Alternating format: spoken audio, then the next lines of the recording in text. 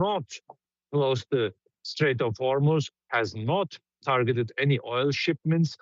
So this is just a card that remains in their pocket. But still, the cost of delivering oil, the cost of circumventing the Red Sea and the Suez Canal will also apply on the global markets. We will see inflationary pressure in Western economies. What will be the effect on Iran's economy?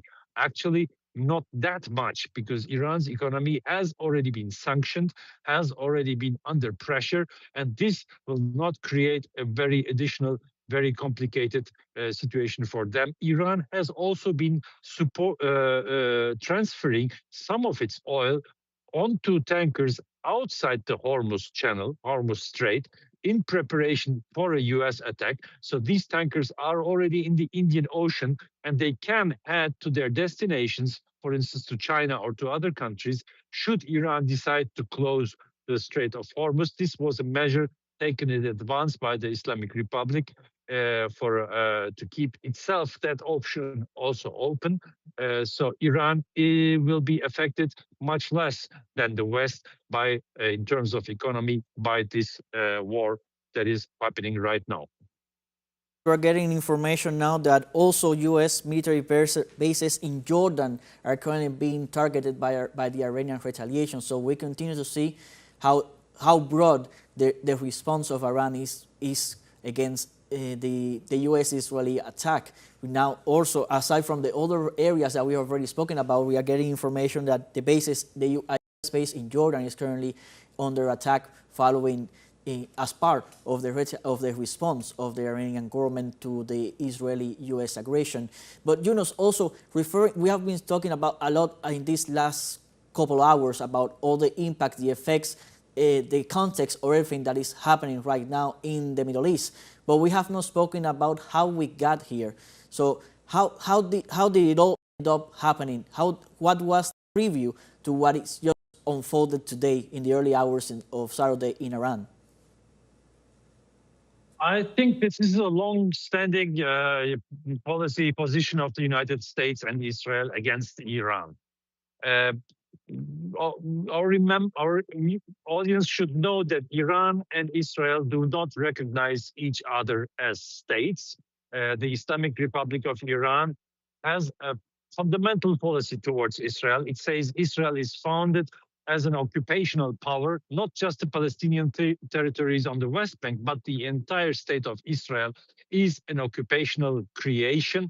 And what Iran's fundamental position is to call for a referendum on the territories of Palestine, the entire Palestine, and to decide about statehood there, and the kind of statehood, referendum that includes Israelis, Jews as well.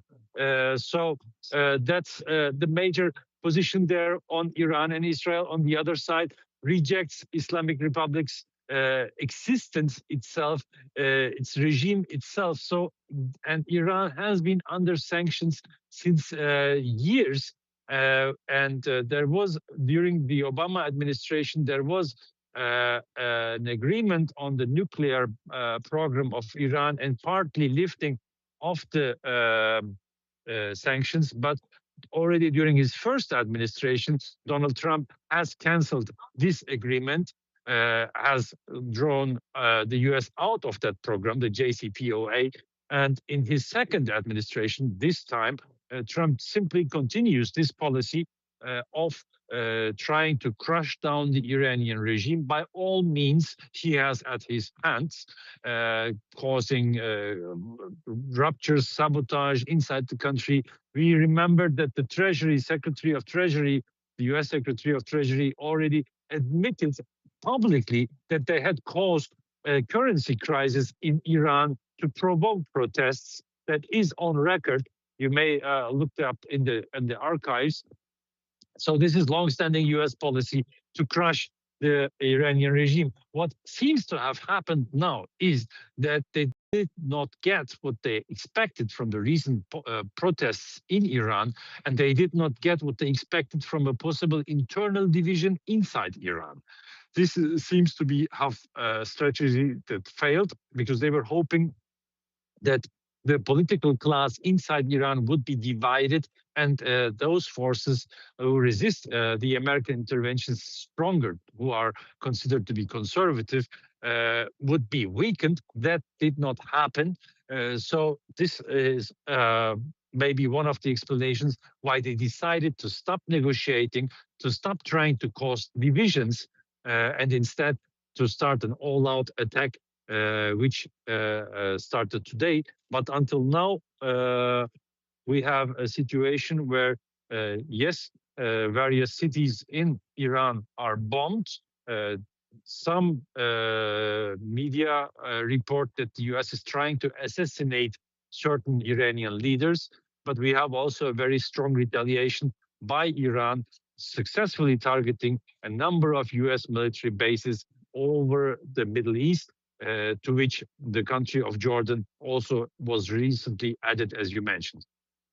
We're getting reports, Yunus, that Iranian strikes have successfully hit their targets in Haifa. So we continue to see the Iranian missiles that continue to hit their targets in the very quickly in the very early hours of this latest escalation. So we are seeing that the air defenses of both the U.S. in their bases and the Israeli air defenses are being vulnerable in the face of this Iranian response, something that it was not the case. It's something that stands out contrary to what happened last year, that we saw there was a little bit, let's say, more resistance for the missiles to strike their targets, but now we're seeing the missiles that are very easily hitting the different targets all across the broad scope of the response of the Iranian response in the different regions in the Middle East. Yes, it's true. Should the strike in Haifa be confirmed? Haifa is a major port in Israel, which is also in the entry position for energy to Israel. And should that be confirmed, this would be a very an indication of a very weak defense on Israeli side. And remember that the U.S. aircraft carrier Gerald Ford has been moved to that region on purpose of exactly that, to defend Israeli positions, Israeli territory against Iranian missiles. So should this already happen within the first day of the war, that would be would have major psychological impact as well. This means that Iran, unlike last year, is from the very beginning is using its more powerful arsenal. As we have been discussing last year, they didn't use a lot of their arsenal. They used different other types of missiles, not so effective.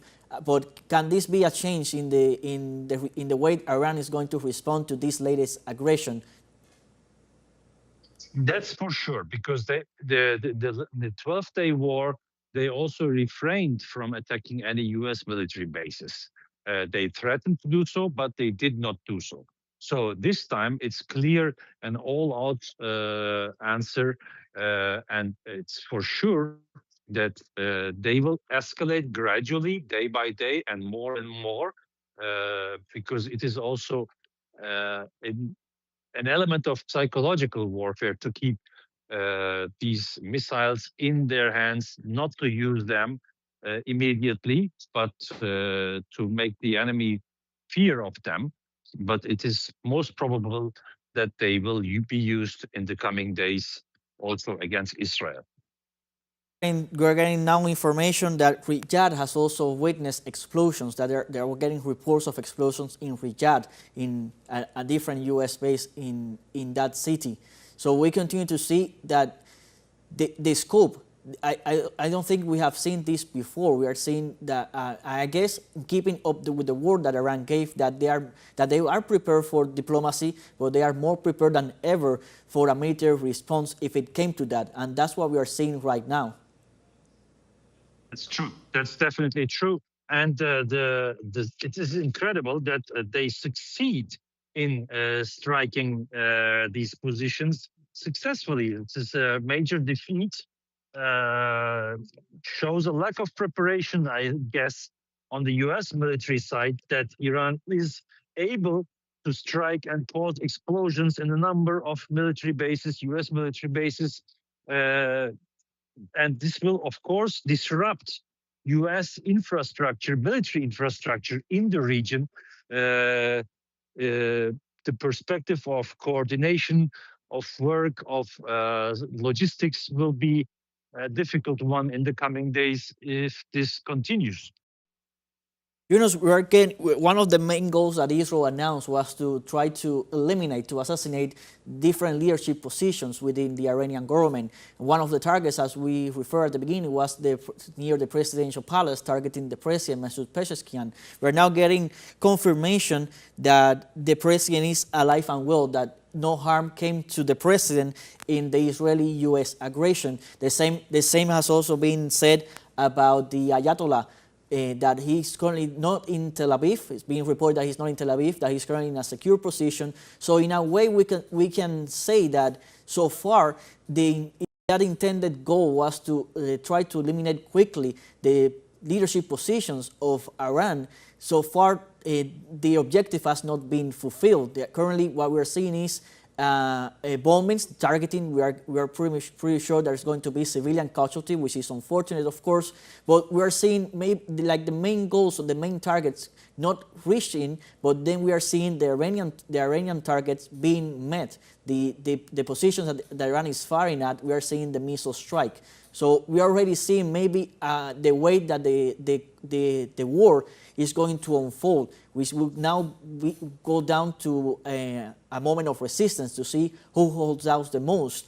But as you were saying, in Iran there is a different, let's say, culture, awareness, conscience, which is not the one that the U.S. and the Israeli soldiers have. So how is this going to impact the morale as the fighting goes on? Well, first of all, the Iranian regime, the Iranian statehood has a great institutional stability. So they have clear plans for succession in case that a leader is killed or assassinated.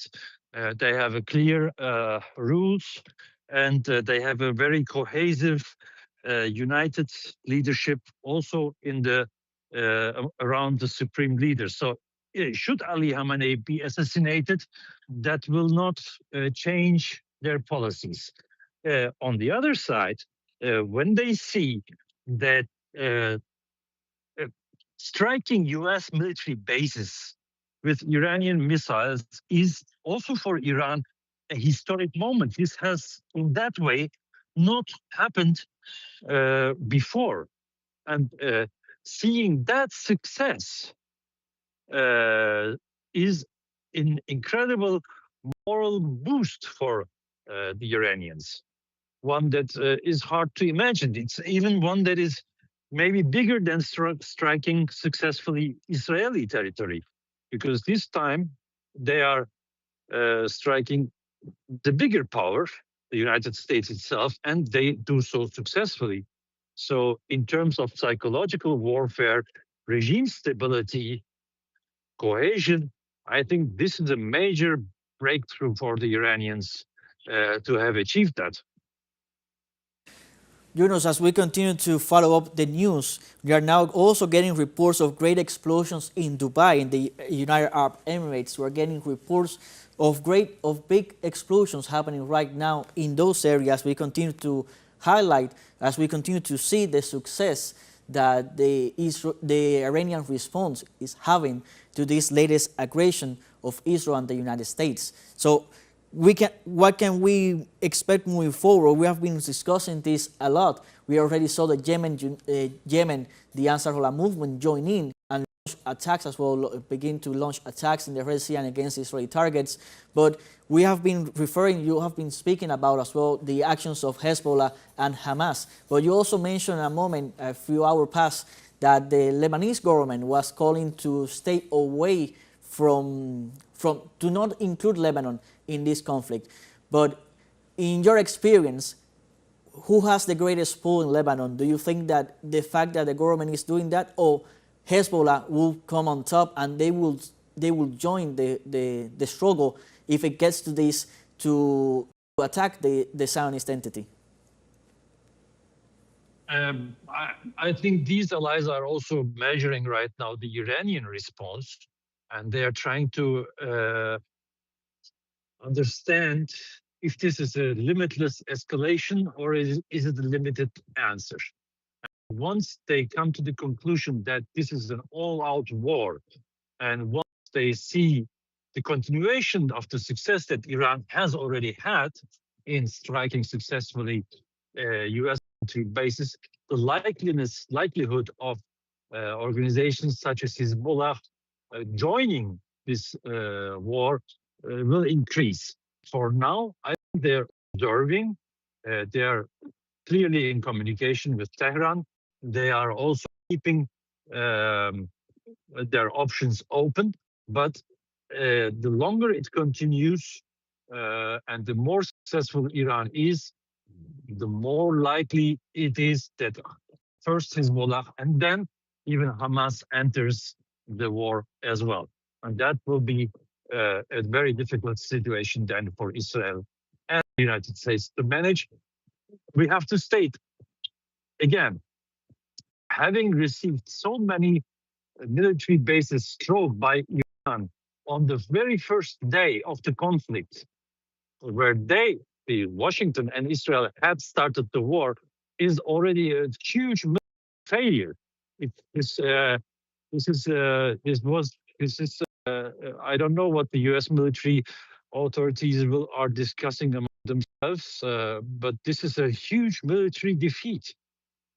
This is the very first day. This is the day they had planned to attack, and they might have expected that after a week or so, when defense systems get tired, when ammunition gets to its limit, that one or two missiles do strike one or two military base of the United States. But at the very first day, in the fifth hour, already in 5 different countries, impacts on US bases. This is very, very bad for Washington. And this image that the vulnerability of the United States and its bases, we have seen in the past how the United States responds when they have casualties in conflicts that they open. We have seen how very quickly people take to the streets, how very quickly politicians try to get out of the conflict when they see that their objectives are not met and that the repercussions against them are not being the ones that they had envisioned. So the fact that Iran is being successful so far in these beginning hours, in the first 5 hours of the conflict, do you believe that this will maybe set a tone to how long this conflict might last, even though Trump already announced that it was going to last for at least 5-6 days of intense fighting? But perhaps when they went back at home, back in the States, they see the results, that the military action is not providing those results, and instead the repercussions that they are receiving is higher the price that it was supposed to be. Do you think that this might force the Trump administration to cut the operation short? Well, they may force to do so. They may force to do so because Saturday morning, the United States public opinion will wake up to the news that they started and their government started a strike on Iran, and that Iran successfully targeted a number of military bases. Casualties are not reported yet. This is also part of psychological warfare to hide away own casualties on the US side. But sooner or later, these will also come into light if there are some casualties, military personnel injured or killed in these attacks, in these retaliations by Iran on US military bases. And if that continues this way, the pressure of Gulf countries on the US to stop the offensive will also increase, because they are paying already an economic price. Their airspaces are closed. The airspace of Qatar, Abu Dhabi, Kuwait are all closed. Abu Dhabi is a major transport hub. The United Arab Emirates, the Emirates airline is a major international airline, so it's suffering huge financial losses, and it's becoming an unsafe region. So if it continues longer this way, then pressure on Washington will mount up to stop the aggression within days. But that would, of course, be a huge blow to Trump, who is a politician very much concerned about his image. We just got report of a statement from the Islamic Jihad movement. I'm getting this in Spanish, so I'm going to translate it as I read it. So forgive if there is some word that I mispronounce or something. But the Islamic Jihad movement says that the flagrant Israeli-U.S. aggression against the Islamic Republic of Iran is a serious escalation that threatens our region and our people, the people of Arab and Islamic nations. We reaffirm the right of the defense of the brave and beloved people of Iran, and to deter the aggressors. And the Islamic Jihad movement calls on the peoples of their Arab nation and Islamic nation and the people and the Palestinian people to unite and consolidate positions to face this aggression that targets all. So we are, as we have been speaking about the different movements, the different allies that Iran has in the region, we are beginning to see them rise up. We are beginning to see them to stand and make clear the stance, their position towards the Israeli and U.S. aggression. So can we expect this to continue to grow as a snowball, as you were saying, as it continues to move, as it continues to advance and Iran continues to have more success? We saw Yemen already join. We are seeing the Islamic Jihad movement also taking a stand and also joining as well. So how do you see this position growing? The Islamic Jihad is a major ally of the Hamas movement. They fought side by side in the Al-Aqsa flood. So it is not hard to guess that there's a number of communications between representatives of the Islamic Jihad movement and Hamas right now to join this effort to open another front against Israel. So Islamic Jihad's call is an important one. And also among the Arab populations, one has to remember the mood that the broad populations of the Arab countries, and also Turkey, which is not an Arab country, have been during the past years. That the genocide committed in Palestine and its end with the Trump Board of Peace has been a humiliating act for the self-consciousness of the Arab populations. Because the Board of Peace is pretty much a colonization of the Gaza Strip, governed by people like Donald Trump, Tony Blair, former Prime Minister of the United Kingdom, and the like. So among the populations, the sympathy for Iran as it responds to this US-Israeli attack grows, and the more successful it is, the more it will be cheered. So their governments, the Gulf monarchies, the Saudi monarchy, will also be under pressure to act accordingly, because these countries have failed, these governments have failed in the solidarity with the Palestinian people during the last 3 years.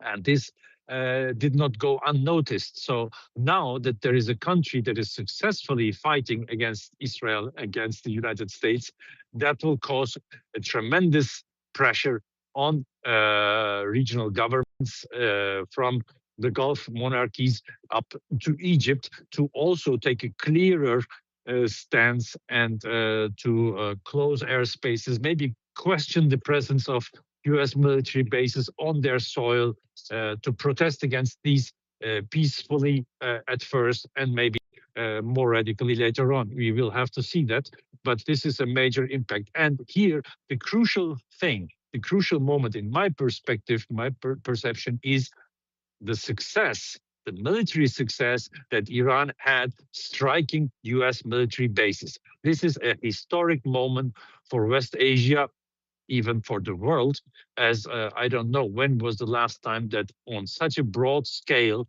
US military bases simultaneously were attacked and struck successfully. This is a historic moment that the world is living, actually.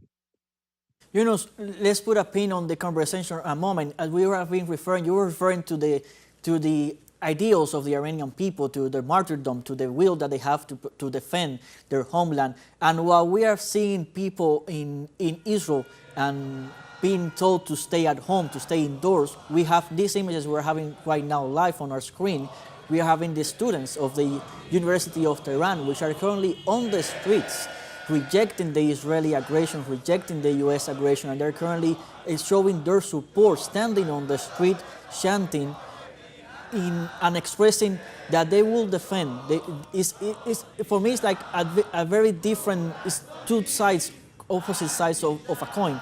One side, we're seeing the people tell them to stay hidden, to remain away from the area, and in Iran, the country that is being currently attacked, by the United States and Israel, we're seeing the students of the University of Tehran standing strong, standing firm outside their university, denouncing the Israeli attack and showing their support for the Iranian homeland. Let's listen to the ambience of the protest.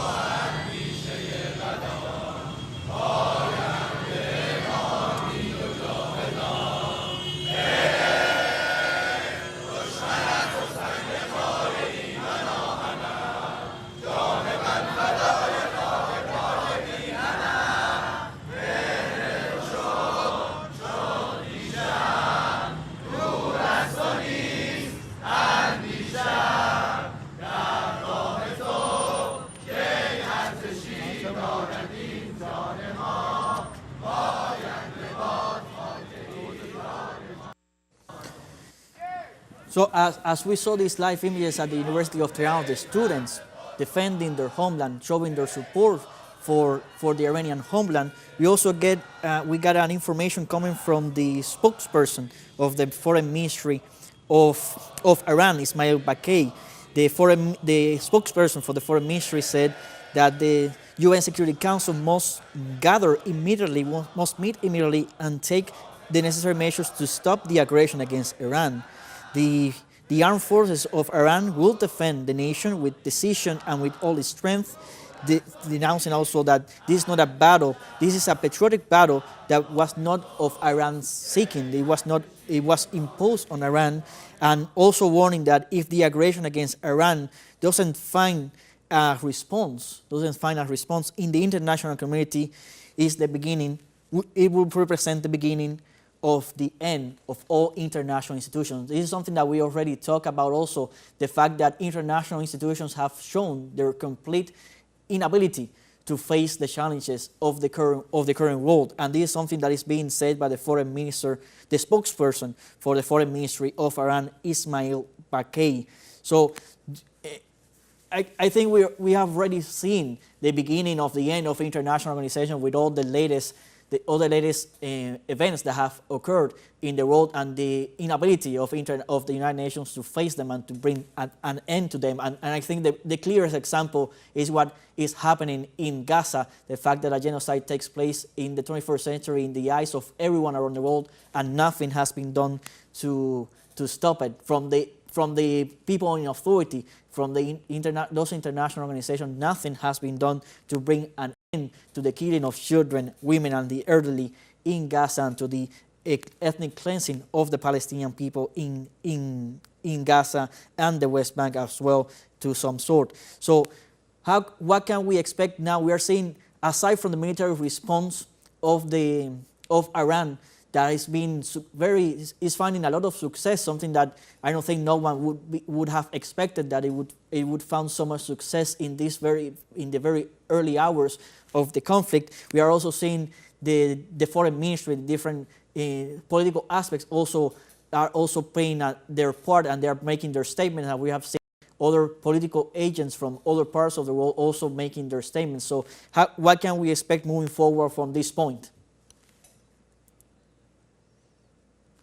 And United Nations Security Council will probably convene, but it will not come to a conclusive resolution because there is U.S. veto power, and this is a major conflict around international institutions as well. The question here is who is bigger, the United States or the world? The world as it is represented by the United Nations.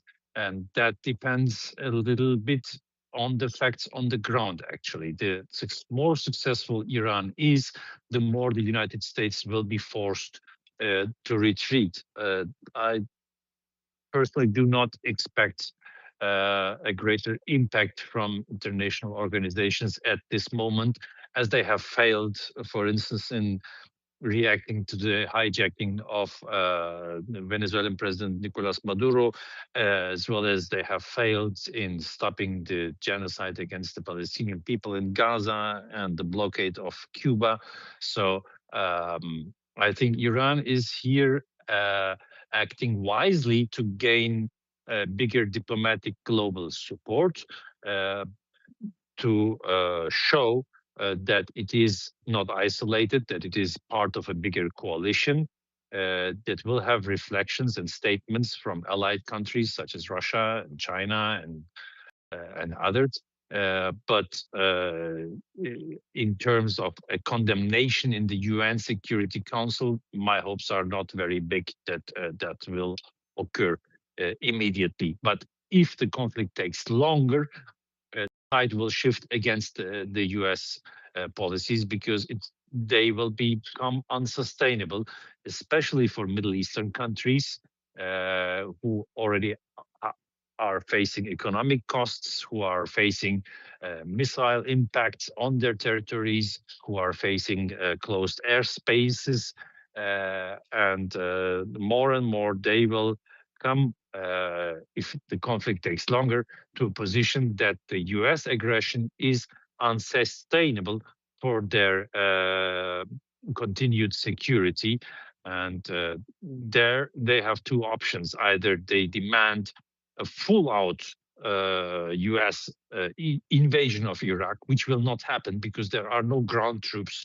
Let's remind our audience of that. There is no US ground troops to enter Iranian territory. This is very important. The United States has not deployed anything for that. There is no invasion in preparation. So air power and naval power are their assets they have. So that will not happen. And therefore, if Iran continues this retaliation that successfully, the diplomatic tide will also change in its favor. Yunus, we're referring maybe as the United States and Israel will find themselves more isolated, and especially in view of the military success that Iran is having. And I refer to the military success because the Joint Chief of Staff of Iranian Forces just also issued a statement saying that any base that provides support to the United States or Israel will become a legitimate objective of the Iranian forces in their right to self-defense. Any base anywhere that provides support, as we were saying, to Israeli and U.S. forces to attack Iran will become legitimate target. This was just announced by the Joint Chief of Staff of the Iranian Armed Forces. And as we were saying, these statements comes in light of the success that the Iranian forces have had to strike different U.S. bases in Bahrain, in Saudi Arabia, in the United Arab Emirates, in Qatar, in Kuwait. So what can we expect also from people that might have thought that may be on the fence to see if they provide support or not to the U.S. and Israel in these attacks in the area? Do you think that the fact that Iran is having so much success so far will like make them more hesitant and not provide that support to the U.S. and Israel and left Israel and the United States more isolated in the region as the conflict continues? Yes, but it needs some time to happen. It needs a continuation, and it needs some time to continue until regional countries acknowledge it as a sustainable victory. But then we might see this kind of realignment or this kind of realignment. In reference to international isolation of the United States and Israel, we must admit that United States and Israel do actually not care about this isolation. It's their policy to ignore this isolation. We have seen that in every year's vote, for instance, condemning in the United Nations General Assembly regarding US embargo on Cuba. This is an example where the United States and Israel are the only votes in favor of this embargo, while the rest of the world votes against it, and still they don't care about this. And we have seen similar situations in regard of the genocide in Palestine they committed. They actually do not care about this diplomatic isolation as long as it does not bear any costs on them. So, and that's my point with the successful retaliation of Iran. Now, this is inflicting costs on the U.S. policy in the Middle East. It's inflicting costs on their military bases, on their military personnel, and that is what will possibly maybe after some days make them question their position.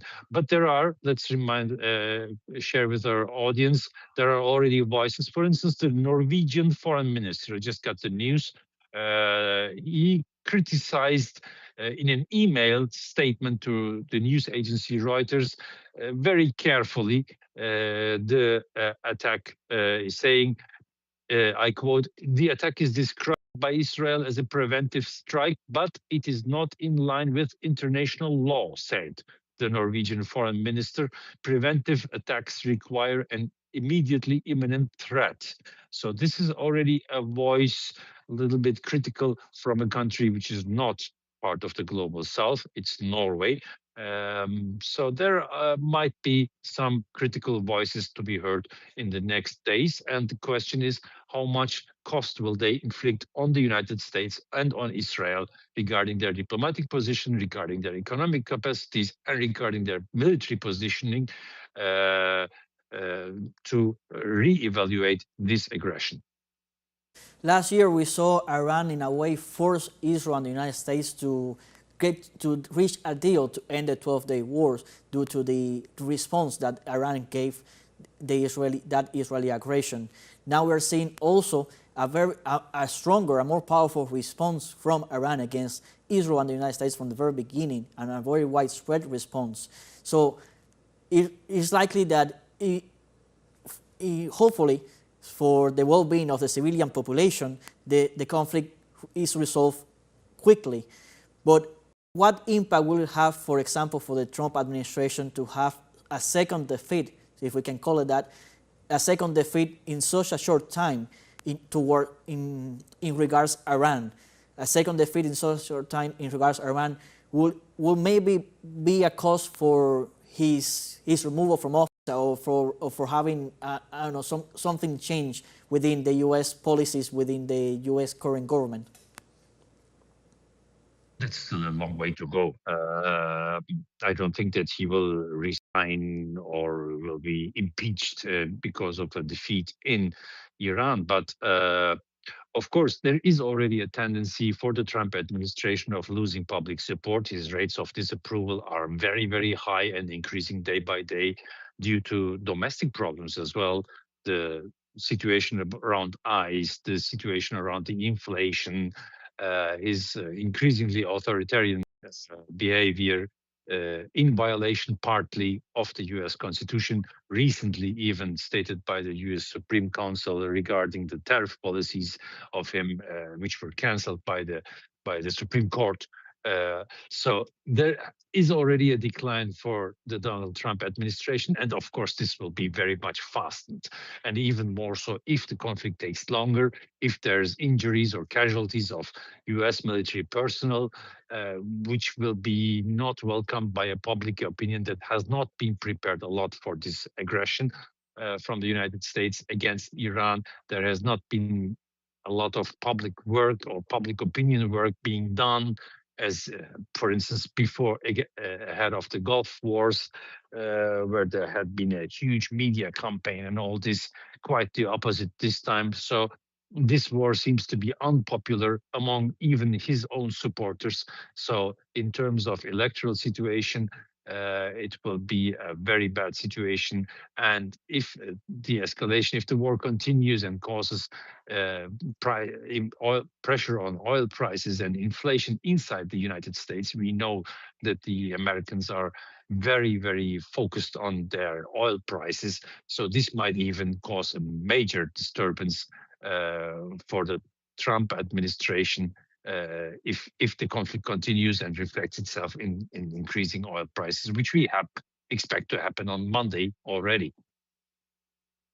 We got now a statement coming from the foreign ministry of Iran, from the foreign minister himself, Abbas Araghchi, that affirms that Tehran's response will consist to attack the military U.S. bases in the region as a whole. The Joint Chief of Staff of the Armed Forces of Iran assured that any base, this we already talked about this, I read this before, that any military base that provides support to the United States and Israel will be a legitimate target. But we are seeing now also the statement coming from the foreign minister himself, Abbas Araghchi. So we are seeing the different leadership of Iran coming to the spotlight, doing their statements. The military authorities, the foreign ministry authority. We also got the confirmation that the Ayatollah and the president are alive and well. So we are seeing how Iran is little by little reorganizing their response, both military and political as well, and making as we were saying, the foreign minister is reaffirming what we have witnessed so far, that the response will not only be targeted to Israeli targets in Israel and in the occupied territories, it will also impact all the military bases, U.S. military bases in the region, which is something that we have witnessed so far with the successful targeting of the U.S. military bases in different countries like Qatar, United Arab Emirates, and Jordan. We have seen Bahrain. We have seen how all these different U.S. military bases have been attacked. We're also getting information that the Crisis Management Committee of the Iranian Red Crescent Society met to discuss the effects of Israeli and the U.S. aggression on the country. So we are seeing all the different sectors come together and organize to face the Israeli aggression. Right now, what we have on our screen is that management committee of the Red Crescent meeting to set out the strategies to better attend the people, as we still have no confirmation on the number of casualties and injuries. But following this vast attack that took place not only in Tehran but in other cities of Tehran, we can expect that there's going to be civilian casualties and many injuries. And we have seen how the government, the authorities are currently deploying all the different organizations, all the different bodies, structural bodies, to attend to the different populations. We also have the information that school and work have been suspended until further notice. And Iran continues to face this Israeli and U.S. aggression, and as the Iranian authorities have said, they will do so with a stronger conviction. As a matter of fact, the Joint Chief of Staff also announced that the people of Iran should not worry about this flagrant aggression of the Israeli and the U.S. government, and also adding that Iran will deliver a lesson never before given in history to the United States and the Israeli Zionist entity for their flagrant aggression against the Iranian, against Iran, against the Iranian people. So, as we have been talking for the past 2 hours and a half, almost 3 hours, I guess, many viewers are waking up right now on this side of the world, because we must recall that it was early morning on that side, in the eastern area, in the eastern hemisphere. But on this side of the world, people are waking up right now, tuning into this information. So what can we say, what has happened so far until now of all that we know? Okay, let's give a summary then to our recently joining viewers. So the United States and Israel have started on Saturday morning, 28th of February, a so-called preemptive strike on Iran, first announced by the Israeli Defense Minister Israeli Katz, followed by the impact of various missiles in the capital city of Tehran, capital of Iran. Reports came of missiles affecting the presidential palace, government buildings, and other places as well. In addition, missiles also impacted other cities like Qom, which is a religious center, Isfahan, a major city, Tabriz is another major Iranian city in the north, east of the country. And there are some unconfirmed reports. There is one report that a school in Iran was bombed with 5 children, 5 pupils being injured or even killed in this attack. The US President Donald Trump spoke in a speech of the beginning of a major battle operation against Iran. Israeli and US officials say they targeted the leadership of Iran, including President Masoud Pezeshkian and Supreme Leader Ali Khamenei. But until now, there is no confirmation that these two leaders were injured or killed. There are reports that Ali Khamenei had been moved from the capital city of Tehran to a safe place. On the other side, Iran has fulfilled its promise to retaliate in a broad manner if it was going to be attacked by the United States or by Israel. It fired missiles on a number of US military bases in the countries of Bahrain, Qatar, Kuwait, and the United Arab Emirates. And just minutes ago came still unconfirmed news that also a US military base was attacked in the north of Iraq, in Iraqi Kurdistan, close to the city of Arbil, which harbors the biggest US embassy throughout the region. And from all these military bases, we have video footage showing smoke coming up. We have video footage that confirms impact of Iranian missiles on these US military bases. No news have been provided yet about injuries or casualties on the side of US military personnel based on these bases, which are partly Navy bases. The Fifth Fleet in Bahrain, the service center in Bahrain, was attacked in Manama. Some of these military bases are air bases with aviones, with airplanes, with military planes. But it's clear that there have been successful missile attacks on these. In addition, Iran also started a missile attack on Israel, where Israel has been placed into a state of emergency. Sirens in Israel are sounding. 3 impacts have been reported, though this is a little bit hard to confirm, from military bases inside Israel by Iranian missiles. And just right now, another wave of missiles has started to fly into the direction of Israel from Iran. That is being responded by the Israeli air defense.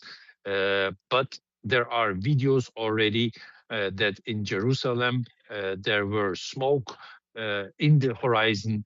So there might have been also additional impacts in the city of Jerusalem. So we have a situation where the United States has started an attack on Iran, has attacked a number of Iranian cities. There are casualties. The US president announced major combat operations. People But the Iranian retaliation has also been strong, has succeeded to impact with missiles US military bases in 5 different countries. And also there are reports about impacts in Israel, the airspace in the Middle East of a number of countries, of course, Iranian airspace, but also the airspace of the United Arab Emirates, of Qatar, Kuwait, has been closed, and flights are also being canceled that were heading to cities in Israel. from, for instance, European countries. So after some approximately 5 hours of this war, we have a picture that there is missile impacts inside Iran, but there is a huge Iranian response on a large scale throughout the region, to which we have to add also the announcement of Ansar Allah movement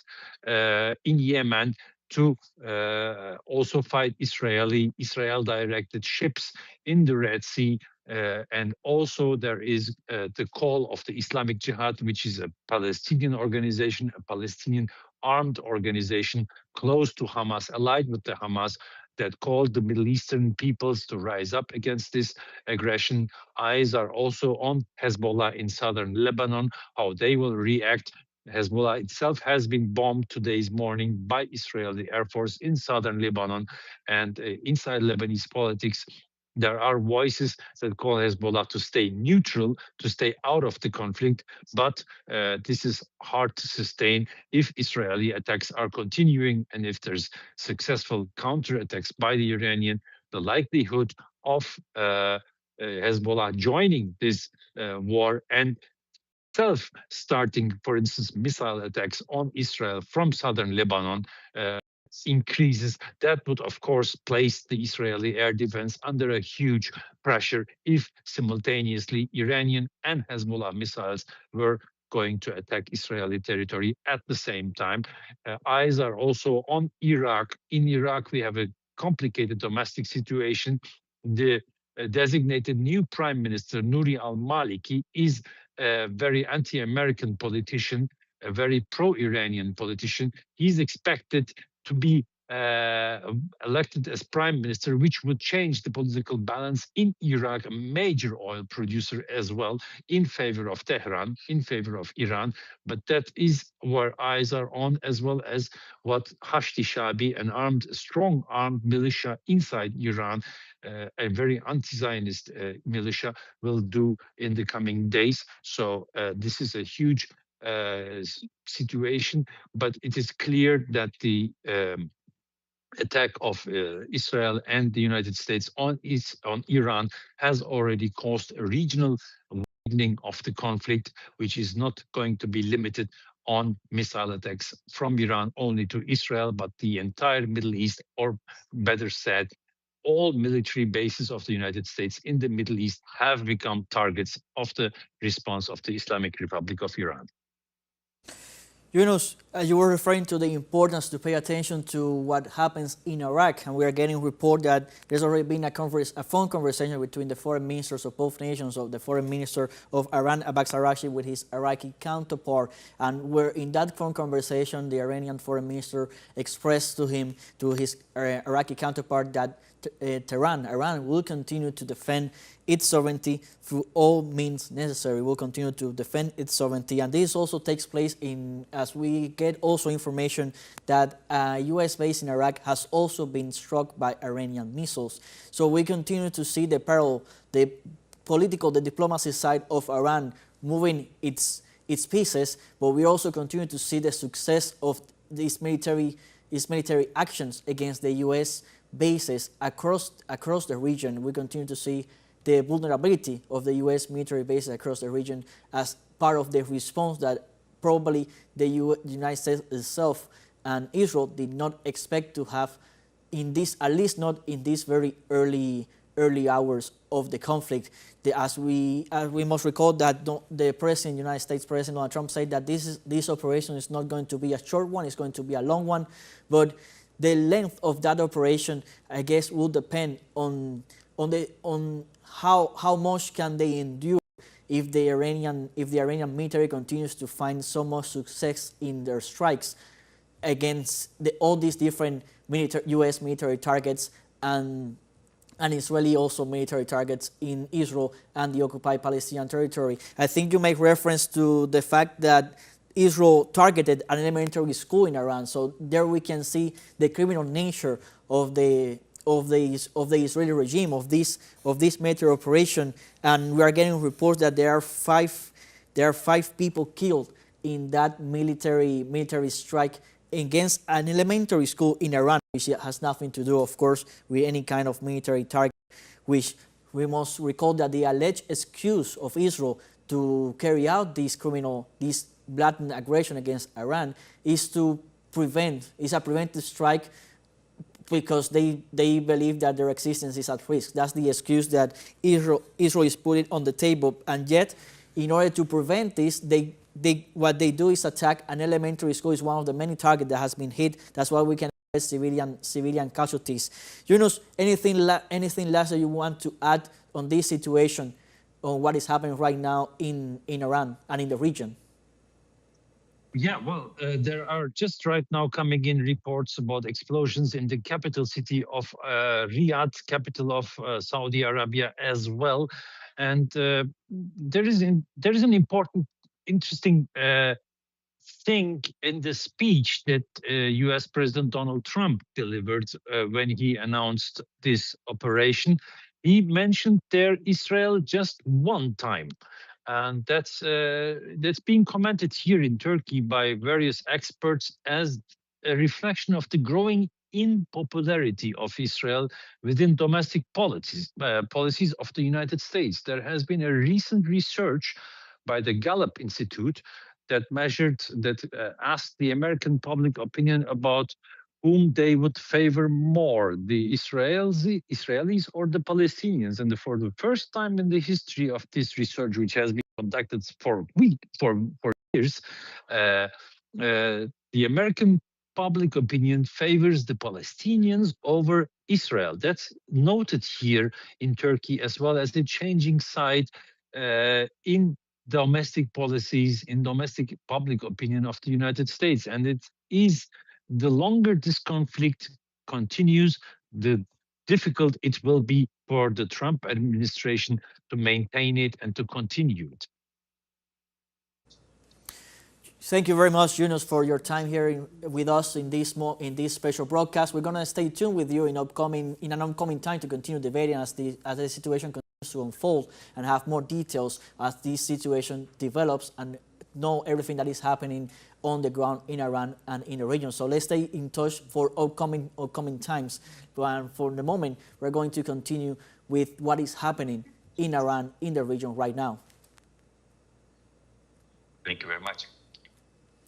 So as we were reporting right now what is happening for all the audience that is just recently tuning in, Iran is being attacked by a joint operation carried out by the United States and Israel. This operation began in the early hours of Saturday local time, in the early morning hours of Saturday local time in Iran, as Israel and the United States launched a joint strike against different positions in the capital and in many different cities of the Persian nation across all four cardinal points of the nation. This was followed by the announcement of U.S. President Donald Trump of this operation, this large-scale operation that the U.S. president said was going to be envisioned for several days to carry out this operation to neutralize what he referred to as a threat to the United States security, something that has been denied by the U.S. intel agencies themselves, saying that Iran doesn't pose a threat to the United States, but that's the excuse that President Donald Trump is using to justify this criminal, illegal aggression that is being carried out in unison with the Israeli Zionist entity against the Iranian people. So far, we have gotten reports of different strikes, as we were saying, in not only against military infrastructure, but also against civilian infrastructure. We got a confirmed report of an Israeli strike against an elementary school that left five people dead. In that attack. Now, following this Israeli aggression and U.S. aggression against Iran, Iran fulfilled its promise. As we have been reporting for the past couple of weeks, Iran said that they were ready for diplomacy, but they were more prepared than ever for a military confrontation if it came to that, reaffirming the fact that Iran would defend its sovereignty and self-determination and its homeland against any aggression and would defend it in force and with strength. And that's something that we have witnessed for very quickly from the very first moments of the Israeli aggression. Iran responded strongly against not only Israeli positions, but also U.S. positions, something that makes it stand out in comparison to the 12-day wars of last year in 2025, that the United that Iran will move forward and directly target U.S. military bases not only in one country but in many different countries in the region. We have had confirmed of the missiles hitting their targets in the Arab Emirates, in Bahrain, in Jordan, in Iraq, in Saudi Arabia, in Qatar, in Kuwait. The U.S. military bases in these countries have been successfully hit by the Iranian response against this latest Israeli-U.S. aggression against the Persian nation, and also there has been successful strikes in Israel and the occupied territories that Israel currently holds in Palestine, in Gaza, the West Bank, and in southern Lebanon. We continue to see the military response, as has been announced by the Joint Chief of Staff of the Iranian Armed Forces, that they will respond to the aggression with all strength and determination, and they would provide, in their words,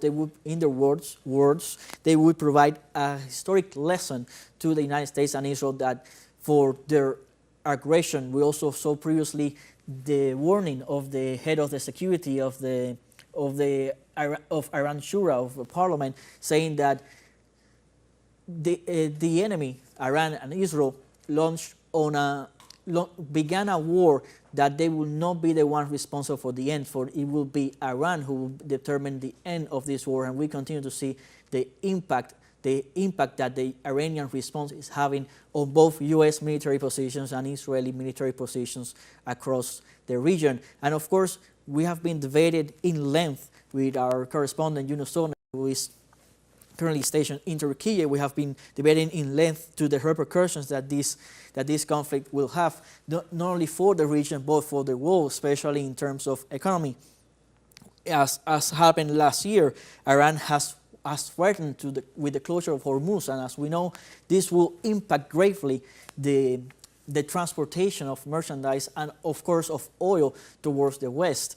And facing this situation, as our correspondent said, Iran is vastly well prepared, as Iran is an economy that has been sanctioned for years, with illegal sanctions imposed by the United States for years. So they are more ready to face the shortcomings that come from these repercussions. But we are also seeing from these very early on stages the success of as we were saying, of the military operations of the Iranian response, hitting its targets swiftly, putting in evidence the vulnerability of the air defenses of both the United States bases, military bases, and Israel. We must recall that the U.S. Carrier of 4 was deployed to this area to exactly that, to provide air defense for Israel, and so far we have seen it not being able to succeed in its supposed mission to provide that air defense, as we continue to see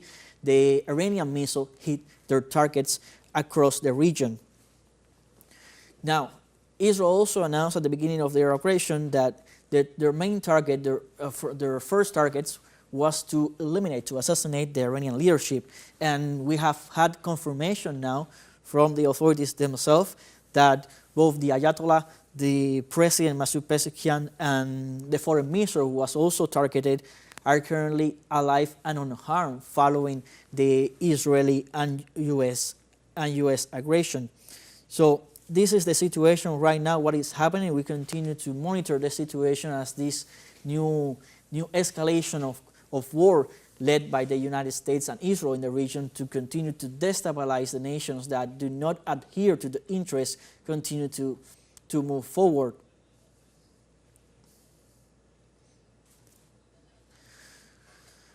So now, as we continue to report on this unfolding situation, to expand the overview of what is happening right now in Iran and in the Middle East, we are joined by human rights experts David Lopez. Welcome, David, to this special broadcast on the unfortunate events that are currently taking place in Iran. So, to begin quickly, what is your first assessment of what is currently happening in Iran following this Israeli and U.S. joint aggression against the people of Iran?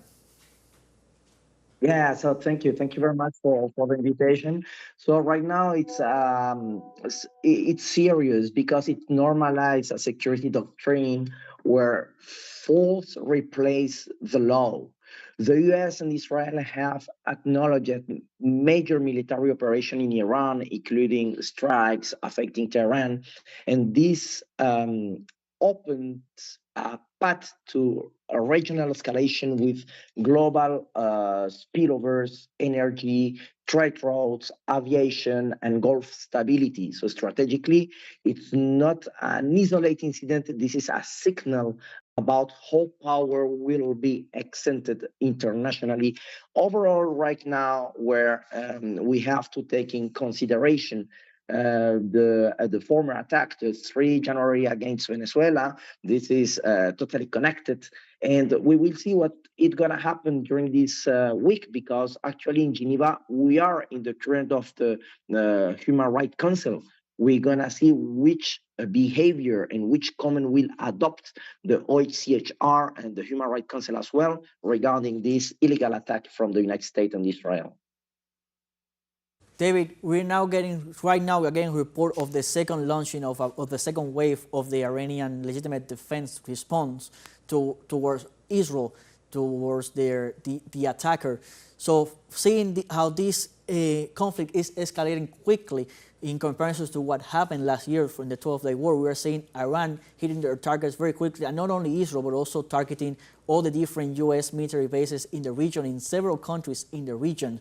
So what can we see, what can we expect from what this escalation is going to mean, as you were saying previously, on the impact they will have for the economy in the region first, and then we'll talk about the other areas? Hard because we have to remember that actually it had some negotiations between the United States and Iran here in Geneva 2 days ago, by the way, or the mediation of Oman. Here we're going to have two elements in the geopolitical regarding. Maybe the first is the coercion during the negotiation, and the negotiating with one hand while bombing with the other signal diplomacy is subordinate to force.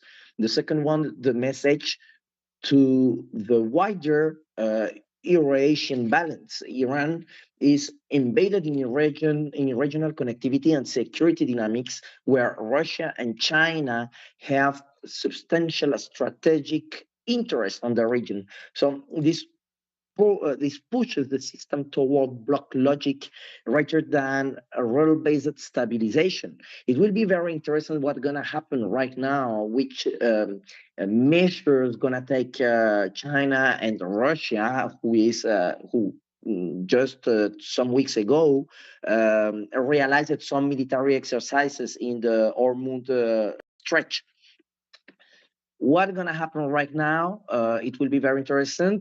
We see that right now it have some attacks in response to the attack of this morning. So we see that the capital of Saudi Arabia was attacked. The 5th Marine base of the United States was attacked as well. And of course, the economy will be very, very, very strong affected. And as well, the human rights implication will be very, very large and very stark. And we're going to have many worries about that. And it will be very important to have a look about the situation and as well what's going to happen in Latin America, because I think all it's connected as well. How do you see them, all these dots connecting? How do you see them connected? So I think that U.S. Will not attack Iran if he has not a totally control about the oil reserves in Venezuela. If you want to make an attack in the other side of the world, you need to have the oil. And with the illegal attack they made against Venezuela, the pressure they make against the country, they think maybe that it's the time to attack an enemy who can be maybe deleted, maybe use it to attack at the end or to make much more pressure to the real enemy of the United States, who is China. And of course, Venezuela, in this sense, is a geostrategical country who will deserve to the maybe logistical and substantial oil for the attacks of the United States. But as well, we have to take in account that United States is very desesperated, as well Israel. And of course, right now they have not 100% control of Venezuela, because again, Venezuela is governed by the Bolivarian government, but they make the impression that actually Venezuela can't resist. Actually, this is important to mention that. And of course, United States will use that to make much more pressures to this country, to Venezuela, to provide to them all the energy, oil they need to make attacks in another place around the world. I think that the world is actually divided in three regions: Americas, Europe, and Asia. And maybe United States want to control Americas, Russia maybe Europe and Africa, and China Asia. But United States has a mentality, the mentality of the empire. They will not stop only in America, and we see what happened today. So this is the example about what is the wood of the United States and what represents for the United States the international law. Actually, we're in actually big crisis of international law, and unfortunately, the international law deserves only like a paper you can put on the trust and recuperate it just when it's needed by the Western countries. You were saying that the United States will not stop in America. It will certainly not stop in Iran. Now they're going for Iran. What do you think will be the next step after what they're doing currently in Iran? So we're gonna see until which point United States is disposed to go, because we see on the world of the 12 days that Israel don't resist the attacks of Iran. They need the help of the United States. But we know as well that United States is actually in a domestic crisis. So the social crisis, political crisis as well, economical and financial crisis. And in November, Mr. Trump will be evaluated in the middle mandate to know if he will continue to in the power of the United States. Will the attack of Iran provide many victims of the U.S. Militaries until the point that the American people will have a negative reaction for the interest of Donald Trump, and maybe will the government change the position? This is something we have to evaluate, because of course right now the situation it's started just today with this attack, but we don't know till which point it can go. The risk by Israel and the United States, it's very big. We don't know which will be the behavior of Russia and China, because here, when you attack Iran, you attack as well the interests of China and Russia, much more than the attack in Venezuela. So the next step, I think, will be to evaluate which damage gonna produce the response of the Iranian army. And of course, the diplomacy will play as well an important place, because of course United States will lose much more support when they will see that the geopolitical situation, the interests of Europe will be affected, the interests of Africa will be as well affected, and the interests as well of Russia and China will be affected as well. The monster is desesperated. The monster is, in this case, United States. What's going to happen with that? This is something we have to see on the next days.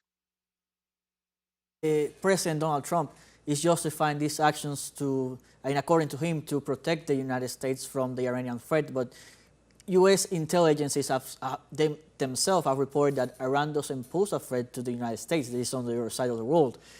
Do you think that the real reason behind the attack is, as you were saying, the current situation that the United States is experiencing of all the different crises that it's having within the United States, and this is just a way to divert attention and by attacking a sovereign nation as Iran?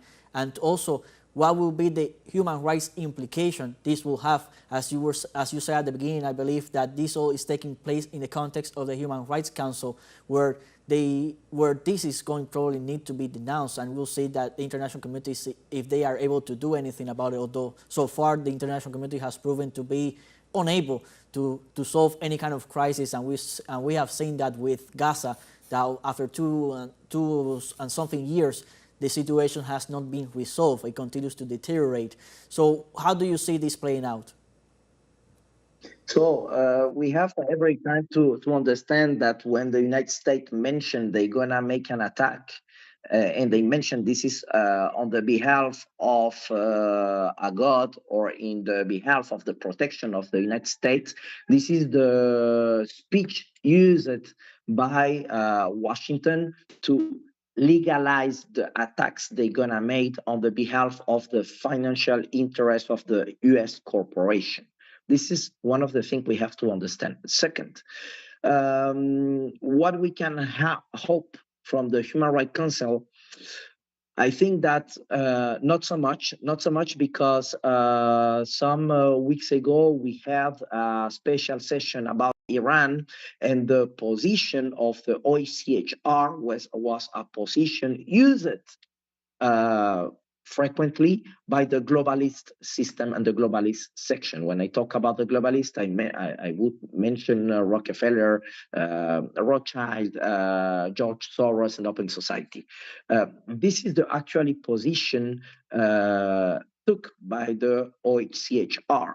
And of course, we have the Human Rights Council, who has 47 members, but when happened the special evaluation of Iran 3-4 weeks ago, we see the level of the politicization of the Human Rights Council. Never we talked about the violation of the sovereignty of Iran. Never we talked about the autonomy and the self-determination right under Article 2.4 of the UN Charter.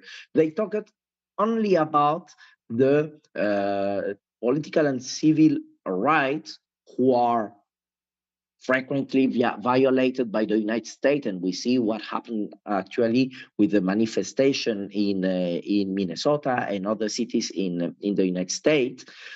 Here, they hide this problem of the United States, and they use that against Iran.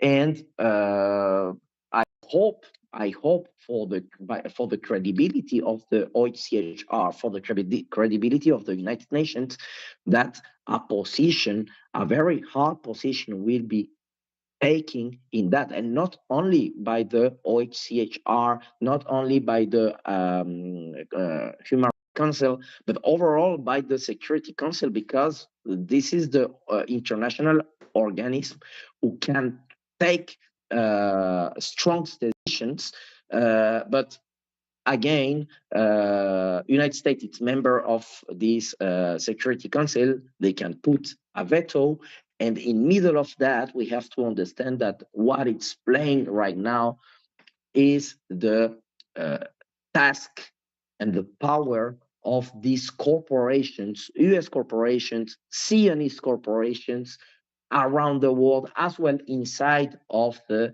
international organizations, who actually don't accept that the world is multilateral, that Iran, China, Russia, South Africa, Brazil, and many other countries play right now an important play in a new view of the world. And for this reason, countries like the United States, countries like the European Union, take positions, made attacks against all of these countries because they don't accept that the world right now is multipolar. And of course, we see here a violation of the international law, a very big risk for the human rights, because here the people who are bombed right now in Iran, as well like it was the case in Venezuela, are in general the civilian people. It's not, if you see right now the news or the actualization about the Iranian attacks, they attack only military objective, in opposite to the Western countries, because actually they don't care about what's gonna happen with the civilian. They are only interested to defend the power against two big monsters and bad dreams of the United States, who has two names, China and Russia. What is the humanitarian impact right now for the Iranian people? We saw this unprovoked attack without a warning of the Israeli regime and the United States against Iran, on the excuse of the Israeli part that is a preventive strike. But as we know, according to the laws, the international law, a preventive strike is only allowed if there is a real threat, an imminent threat of aggression, which does not exist in this case, as throughout the years, Iran has been very clear on its policy, on its diplomacy, that it would never be the one that attacks, but it will be certain the one that defends and will have the last word. So what will be the impact right now, the humanitarian impact for the people of Iran and also for the regions? Because as we have been discussing, this conflict will not stay in Iran. It will have broad repercussions in the area, as allies of Iran will also join in and defend the Iranian sovereignty. We have already seen the Islamic Jihad movement in Palestine make a statement. We have seen the Ansarullah movement of Yemen also make a statement and announce that they will resume their strikes against Israeli targets. So what is the consequence of all this? So, as you mentioned, the preventive attack, it's forbidden by the UN Charter. Normally, this is the Security Council with unanimity who has to give the opportunity or the possibilities to make an attack. The other way you can use an attack against another country, it's in the legitimate defense. This is right under Article 51 of the UN Charter, but here it's not the case. Here we have a very strong and worried violation against the international law, and because the international law it's affected and the human rights are part of the international law, of course the human rights will be affected. Who they will be affected? If you see this morning, the attacks were against schools, civil centers, where you're going to have children, old people, women, pregnant women, etc., who has in general nothing to play in a war. The war was not announced. We had not an announcement from the United States that a war or an attack going to happen. So it means that we have as well a violation against the international humanitarian law. And of course, we are here in the law of the power and not the power of the law, as normally has to be. The Convention of Vienna is totally violated. The United Nations has the hands attached because it's as well on the hands and control of the globalists. And of course, we have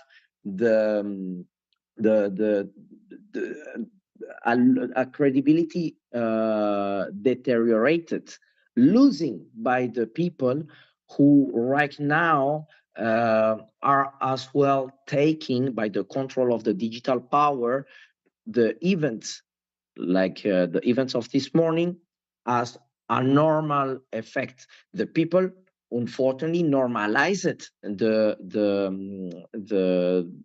genocide happening in Gaza. They normalized the attack against Venezuela. They normalized the attack against Iran this morning. And what we hope right now is that this normalization of this human rights violation, of this international law violation, will be break.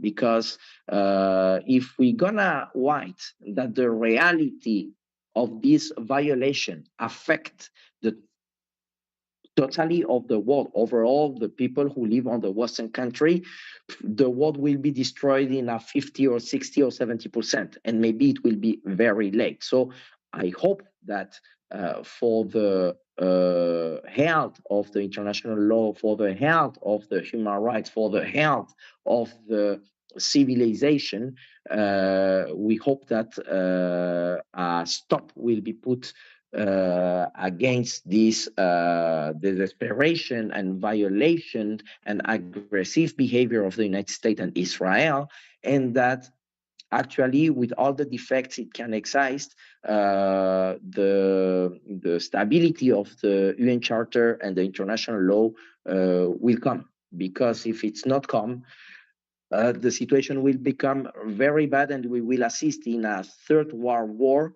and a really third world war, not like the second and first, who happened only in Europe.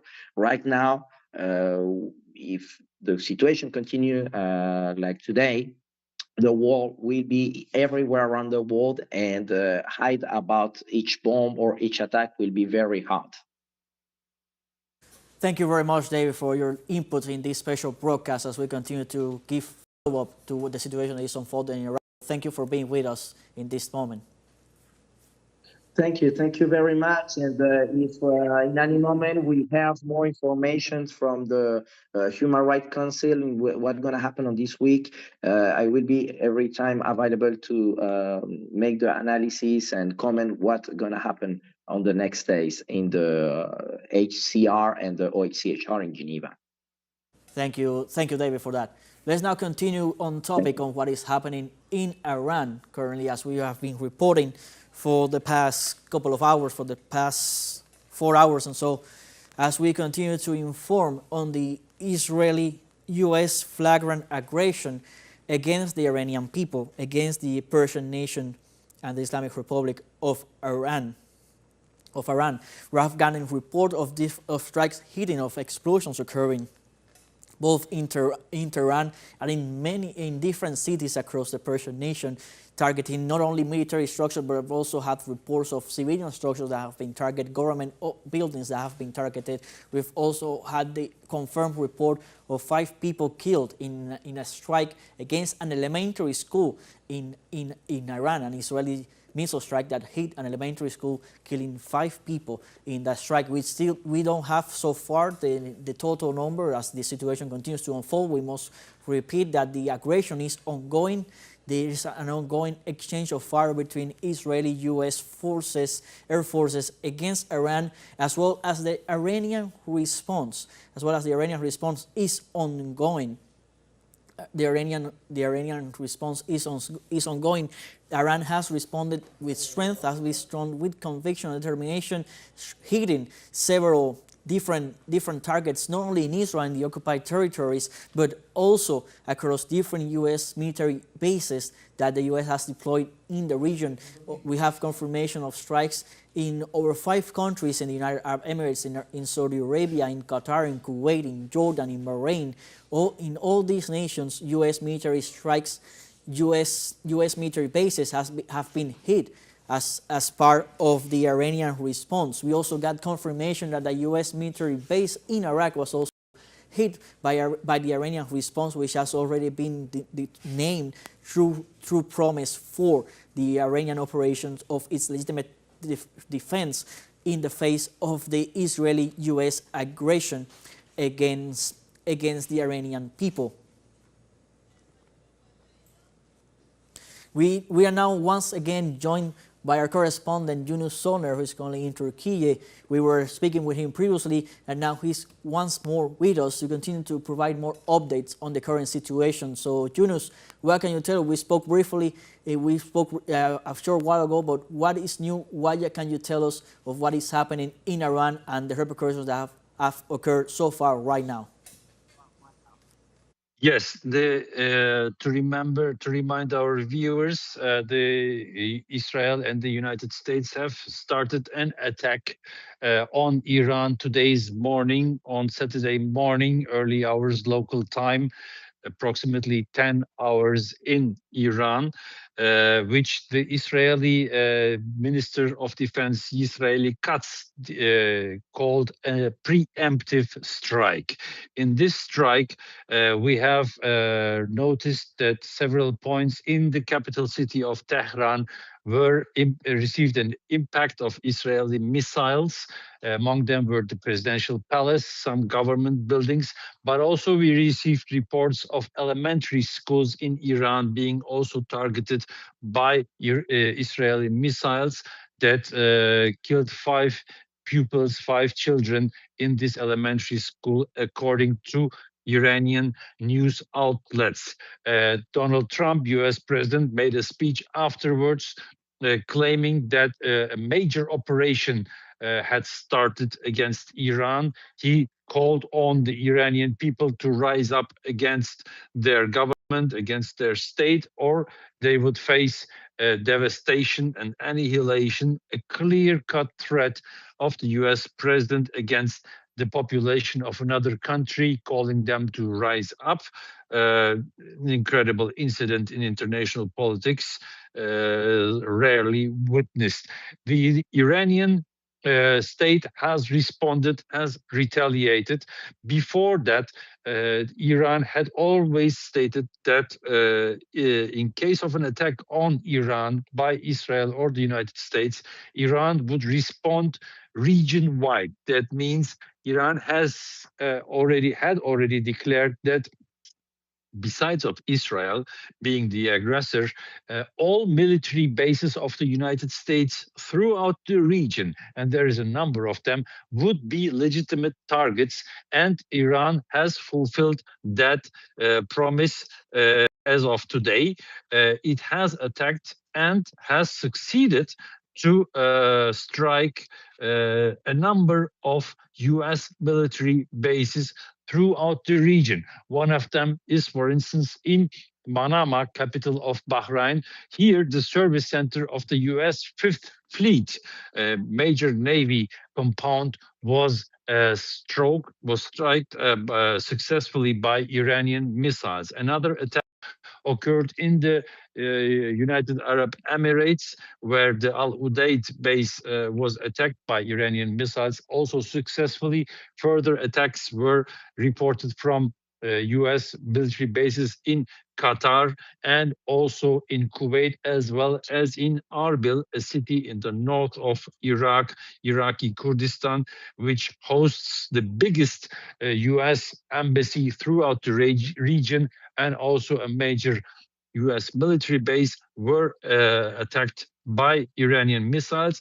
And besides that, of course, Iran also responded, attacking Israel, which has already declared statewide national emergency. Sirens are sounding throughout Israel, and there are already reports of Iranian missiles landing in the north of Israel, with the first news of casualties, injured people being reported by Israeli media from successful Iranian missile attacks on Israel. So as Iran had promised, its response came region-wide. In addition to that, the Ansarullah movement, an armed group in Yemen. Yemen is a country that is at the entrance of the Red Sea, which leads to the Suez Canal, and made the major connection between the Indian Ocean and the Mediterranean, or between Asia and Europe. This movement has also stated that it will be on the side of Iran and announced military action against Israeli forces or Israel heading ships which will enter the Red Sea. In prediction of that, major global shipping companies such as Maersk had already advised their ships to avoid the Red Sea and instead to take a detour around the Cape of the Good Hope, that is South Africa, to get from Asia to Europe, which will prolong by days, if not weeks, the arrival of major commercial traffic from the Indian Ocean to Europe. And also in that context, it is a question how Iran will act in the Persian Gulf, in the Strait of Hormuz. The Persian Gulf and the Strait of Hormuz are the major route of transporting oil, which is produced in the Gulf countries, but also in Iraq and, of course, in Iran as well. So Iran previously had threatened, in case of an aggression, to close this strait for commercial traffic as well. That would cause a major oil crisis in the global markets and would cause the increase of oil prices in the global market already on increase since the aggressions and the threats by the United States and Israel against Iran. So this remains to be seen. There are diplomatic reactions already. One noteworthy came from Russia. Dmitry Medvedev, the vice chairman of the Supreme National Security Council, stated that all the negotiations with Iran by the United States were false, and indicated that the United States is not a reliable partner for diplomatic relations. This, of course, might have affect also the Russian negotiations with the United States around the topic of Ukraine. That remains to be seen, but it is clear that that in the midst of ongoing negotiations between the United States and Iran in Geneva, we just finished the day before yesterday, the last round on mediation of Oman, and then came this attack, which is a clear disruption of these negotiations and which presents the United States as an unreliable counterpart in any kind of negotiations.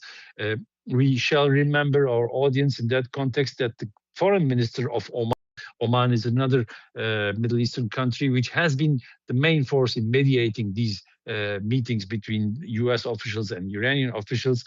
That foreign minister had just yesterday given an interview to a US TV channel stating that both sides, United States and Iran, were close to an agreement, that the talks were ongoing very productively, and then came this attack again, showing that to the global public opinion that the United States is not a very reliable source. On the ground in the Middle East, we have mentioned that the Ansarullah movement has already declared it will join Iran's struggle.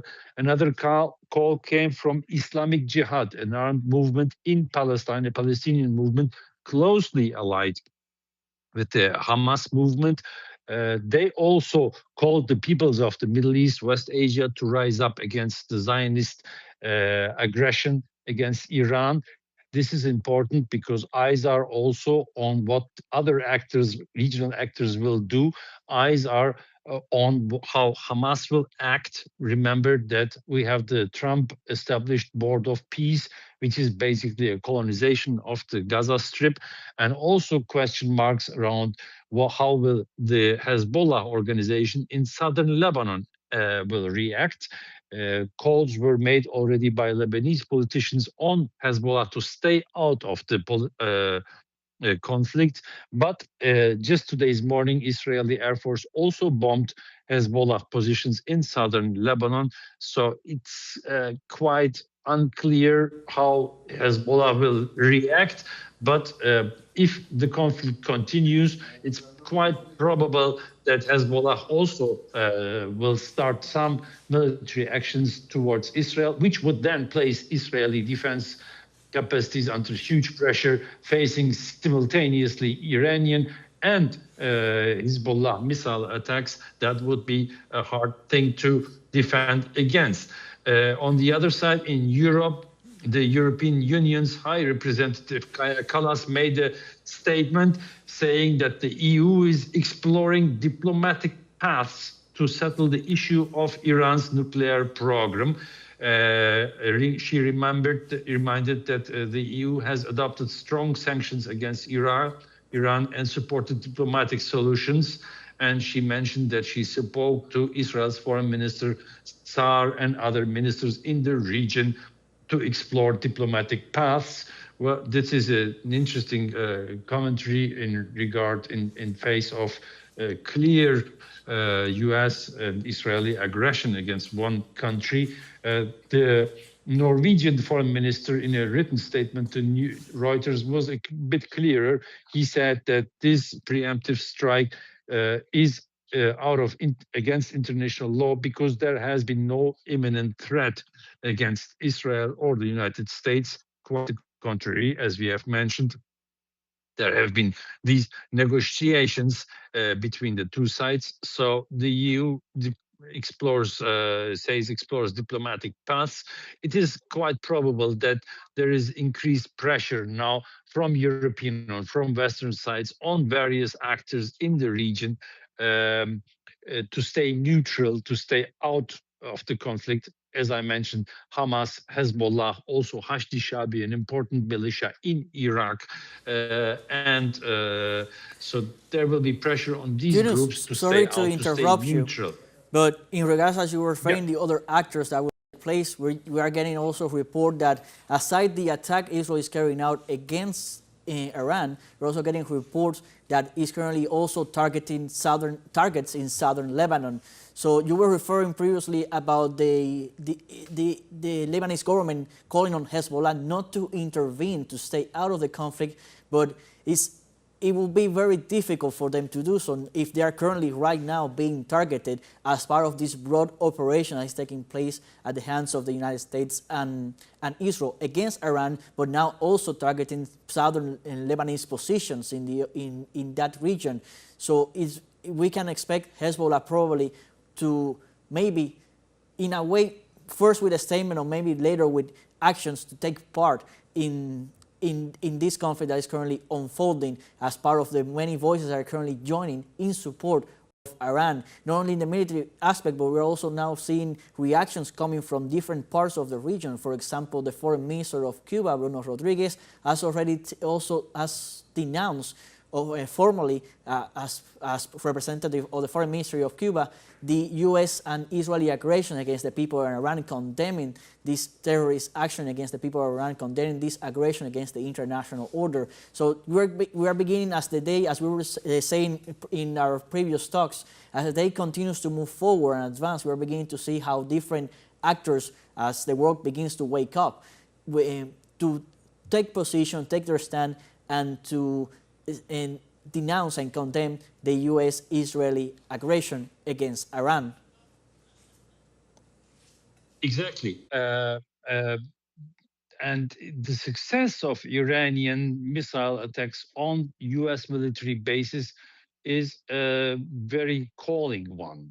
First of all, this is the first time that Iran attacks in such a large scope U.S. military bases, the United States Navy and Air Force, directly and openly with missiles, and the impacts that have been reported from a number of countries. Let's recall there is been an impact in Bahrain, one in United Arab Emirates, another one in northern Iraq, and also another one in Kuwait. So these successes also create or destroy the image of the invincibility of the United States. And this comes along with the statement that US President Donald Trump had made when announcing this strike. He had said, we may lose, we are doing everything to avoid it, but we may lose American personnel. That's a very important issue that is happening in the Middle East, in West Asia. And this is a very, very interesting development and very successful counterattack until now, militarily speaking, on the side of Iran, which still has a number of cards to play in this conflict. There is a number of different types of missiles that have not been used until now, and also not been used last year in the 12-day war. There is the card of the Persian Gulf, the closure of the Hormuz Strait, causing limitation on global oil offers on global markets. There is a huge number of possibilities that Iran still has. Right now, as the first reaction, Iran has kept its promise and has broadened the conflict, not just attacking Israel, but also attacking US military bases in the region. So this is a major escalation, and it will remain to see who has the longer breath to stand the war. And in that context, we need to remember our audiences that Iran is a war-proven country. It has been in a long war with back then, its neighbor Iraq under Saddam Hussein.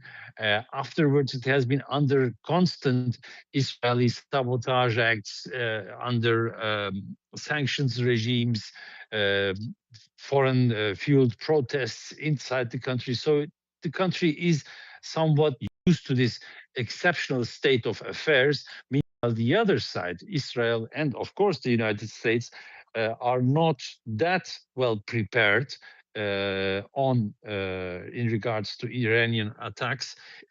One has to expect that there will be again an exodus of civilian population from Israel, as it happened last year, and also during the Al-Aqsa flood operation with Hamas, where thousands of Israelis had left the country, and US bases being attacked in the Middle East is quite a unique situation, which the American public will have to divest, will have to acknowledge, and what that means for domestic American politics, that remains to be seen.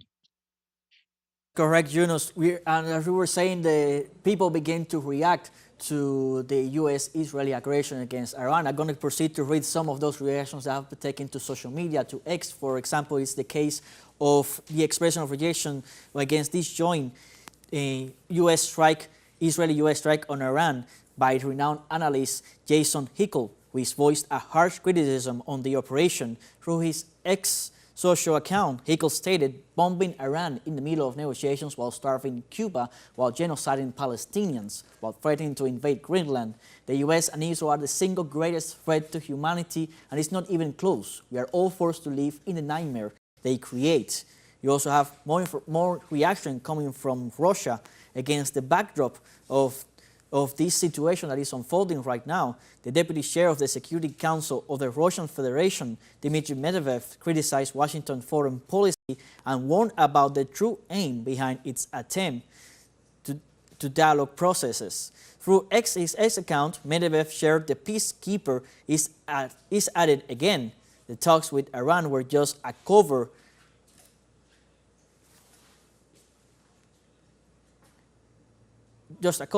Everyone knew that, so who has more patience to wait for the enemy's survey. And now, the U.S. is just 249 years old. The Persian Empire was founded over 2,500 years ago. Let's see what happens in 100 years or so. Those are some of the reactions taking place and from different sectors. Also, we'll have more reaction coming from different sectors. We also have reactions coming from Hamas. Also, the Hamas movement that we were talking about, the Hamas movement following the statement from the Islamic Jihad movement. The Hamas has also moved forward and condemned the aggression and expressed their support, their support for the Iranian people. So, Yunus, what can we expect as more people continue to join in their condemnation of the Israeli-U.S. attack?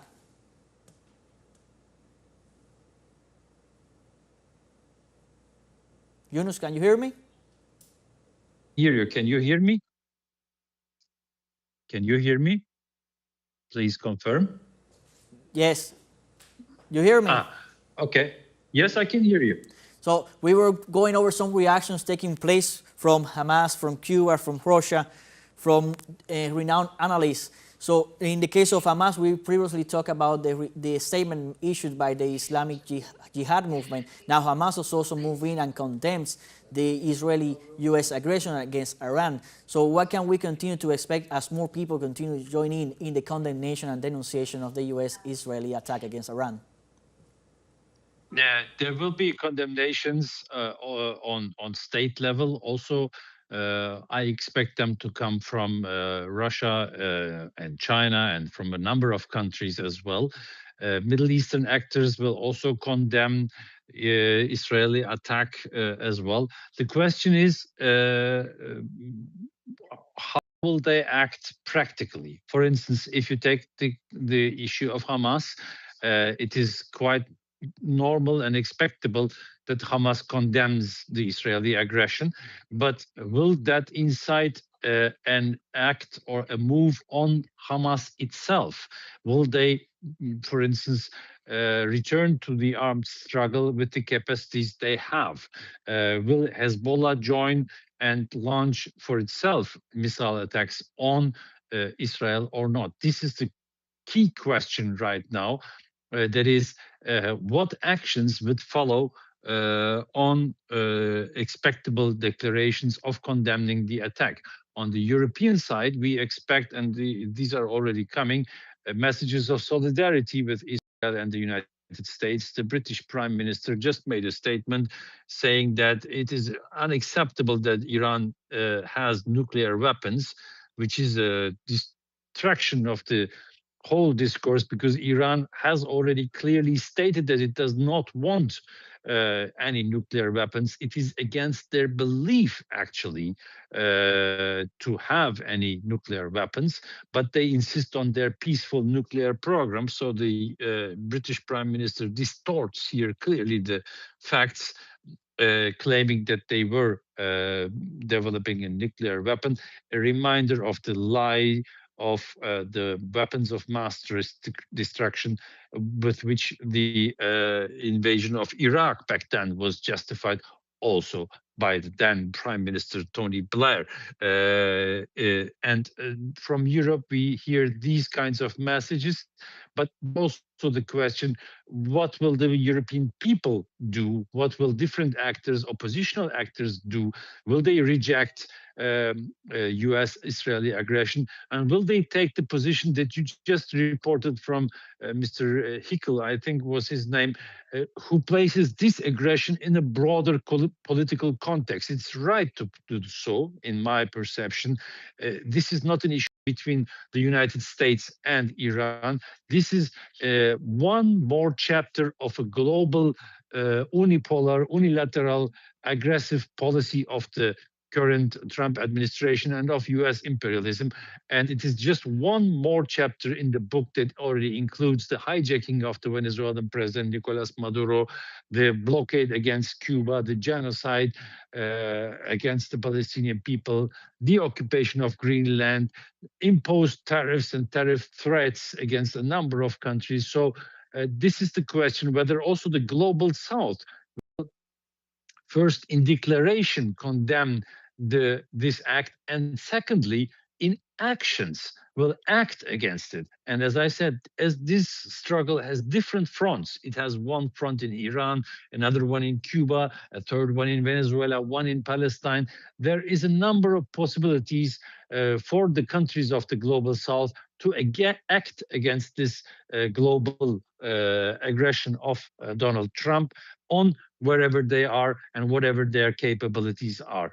Remember that another chapter is Cuba, and there has been calls, for instance, on the Brazilian government to start sending oil to Cuba. Brazil is a huge producer of oil, and sending oil to Cuba would be the answer that Brazil practically would give to this aggression of the United States against Iran. Would be an idea. So these kinds of things need to be observed and measured in the coming days. So, Yunus, as we continue to debate on what is currently happening in Iran, we are now joined by Paulo, also another news anchor here at Telesurfer from the south, and we are joined by him to continue on the debate on what is currently happening in Iran. So we were referring to the international support of Iran right now that is taking place. I don't know, Paulo, we were previously speaking with Yunus, everything that had to do with the repercussions that it will have for the economy, it will have for the stability of the region, that it will have for the diplomatic relations of the region and the new alliances that take place, and how the different sectors will line up and impact it will have for the people. Yunus was referring to the fact that these actions will probably unite more the Iranian people due to their idiosyncrasy, their way of belief. So I don't know if you would like to add something. You have been following up what is happening right now in this context of Iran. Yes, first of all, good morning to our audience. Good morning to you, Luis. Good morning to Yunus. The first question I would like to ask you, Yunus, is in the context of the negotiations that were taking place in Geneva this week. So how this war will change Iran's foreign policy regarding the nuclear talks with Iran, with the United States, I beg your pardon. Yunus, can you hear me? Me too? Can you hear me? Yes, can you hear me? Yes, so, I can hear you. Okay, so I was asking how this, after this attack, is there any trust left for negotiations with the United States, and how this will change Iran's foreign policy regarding the nuclear talks with the United States?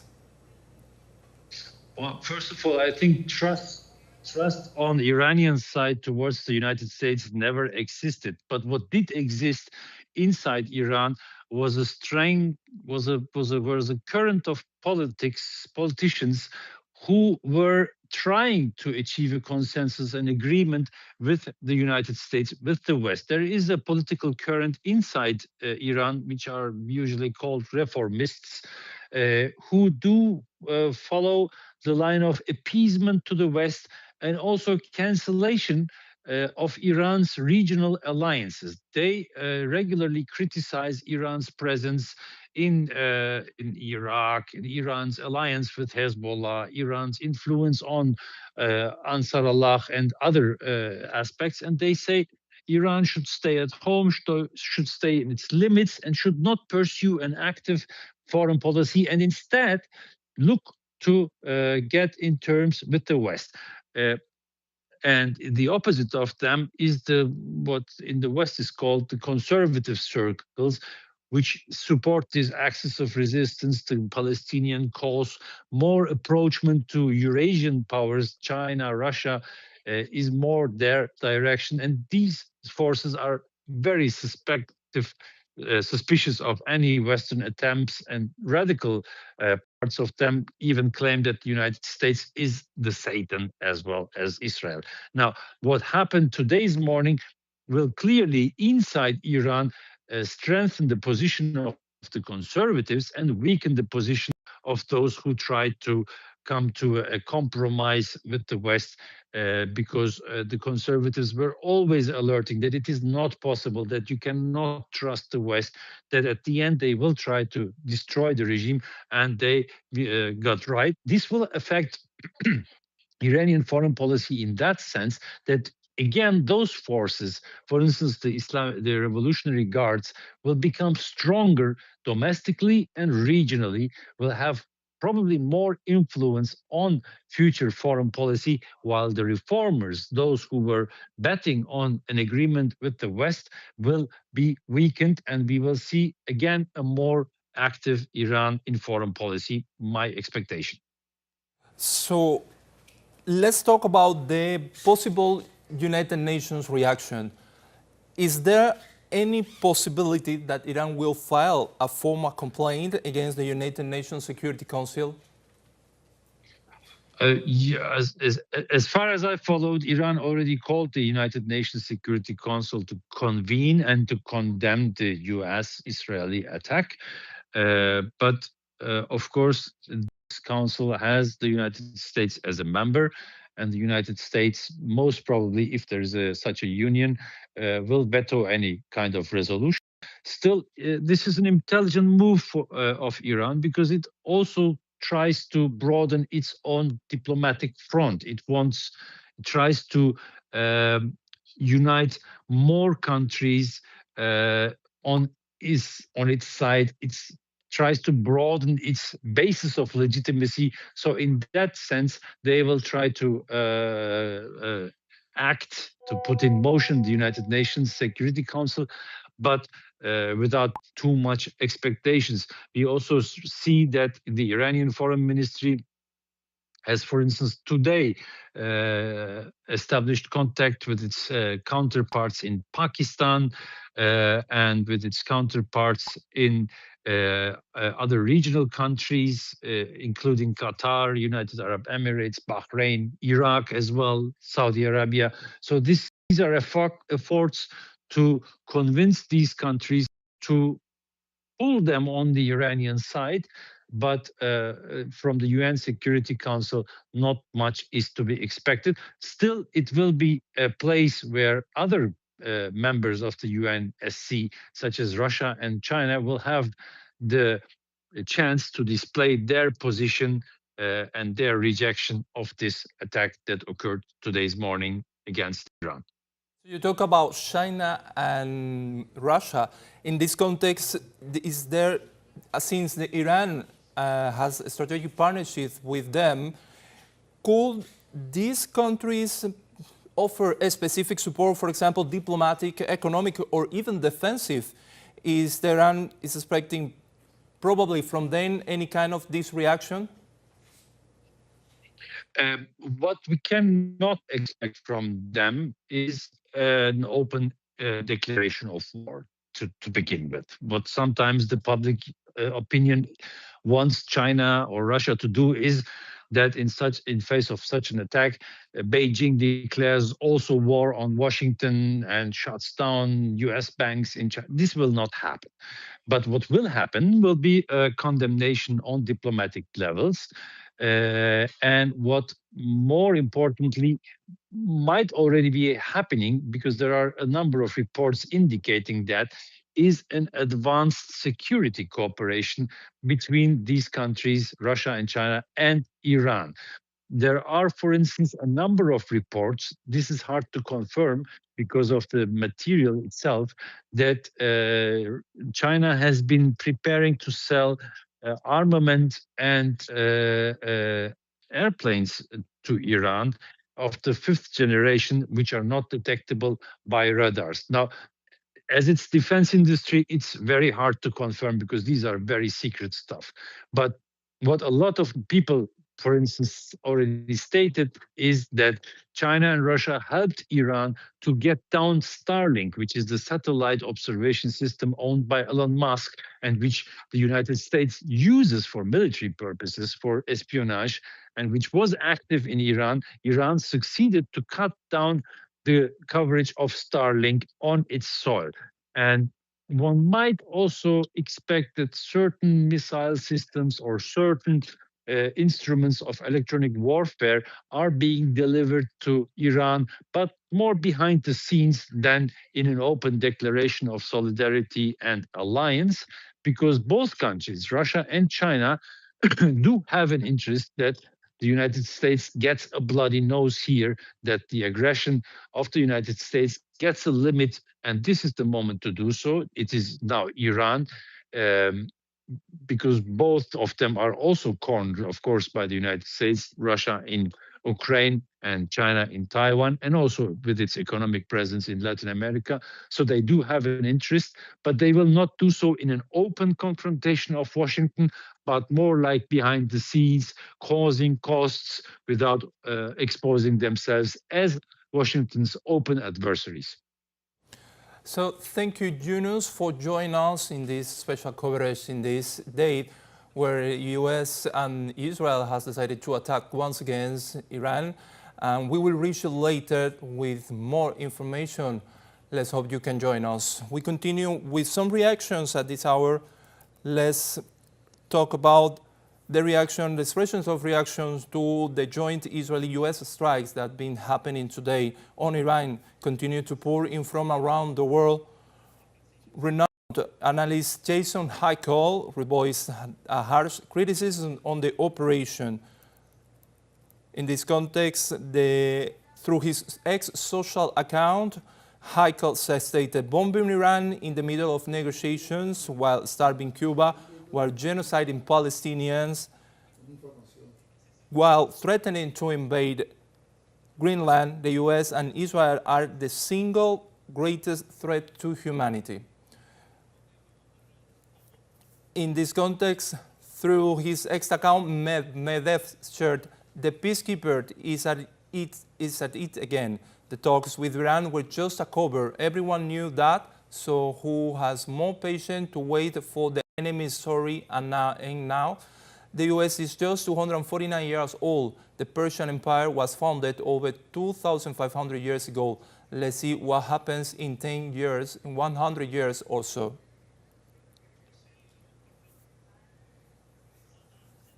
In the context of the complicity between Tel Aviv and Washington in attack against Iran while negotiations were taking place in Switzerland, the former Minister of Finance of Greece and world-renowned economist Yanis Varoufakis strongly condemned the attack. Varoufakis took to his social media X to denounce the world's two rogue states, Israel and the USA, have started a war not against Iran but against the whole world. We stand with Iranians, with humanity, against the notion that Israel and the US can bomb anyone their fancy takes them to bomb.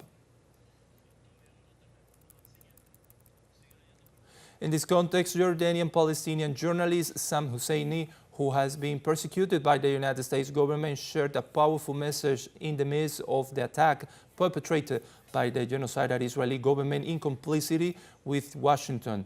Through his X account, Husseini denounced, this aggression will continue accelerating, manifesting a renewed imperialism unless countries are compelled by movements to join together globally. Obvious first step is UNGA, UNGA asserting itself on Gaza using UFP. People inside the US from left and right joining together to end the US as empire.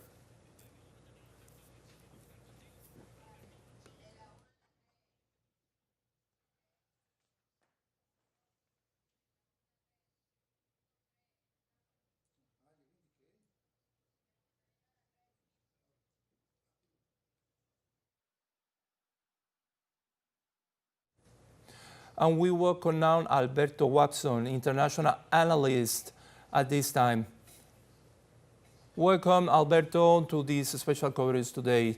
This day that the United States has joined Israel in this joint attack, President Donald Trump stated that he was leaving a space for dialogue. Yet the strikes were launched while negotiations were on the way. Was the diplomatic track merely a cover to buy time and position military assets, or was there a specific breaking point within the talks that caused the peaceful auction to collapse? Hello, Pablo, and thank you for having me. What we see here is a repetition of what happened actually last year in the 12-day war, when actually the United States and Iran were holding talks in Oman, and they were very, very close to reaching an agreement. And Israel, very, very scared that any agreement is found, it's achieved with Iran, started that operation bombing Iran. Of course, the United States, Donald Trump specifically, obeys what Tel Aviv says, like any other American president in the past decades. So what we see here is that, again, when in Geneva we had another round of discussions, and they were again very close to reaching an agreement. Israel again starts a new adventure that involves obviously the United States, that claims through Donald Trump that they had tried every single diplomatic option, that they have tried to reach an agreement with Iran, and Iran did not want. What we see here is repeating over and over the same question, because in 2015, when it was achieved, the nuclear deal, it was Donald Trump who, when reached the White House, destroyed and violated this agreement when Iran was achieving every single point in this nuclear deal reached in 2015. We saw last year how Donald Trump again it breaks every negotiation with a massive attack on nuclear centers in Iran, and we see it once again today. The thing is that the difference is that what we're going to see as a response from Iran, and we are seeing it in the past hours, is that they're reaching every single military base that the United States has in the region, and the Armada, as Donald Trump calls his navy in the coast of Iran, is very vulnerable of receiving attacks from the missiles from Iran. And we also can see that Haifa, this northern port in northern Israel, is being attacked also by Iran, and we will keep on seeing during this day how a lot of targets will be reached by the missiles of the Islamic Republic of Iran, that is going to show its strength and its capacity for reaching every single point in the region with its missiles. We see a contradiction of goals here, as President Donald Trump stated that the main goal was to overthrow the regime, as he called it, and we put it into quotes, and also to strike military targets. So how do you reconcile the goal of overthrowing the regime and with the military goal of destroying Iran's ability to defend itself? Well, this is obviously one of the most important targets for the United States. It's to what they claim is a regime change. They're counting that the population in Iran is going to support these bombings from Israel and the United States, and that eventually going to reach power, as Donald Trump said. I mean, Donald Trump is quite ignorant in everything that has to do with foreign policies, and is not aware that actually most of the population supports its government. They have elections. They chose in the past elections Masoud Pezeshkian, which is a moderate politician. And as a difference with most of kingdoms in the area, which are dictatorships like Qatar, like Saudi Arabia, like Bahrain, or the Emirates, Iran represents a modern and consolidated democracy at this point. So trying to change a regime by throwing bombs, this is actually the Monroe Doctrine of the United States for the past centuries.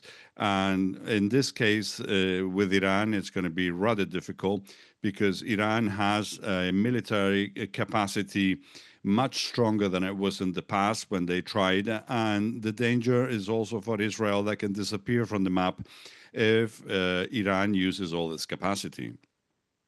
Can we expect a reaction from, for example, Yemen, Lebanon, to join this escalation against Iran? We've seen that already this morning. There were attacks from the Israeli army against southern Lebanon. It was attacks against Syria. They continue their attacks against the Palestinian population in the Gaza Strip. Israel does not stop. Israel is actually responsible for this conflict. Israel wants to expand the borders according to their big project, which is the Big Israel, which will go from the Nile River in Egypt all the way to the Euphrates in Iraq, and they are thinking, or they project that it's not going to be any opposition, and they're very, very wrong, because actually Iran has a lot of allies in the region. They have the Houthis, or the Ansarullah movement in Yemen, who have declared today that they are going to resume again their attacks against American and Israeli targets in the Red Sea. And we have the mobilization popular forces in Iraq, the Shia groups and militias that are also supported or support Iran. And we have Hezbollah in Lebanon that has been keeping very, very quiet in the past months since the ceasefire declared in November 2024. But if all these groups together lined up, like very possibly could happen if this goes further than the 12-day war of last year, and it goes further into a massive confrontation, we will see Hezbollah, and we will see also Palestinian factions together with the Kataeb Hezbollah in Iraq and the Houthis participating in a war that is going to most probably end with the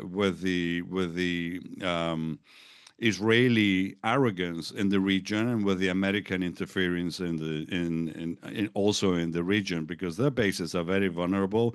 Their armada is very vulnerable in the Persian Sea, Gulf, and actually they have every single chance of losing this war, because for Iranians, dying while fighting the big enemy that is Israel, or the biggest enemy, talking about, militarily, which is the United States, is for them the biggest happiness. So you can't fight an army like this with people that are supporting their revolution, supporting their consolidated democracy, with Pezeshkian as its leader, or Ali Khamenei, who was attacked this morning, his home and his offices. Luckily, he is in a safe area and nothing has happened to him. But I think that Israel has gone too far this time, and Israel is going to suffer the consequences, and so will the Americans, who only want to have a regime change and the possibility of taking the oil and the gas from Iran. That is their only interest. There's no nuclear agreement or diplomatic capacity really of the interests of the Americans, just the oil, and putting a puppet government that supports the U.S. interests in the region, and at the same time diminishing the capacities that Iran has always had supporting the liberation movements in the region. So I think it is important to recall our audience that in June 2025 there was a similar attack. In this case, Israel attacked Iran for 12 days, in which also the United States participated. So my question here now is how this campaign now in the 2026 differs from the one that happened in June 2025.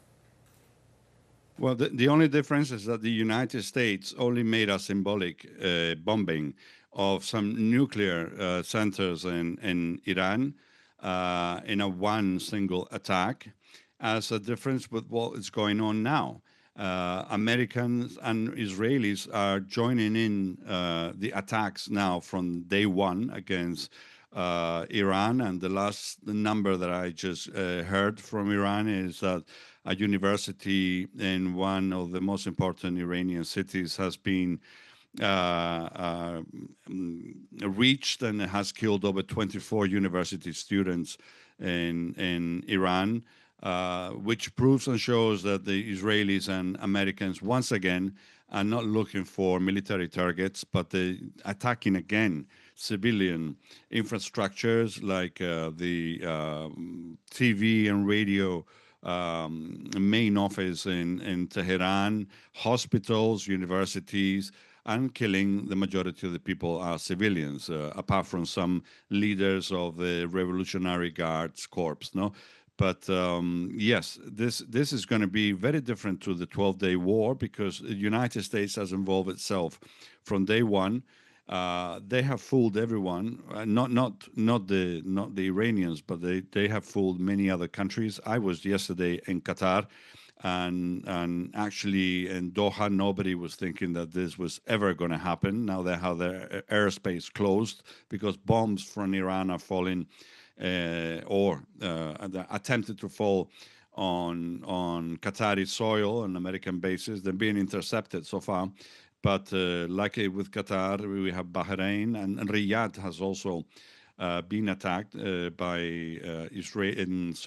Iranian missiles. I'm talking about the military U.S. bases. I'm not talking about civilian targets like Israelis and Americans usually reach. In this case, Iran has said it. They will respond, attacking American bases in the region. But I think the next step is that they're going to bomb the American Navy, that is, as I said, very vulnerable in the coast of Iran. And we have the U.S. Gerald Ford carrier, which is the biggest in the world, very close for the reach of the ballistic missiles of Iran. And the next step could also be close in the Hormuz Strait, from where over the 20% of all the oil in the world goes through, and that could represent not just a regional problem of instability for the countries in the region, as I say, but for the rest of the world, because they're going to see again shortages in oil, and everything provoked because of the expansion dreams of Israel with the Great Israel Project.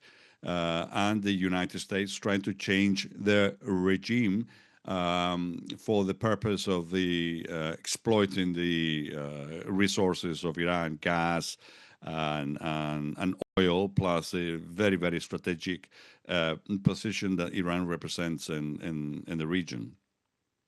So you mentioned the Strait of Hormuz and the oil. And let's talk about the global consequences of this attack against Iran. What are the projected impact on global energy and prices and the Strait of Hormuz being closed with this potential, because it's obviously Iran will close the Strait of Hormuz, and this will reduce the impact it will reduce the transportation of oil through the Strait of Hormuz. So how this will impact global prices, the energy prices? Well, it will, because it's not going to just reduce the transfer of that oil. It's going to stop it completely. And the 20%, we are talking about a big amount. This is millions and millions of tons of crude that goes through that strait, together with the fact that there's not just only the Persian Gulf that is going to be affected. We're going to see the Red Sea is also going to be affected, because that's going to be attacked, like Ansar Allah movement, the Houthis spokesman said today, that they're going to resume again the attacks on all the ships with American interests and Israeli interests. So the oil is going to increase its price in the global markets, and we are going to see also that many countries who are directly affected from this is going to see their economies really going down the drain, and the United States will be probably the first one.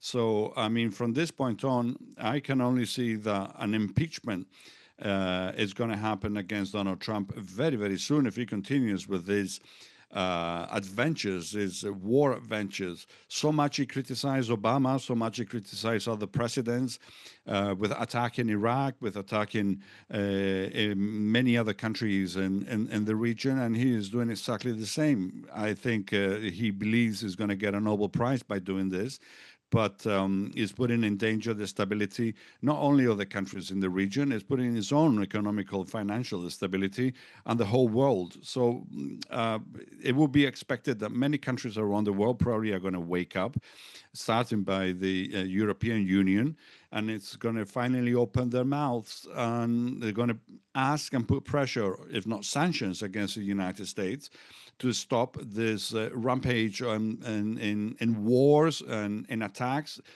with the tariffs, with the economical financial wars against China and Russia and the European Union and Japan and Australia and everywhere around the world. And we're going to see most probably that all these countries are finally going to unite against the big danger and the big threat to global stability, which is called Donald Trump and the United States of America.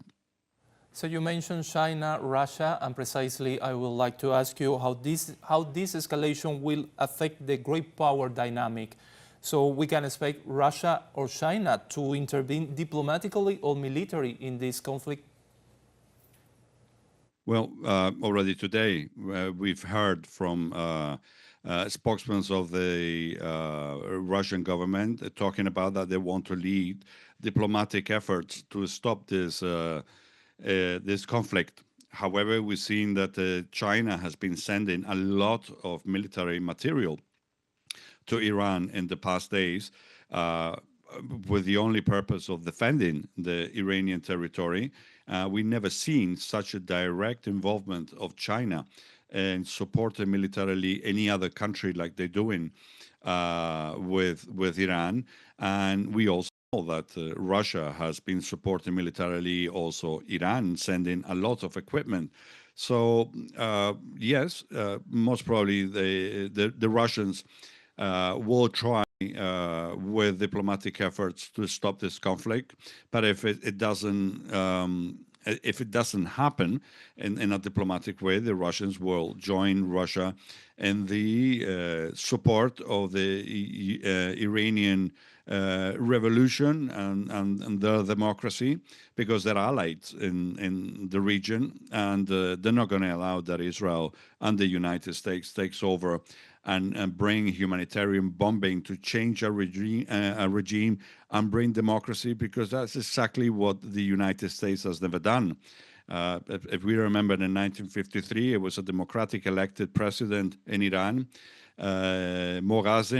Mossadegh, sorry, and it was the CIA and the intelligence military British services who got rid of him to put Mohammad Reza Pahlavi instead, a dictator that was serving the interests of the United States and Israel in the region.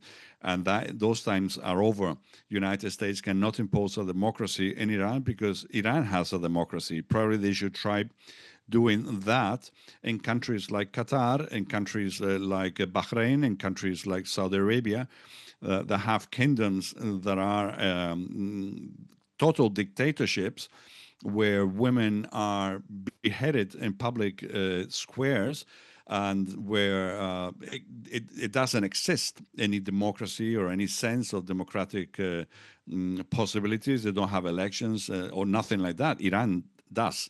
So this attempt of bringing democracy to Iran by the Americans with the support of Israel is a bluff, especially because Donald Trump has never, ever questioned or has never actually proved to be interested in bringing democracy anywhere around the world, but actually to satisfy the ambitions, the financial, economic ambitions, if it's in Greenland, if it's in Venezuela, or now in Iran. That is the only purpose. Is the oil. Is not interested in democracy. That's why it's using Israel for this same purpose. Israel, a nation whose leadership is in the International Court of Justice of the Hague in Holland, accused of being a criminal regime, that kills babies, that kills civilians, and that keep a complete catastrophic situation of the civilian population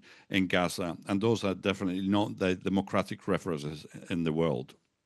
Obviously, you talk about democracy, and there are reports about the US and Iranian leaders calling to the people of Iran to rise up. So the question is, how does the government see these statements? Well, it's quite naive to expect that the people in Iran is going to rise up against its own democratically elected government. When they tried in the recent protests, they saw that actually this protest were actually not peaceful protests.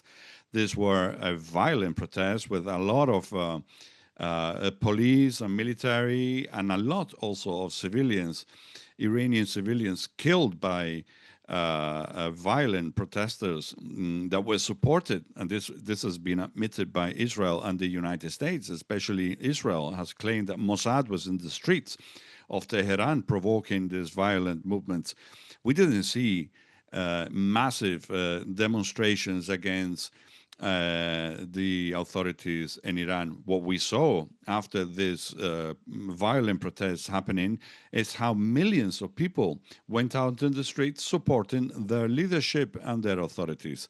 Millions and millions of people, not 2,000 or 3,000 violent demonstrators. So try to bring democracy to Iran through bombing campaigns. I think that those times of the Monroe Doctrine are a little bit far in time. It's not going to happen. It's definitely not going to happen with Iran. So, if the situation escalates, Iran has the right to defend its territorial waters, and closing the Strait of Hormuz is one of the first steps. This measure to prevent the military supplies from reaching the aggressor, or will be the world paint this as an escalation? I repeat the question. I mean, if the situation escalates, Iran has the right to defend its territorial waters. Is closing the Strait of Hormuz to the vessels a legitimate defensive measure to prevent military supplies from reaching the aggressors? Absolutely. Absolutely. They have the right to close the Hormuz Strait. Absolutely. They actually have the control of the Hormuz Strait. That is something that they can do. And besides, even if they didn't have the right to do it, if they are at war with an aggressor nation like the United States, they have the right. Absolutely, they have all the right to close the strait, because that is going to, without even shooting a bullet, they can make many economies around the world collapse. And the American is the first one that could collapse if the thousands, or if not millions, of crude tons stop moving through the Persian Gulf. That is a possibility that has always been in as a project by Iran if they were ever attacked. And in the past, when we saw in the 12-day war, actually was Israel that was leading this attack against Iran. And then the United States tried to stop that war when Israel begged the United States to get involved, because they saw that the capacity of the Iranian ballistic missiles could actually destroy Israel. So Israel called the Americans, please get involved, and let's ask for a ceasefire, like the Israelis have done very, very often in other wars against Hezbollah in Lebanon or against Hamas in the Gaza Strip in the past. They were the ones that actually wanted a ceasefire when they saw that the capacity of their enemy was actually a bigger capacity than they expected. Here, Iran, this is no surprise. Their military capacity is extremely strong. And there are even voices in the leadership in Iran that is actually calling for changing their policies in the nuclear capacities to eventually, and to prevent with deterrence any possibility of future attack, probably to start considering the possibility of creating a nuclear weapon, a nuclear bomb, like Israel has been always accusing Iran for the past 2 decades, that it was an imminent possibility. Israel, let's not forget, that illegally has a clandestine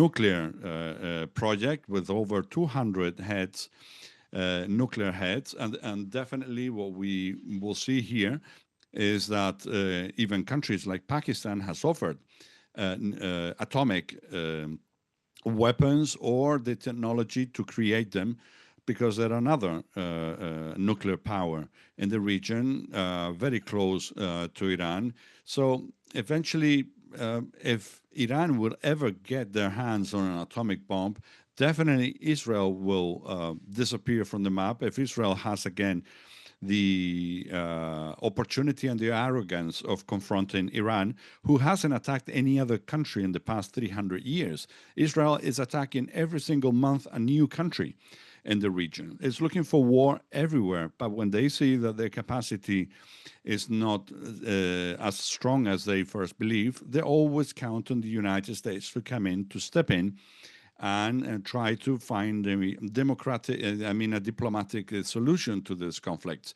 Here, Iran has already said in the past hours that they're going to go for it now. Now they're really going to respond strongly, because in the 12-day war last year in June, actually they showed the capacity, but they didn't really go for it in a massive way. Here is a big opportunity to prove and to show how Iran can really reply to Israel. It's very vulnerable. Israel is at the reach of ballistic missiles and drones and military capacity of Iran, and they can really suffer. And it cannot always be that the United States step in, because the United States has a limited capacity away from the United States. And I'm not very sure which is the purpose of this new adventure of Donald Trump and the Israelis, because actually before it started, this war for the Americans and the Israelis is lost. So they were in the middle of negotiations. There were negotiations, and even we have statements from the foreign minister that said that they reached substantial progress. Could this attack lead to more negotiations, or could this definitely stop the trust of Iran in negotiations with the U.S.? Well, the United States have proven not to be a very reliable partner for negotiations. In 2015, Donald Trump had broke all the negotiations reached by the Obama government when they reached, as I said, the nuclear deal, that great nuclear deal that it was good for all parts. And Donald Trump came a year later in May 2017, I think it was, and just destroyed it and violated and put even more sanctions on Iran, when everything proved that the Iranians were respecting every single point of this agreement. Donald Trump arrived like a cowboy in the far west and decided Israel considers this to be a threat for their security. And it's always a concern about Israel's security, when actually Israel is the only nation or the only entity in the region that is continuously at war with every single neighbor.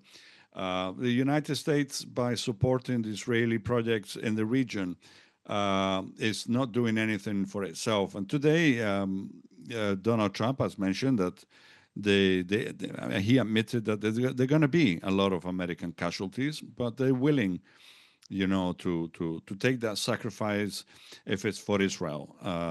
United States has very little probabilities of finding grounds for new diplomatic talks with Iran after they have proven not to be reliable. Last year, they were in Oman with negotiations and about to reach an agreement. Now, in Vienna, they were about to announce an agreement concerning the enrichment of uranium piling up.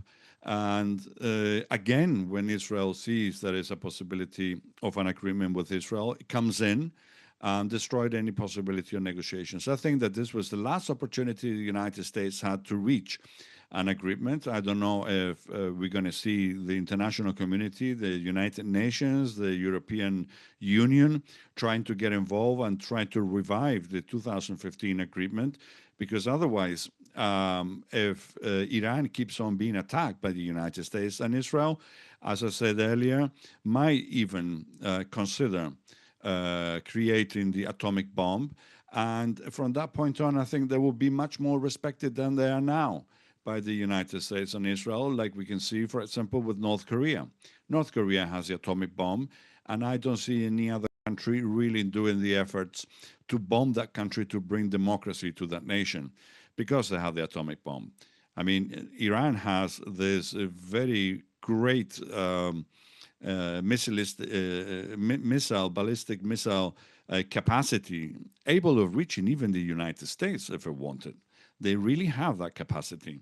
So if they will have on top of it the atomic bomb, I think they will not become the real danger to the region, because the deterrence would involve and provoke that some nations start respecting that country. That country, as I said, in 300 years hasn't attacked any other neighbor apart from defending itself last year in the 12-day war.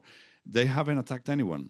The United States, since the end of the Second World War, has attacked 88 countries, has brought dictatorships, occupation, invasions to nations, even that had democracy. Israel has done exactly the same with all its neighbors. They are the big dangers to stability, to world global stability. And as I say, I think that Iran will start questioning if they really will feel more secure and protected by creating the atomic weapons that they need to defend themselves, because otherwise we're going to see that this is going to keep on being a constant with the attacks of Israel and the United States. Let's not forget that in the 12-day war, even Merz, the Chancellor of Germany, was very happily mentioning that finally, they have in Israel the one doing the dirty work for the world stability. And the world stability is not going to come through a campaign of bombing of Iran, because the financial stability is going to be put at risk, and even the integrity of Israel and much of the Armada of the United States is going to be very easy for the ballistic missiles of Iran to be reached. Recently, we have a statement from Spanish Prime Minister Pedro Sanchez, and he posed, "We reject the unilateral military action by the US and Israel, which represents an escalation and contributes to a more uncertain and hostile international order. We also reject the actions of the Iranian regime and the Revolutionary Guard. We cannot afford another prolonged and devastating war in the Middle East. We demand immediate de-escalation and full respect for international law. It is time to resume dialogue and reach a lasting political solution for the region." Basically, the Spanish Prime Minister is criticizing also Iran for his right to self-defense. How this reflects this stance reflects the hypocritical stance of the government against these statements of the Spanish Prime Minister? Well, the hypocrisy of the Spanish government has been proven already with Israel. A few days after October 2023, the start of the Israeli genocide in Gaza, the Spanish Prime Minister Pedro Sanchez visited Tel Aviv and Jerusalem and told Netanyahu that he supports the right of self-defense against this criminal attack of terrorists, a phenomenon that Spain has suffered in the past, putting, the Palestinian resistance as a group of terrorists, when actually it's a group of mostly civilians that are fighting against the occupation. United Nations, even through resolutions, gives the right for any country to fight with those its means, any country that occupies their territory. And we saw Pedro Sanchez, how he went there. Then afterwards, he has approved laws in the parliament with a full embargo of weapons. And we saw that just a couple of months ago, they violated that agreement because, for specific reasons, we need to lift that embargo because we need material from Israel, and it's keeping the airports and the ports open for ships that bring or take military material from or to Israel. So, I mean, Pedro Sanchez, he's very well spoken. It looks like he's fighting everyone, and Israel and the United States. But when the United States and NATO imposed on Spain to bring the the expenses in NATO military defense budget from the 1.2% to the 5%. Pedro Sanchez, he made a big campaign saying, well, I did not submit to their demands. And so I just brought it up from a 1.2 to a 2.1%, doubles the budget. Spain is not at war with anyone. It's no threat of Spain going to war with anyone. But now we see that in medical care, we see in education and in social services, a decrease of the budget because we have to spend in weapons that we have to buy from the United States. Like in the case with the war in Ukraine, we buy multi-million contracts of weapons from the United States to donate it to the fascist government in Ukraine. That is absolutely insane. And that shows the hypocrisy of the Spanish government, which shows the absolute weakness of our government that talks in the forums and sentences that we are going to do and we are going to fight the dominance of the Americans and the Israelis, but we see how they accept with submission what Donald Trump says. And they accept that Israel needs weapons or that Israel has to sell us weapons. And this is all with the Spanish taxpayers' money that we have to accept. Actually, with campaigns already in the past couple of years in the streets of all the main cities in Spain, declaring their war against the genocide of the Israelis and the Palestinian territories. But our government doesn't listen. Last September, they approved this law of total embargo of weapons for Israel, but they violated the same agreement, the same law just a couple of months ago, and they'll continue doing it.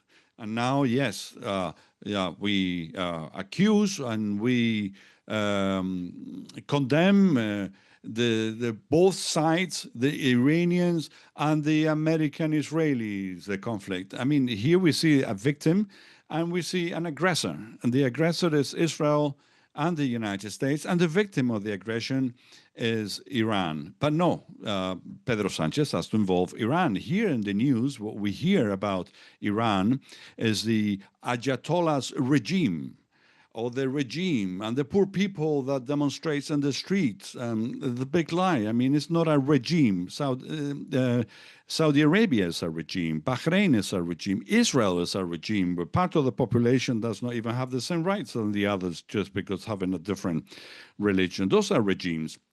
We cannot call regime Iran and the Ayatollah's regime because they have elections. And yes, they have a supreme leader who you do not choose like elections. But here in Spain, we have a king that it was installed by a fascist dictator that reached power in Spain thanks to Adolf Hitler and Benito Mussolini in the 30s. So yes, the chief of state in Spain is not democratically elected.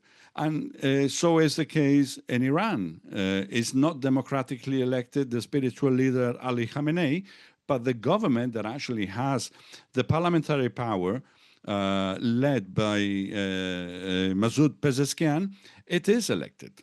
And we happen to have in Iran at this moment a moderate president with moderate policies concerning women that now perfectly can dress in a different manner to what they used to do in the past years, or they even can, have their hair open without a veil. And those are steps, and in a country like Iran, there are big steps. But we will see more steps happening because it's giving the voice to the people in the streets. That's what Pezeshkian said during the violent revolts. He said, we have to give the voice to the people, and we're going to listen to the people, and we're going to solve the problems to the people. That's not a regime that we have to change by bombing campaigns coming from Washington or from Israel, especially when we see the violence in the streets of the United States every time it's a demonstration against the genocide, the Israeli genocide in Palestine, or when we see any demonstration concerning the Black Lives Matters. And then we see how many of these people are attacked by the forces, like we see in the immigration conflict that the United States has with its paramilitary groups, ICE, that go killing not only irregular immigrants, but they're even killing members of the civil society of the United States, Americans, who protest against the fascist policies of the United States against immigration. So they should probably look into their own problems in their own country instead of meddling in other countries like Iran, like Lebanon, like Palestine, like where they try to impose who governs or who doesn't. We have the same problem now with Nouri al-Maliki, which is a candidate for the elections in Iraq. The United States has said they do not accept this person to become president in Iraq. I mean, who is the United States to determine who the Iraqis choose democratically in elections in Iraq? Well, that is the way Israel and the United States combined decide what is a democracy, who can govern, and what are the policies that these governments and these nations should have concerning the so-called security of the United States and Israel. We see also a post from French President Emmanuel Macron condemning also the attacks. And we read that the outbreak of war between the United States, Israel, and Iran carries grave consequences for international peace and security. At this decisive moment, every measure is being taken to ensure the security of our national territory, our citizens, and our interests in the Middle East. France also stands ready to deploy the necessary resources to protect its closest partners should they request it. The ongoing escalation is dangerous for all. It must stop. The Iranian regime must understand that it now has no other option but to engage in good faith in negotiations to end its nuclear and ballistic programs, as well as its regional destabilization activities. This is absolutely necessary for the security of all in the Middle East. The Iranian people must also be able to freely build their future. The massacre committed by the Islamic regime disqualified it and demand that the boys be returned to the people, the sooner the better. Faithful to its principles and aware of its international responsibilities, France is calling for an urgent meeting of the United Nations Security Council. I am in close contact with our European partners and friends in the Middle East. After this, I would like to highlight this part of his post. He says, the ongoing escalation is dangerous for all. It must stop. The Iranian regime must understand that it now has no other option but to engage in good faith in negotiations to end its nuclear and ballistic programs. So this mean that the European Union, and we compare also this with the post of the Spanish Prime Minister Pedro Sanchez, that is also criticizing Iran for his right to self-defense. Could this mean that we will never see the European Union and all his allies condemning the stance of Israel and the United States in their aggression against Iran? Actually, Macron is showing what France is all about. When they did like Bashar al-Assad in Syria, they participated together with Great Britain in bombing Syrian territory to help the opposition democratic groups that actually were affiliated groups to Al-Qaeda to reach the government like they did December of 2024 and put there the leader of Al-Qaeda in Syria and the number 2 emir of Islamic State.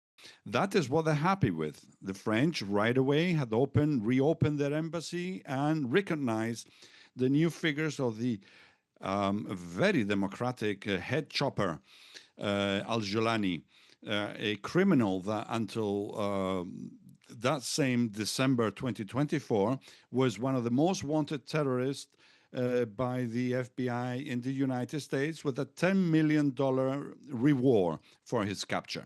This is what the West wants.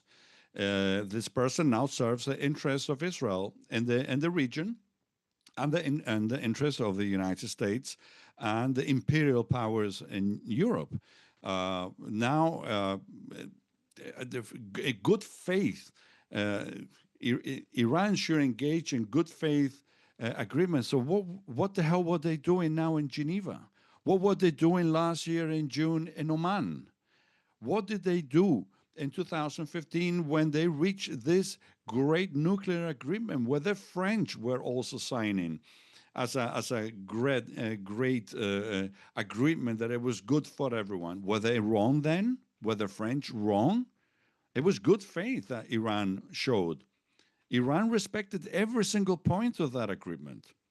They allowed all the inspectors. They put cameras in every single nuclear center. They did everything according to the agreement. But we didn't see the French and the British and the Germans, standing up against the United States when Donald Trump brought the agreement in May 2017. Why didn't they? They approved, and they even admitted. Even Federica Mogherini, who was the chief of diplomacy in the European Union, was claiming that Iran was respecting all the points in the agreement.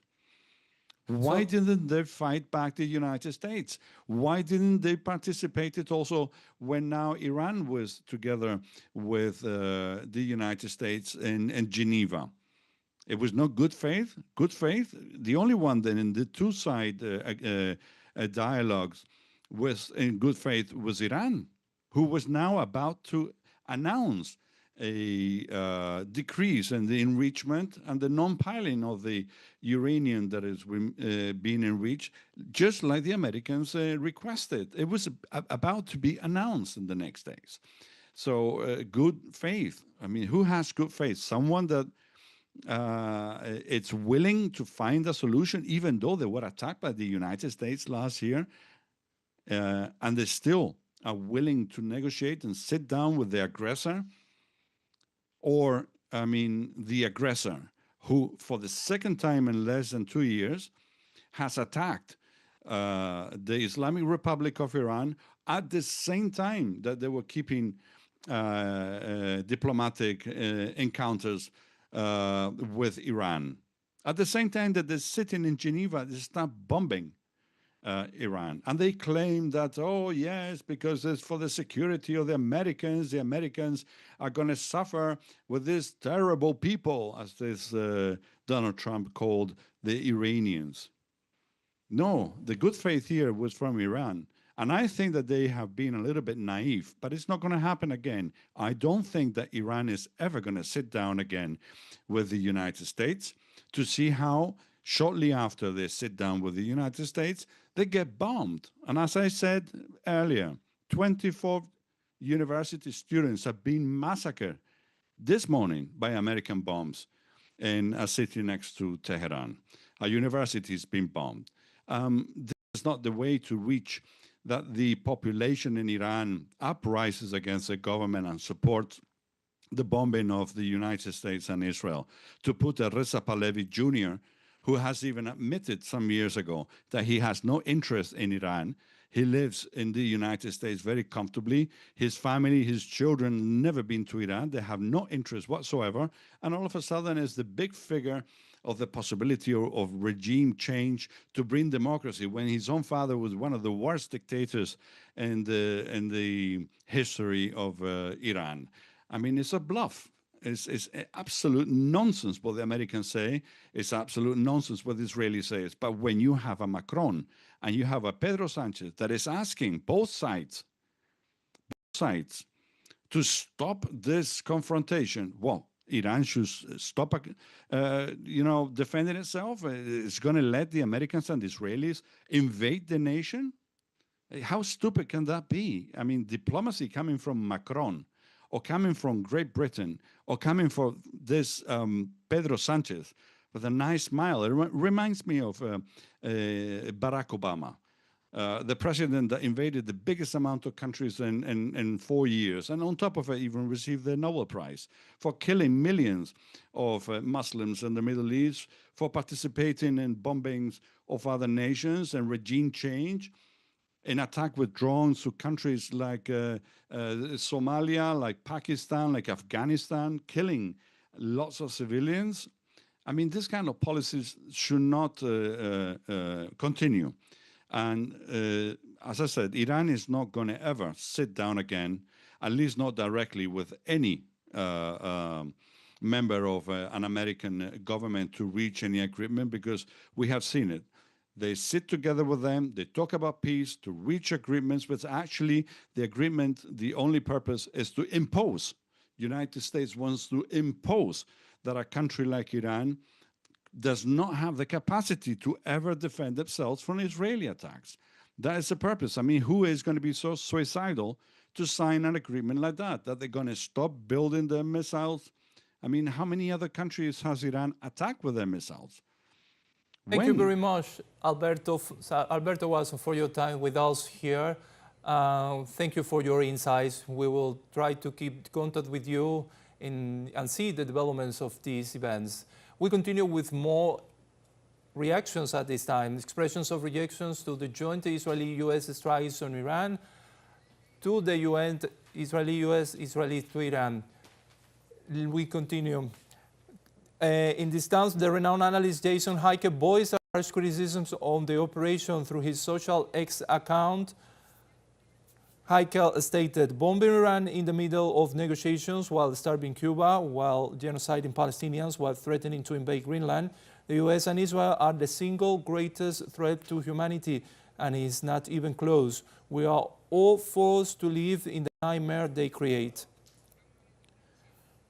Against this backdrop, the deputy chair of the Security Council of the Russian Federation, Dmitry Medvedev, criticized Washington foreign policy and warned about the true aim behind its Afghan dialogue processes. Through his X account, Medvedev shared the peacekeeper is at it again. The talks with Iran were just a cover, everyone knew that. So who has more patience to wait for the enemy's sorry end now? The US is just 249 years old. The Persian Empire was founded over 2,500 years ago. Let's see what happens in 100 years or so. And in the context of the complicity between Tel Aviv and Washington in an attack against Iran while negotiations were taking place in Switzerland, the former Minister of Finance of Greece and world-renowned economist Yanis Varoufakis strongly condemned the attack. Varoufakis took to his social media X to denounce that the world's two rogue states, Israel and the USA, have started a war not against Iran but against the whole world. We stand with Iranians, with humanity, against the notion that Israel and the US can bomb anyone their fancy takes them to bomb. Also in this context, Jordanian Palestinian journalist Sam Husseini, who has been persecuted by the United States government, shared a powerful message in the midst of the attack, perpetrated by the genocidal Israeli government in complicity with Washington. Through his X account, Husseini denounced this aggression will continue accelerating, manifesting a renewed imperialism unless countries are compelled by movements to join together globally. Obvious first step is UNGA asserting itself on Gaza using UFP. People inside the US from left and right joining together to end the US as an empire.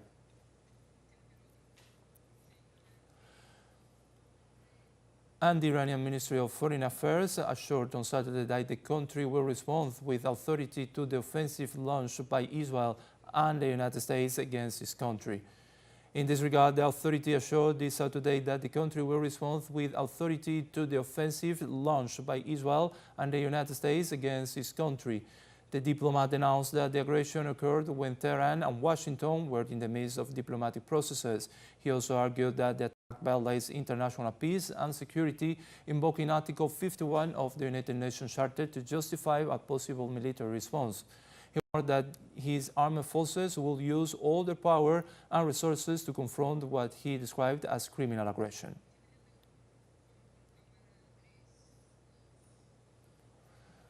Latin American condemnation to the joint Israel-US attack on Iran have started to pour in. Cuban Foreign Minister Bruno Rodriguez took to his social media X to underscore that Cuba condemns the attacks carried out this morning, February 28, by Israel and the United States. against Iran, violating its sovereignty and territorial integrity, which are taking place for the second time while talks on the nuclear issue were underway. Adding that these irresponsible actions undermine international peace and security and constitutes a clear violation of international law and the UN Charter. The international community must mobilize to immediately stop this treacherous aggression.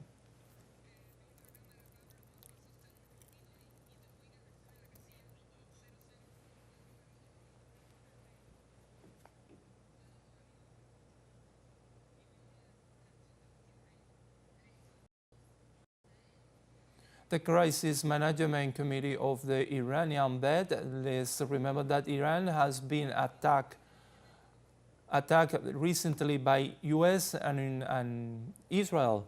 In this context, let's remember that the attacks started in the middle of negotiations between US and Iran, and with recent expressions of rejected progress that has been made by the Iranian foreign minister. That progress has been made in the last days of negotiations. We continue with more reactions. Expressions of rejections to the joint Israeli-US strikes on Iran continue to pour it from around the world. Renowned analyst Jason Heike voiced a harsh criticism on the operation through his ex-social account. Heike stated bombing Iran in the middle of negotiations while starving Cuba, while genociding Palestinians, while threatening to invade Greenland. The US and Israel are the single greatest threat to humanity, and it's not even close. We are all forced to live in the nightmare they create. Against this backdrop, the deputy chair of the Russian Federation, Dmitry Medvedev, criticized Washington foreign policy and warned about the true aim behind its attempt dialogue processes.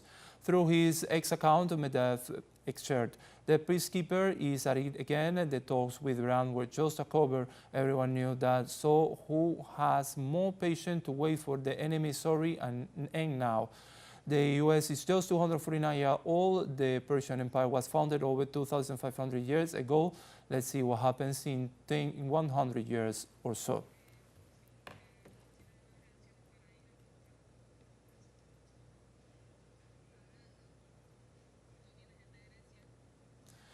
In the context of the complicity between Tel Aviv and Washington in an attack against Iran while negotiations were taking place in Switzerland, the former Minister of Finance of Greece and world-renowned economist Yanis Varoufakis strongly condemned the attack. Varoufakis took to his social media X to denounce the world's two rogue states, Israel and the USA, have started a war not against Iran but against the whole world. We stand with Iranians, with humanity, against the notion that Israel and the US can bomb anyone their fancy takes them to bomb.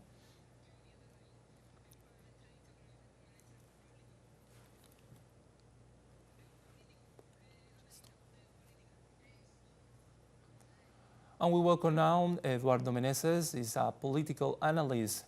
Welcome, Eduardo. It's a pleasure to be here. Thank you for the invitation. It's a pleasure to have you. So Iran and the United States were in the middle of negotiations. How this new attack against the Persian nation will affect these negotiations in the future? Can we expect more negotiations, indirect negotiations, or direct negotiations with the United States? Well, I think it's needed to be said that since this military escalation started with the Ukrainian war with Russia more than 4 years ago, we have seen that diplomacy is not at all what is defining how the tensions between countries is being solved in the last years. We know that all the negotiations that the US developed with Palestine didn't work. It was only a matter of weapons. It was only a matter of the strength of the military of the United States trying to impose their will to other people. We know that the negotiations with Iran that have been happening during all these years have never been about a peace, have never been about through the diplomacy, trying to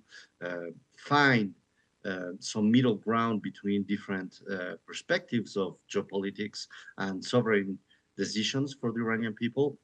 And we know that the negotiations that have been going on in the last weeks were nothing but preparation for what's happening now. We cannot trust the United States now, and it has been already the case for several years when they are speaking about diplomacy, when they are speaking about negotiations.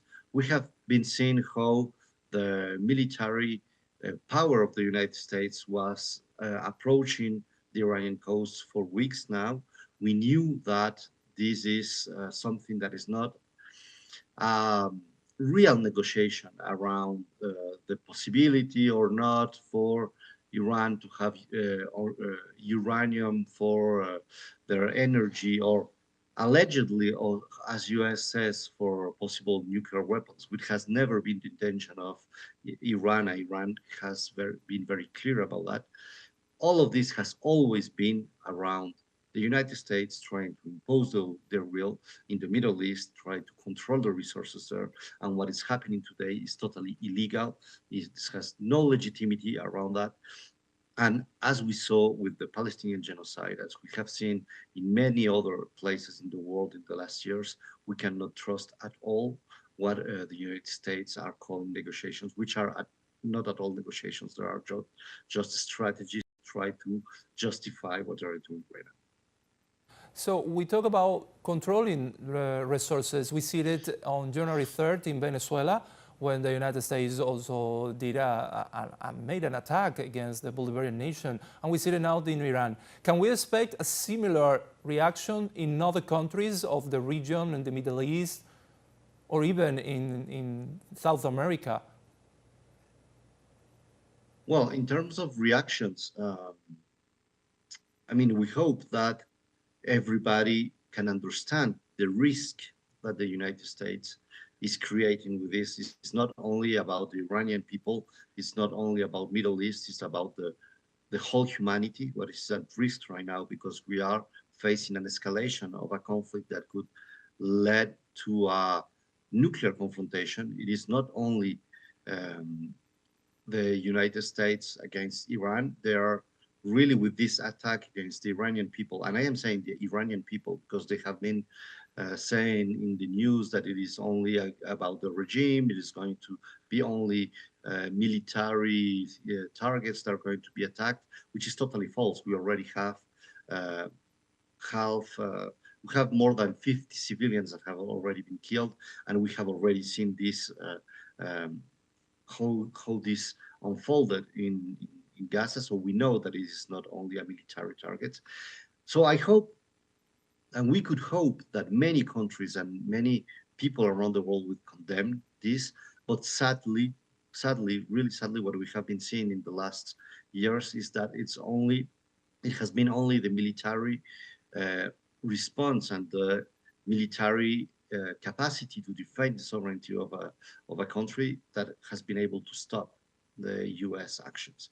We saw in the last bombing of Iran some months ago that it was only the Iranian capacity of answering the United States and Israeli aggression by missiles, by their military power, that it was only this possibility of this capacity of defense that was able to stop the United States. And very sadly, I am not too much optimist with how much countries can move diplomacy or can express in words how this is illegal. The only thing that may stop this action now is the answer of the Iranian military forces trying to defend their sovereignty. And we are already seeing some bombing of US bases in different countries near Iran. And we really need to be very, we need to follow this very attentively, because we can be facing a very strong escalation of the violence. So yeah, that means that we will see probably a prolonged war against the Israeli targets or the United States targets in the near the coast of Iran. Could we also expect probably, as Iran has many allies in the region, one of their allies, for example, Ansarullah in Yemen or in Lebanon, Hezbollah, to join to this escalation against the United States and Iran and Israel supporting Iran? Yeah, it's not a coincidence at all that these last weeks there have been many attentives to, but very few aggressions against the Yemeni forces, this attempt to demilitarize Hezbollah in Lebanon. This has been going on for weeks now. They were not able to do it, but we knew that all these efforts that were unfolded by the U.S. allies in Yemen, that were unfolded by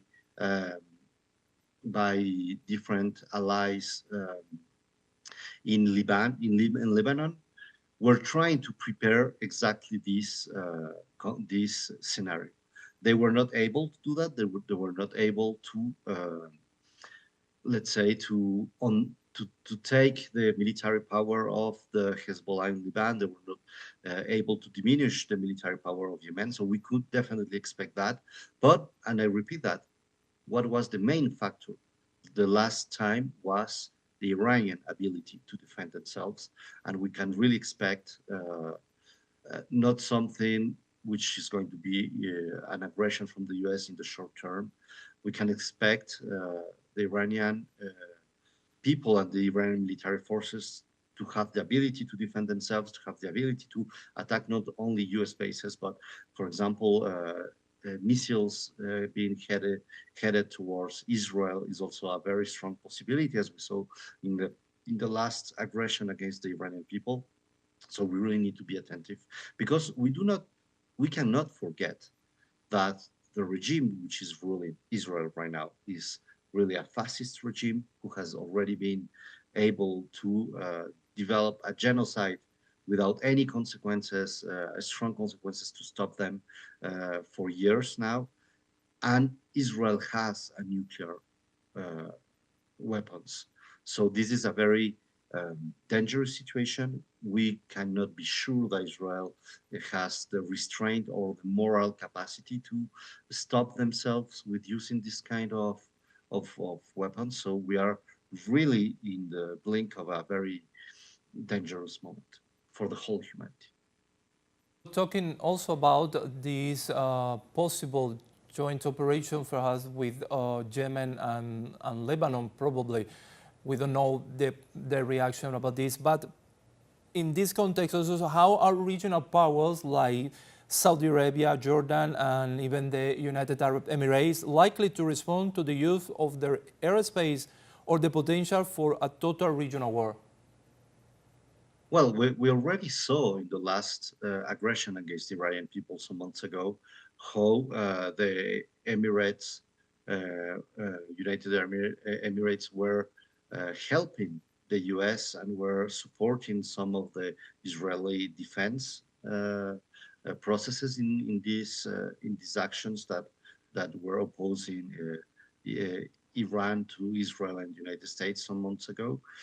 We can expect the same thing right now. We can really, it's very difficult for us to forget how Saudi Arabia or the United Emirates have never been able to go beyond words when it was concerning genocide in Palestine. It's very difficult to think that we're going to do anything different this time in this aggression against Iran. And we, in the total opposite side, we already have seen how they have been collaborating with Israel and with the United States in this military aggression. So is that what we could really expect? And it's not a surprise that we are already seeing some bombing of Iran in some of the US facilities that are near all these territories. I'm talking about other allies, for example, Russia and China, how these escalation will affect the great power dynamic? For example, will Russia or China intervene militarily or diplomatically in this conflict? Well, we can say that definitely there's going to be a diplomatic reaction, and there are many levers that the diplomatic reaction from China can, for example, develop, which is not only speaking at the UN, which they will, but I think that there are economic actions that China is able to take, and we already saw that with the aggression against the Venezuelan people. But for now, thinking of military action that goes beyond the support of the defense of the territory by, for example, China or Russia is difficult. We know that in the last weeks, China and Russia, and mainly China, have been supporting the installation of some defensive infrastructure in Iran, mainly radars, for example, that can be able to scan the possible aggressions by air, by missiles from the US or from the Israeli forces. But in the recent history, we have seen how either China or Russia, they have been really reluctant to have direct action. So a direct action from Chinese or Russian forces against, for example, aircraft carriers in the sea or active intercepting missiles for the moment is not something that we have seen. And if it happens, it really would mean a huge escalation of the conflict because it would mean a direct confrontation between these powers. We are not seeing that right now as a possibility. It has not been the case in the last aggressions against the Iranian people, mainly because Iran has its own capacity of defending themselves. But right now, as I was mentioning, we can, as well I was mentioning, we cannot forget that Israel is being ruled by a fascist government. They have a nuclear weapon. We cannot count at all on the moral limits or the capacity of understanding of international law, of the limitation of, for example, the willing to kill civilians in order to attain their goals, their geopolitical goals, neither from Israel or the United States. So anything is open right now. We are a very dangerous moment, but we have not seen this direct intervention right now from China and Russia. So it would mean a very big escalation. It's not out of the table, but it will depend a lot on what Israel and the United States do, what is the scale of the attack that they could bring against the Iranian people, and also the ability and the capacity for the Iranian forces for defending themselves, which till now has shown to be pretty strong. In terms of economy, let's say what with these airstrikes in Iran, which are taking place right now, and Iran retaliation against Israel and the United States, what is the projected impact on global energy prices and the Strait of Hormuz, for example? Well, there's going to be definitely a shortage of resources linked, for example, for petroleum or gas. This is something that we have already seen in other moments. The scale of how this conflict can go over time will have a direct impact. If this lasts for weeks, we are going to see definitely a huge impact on the prices that it will start to rise because of the shortage of the supply of this kind of resources. The fact that the United States attacked Venezuela some weeks ago and tried to have a control over Venezuelan oil was a direct preparation for this situation. In fact, we cannot separate the one from the other. We know also that as a retaliation for the Palestinian genocide, the Yemeni forces were also disrupting all the commerce that goes through the Red Sea as an effective way of affecting the economy of the United States, the Europe, but indirectly of the whole world. So this is also another action that we can see unfolding in the next days. And the impact on the economy will be, for sure, being felt all over the world. What is going to be the main factor here is how long this aggression will last. We need to remember that the last time that these aggressions happened against Iran, we saw almost more than 1 week, almost 2 weeks of aggressions, depending on what is the objective of the United States and what is the objective of Israel right now. This could be much more longer, and we already saw Donald Trump saying very strong words around the eradication of a so-called threat to the United States. With all of us, we know there's no such a threat. All of us, we know that the Iranian government were very clear about not searching for building a nuclear arsenal. There was only development of nuclear energy, which is totally their right to do so. And there has been any evidence of this so-called threat. But the language of Donald Trump this time is much more strong than the last time that the attacks were unfolded against Iran. So this time, this could be, the time factor will be important, and we could be in front of a much more longer conflict if this unfolds in this way. Iran has already called for an urgent meeting of the UN Security Council and is likely to file a complaint against the United States and Israel. Could we see any solution to this conflict today in this UN Security Council? Well, sadly, we have already the answer for that. We have already the answer in the example of what has been unfolding in the Palestinian territories against the people in Gaza, the genocide that has been developed for more than 3 years now.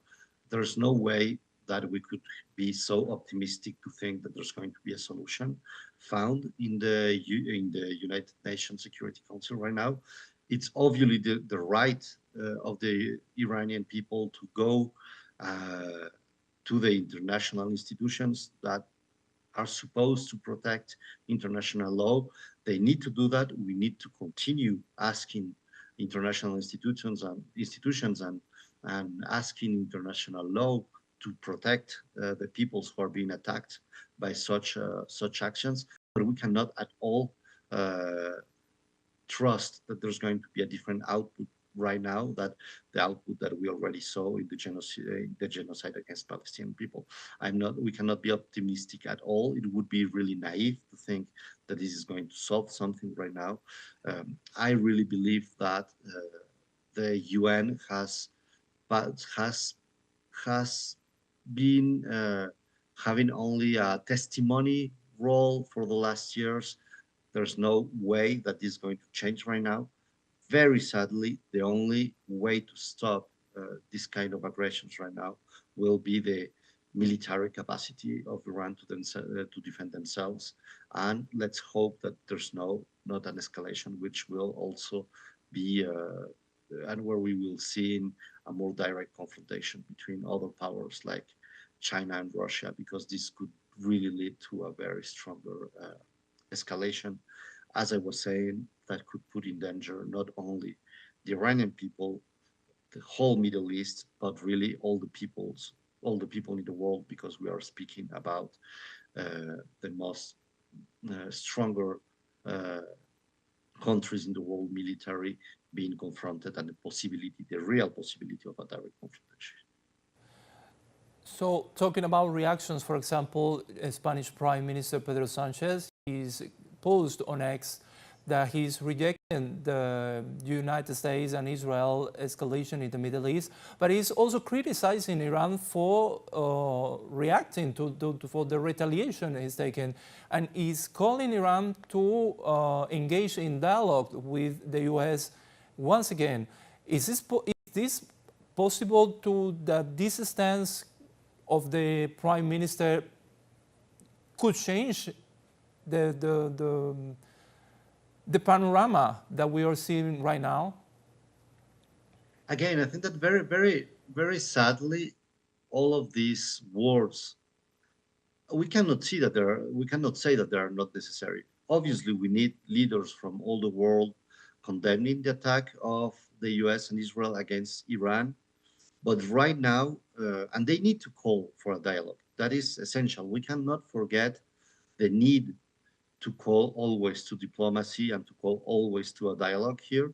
It's not an horizon that we can really forget when we are speaking of international relations. And maybe it's in the role of any government in the world to always recall for dialogue and recall for a diplomatic solution. But we can all also be very clear about what is happening right now. What is happening right now is a huge aggression against Iranian people. The Iranian government has the right by international law to defend themselves.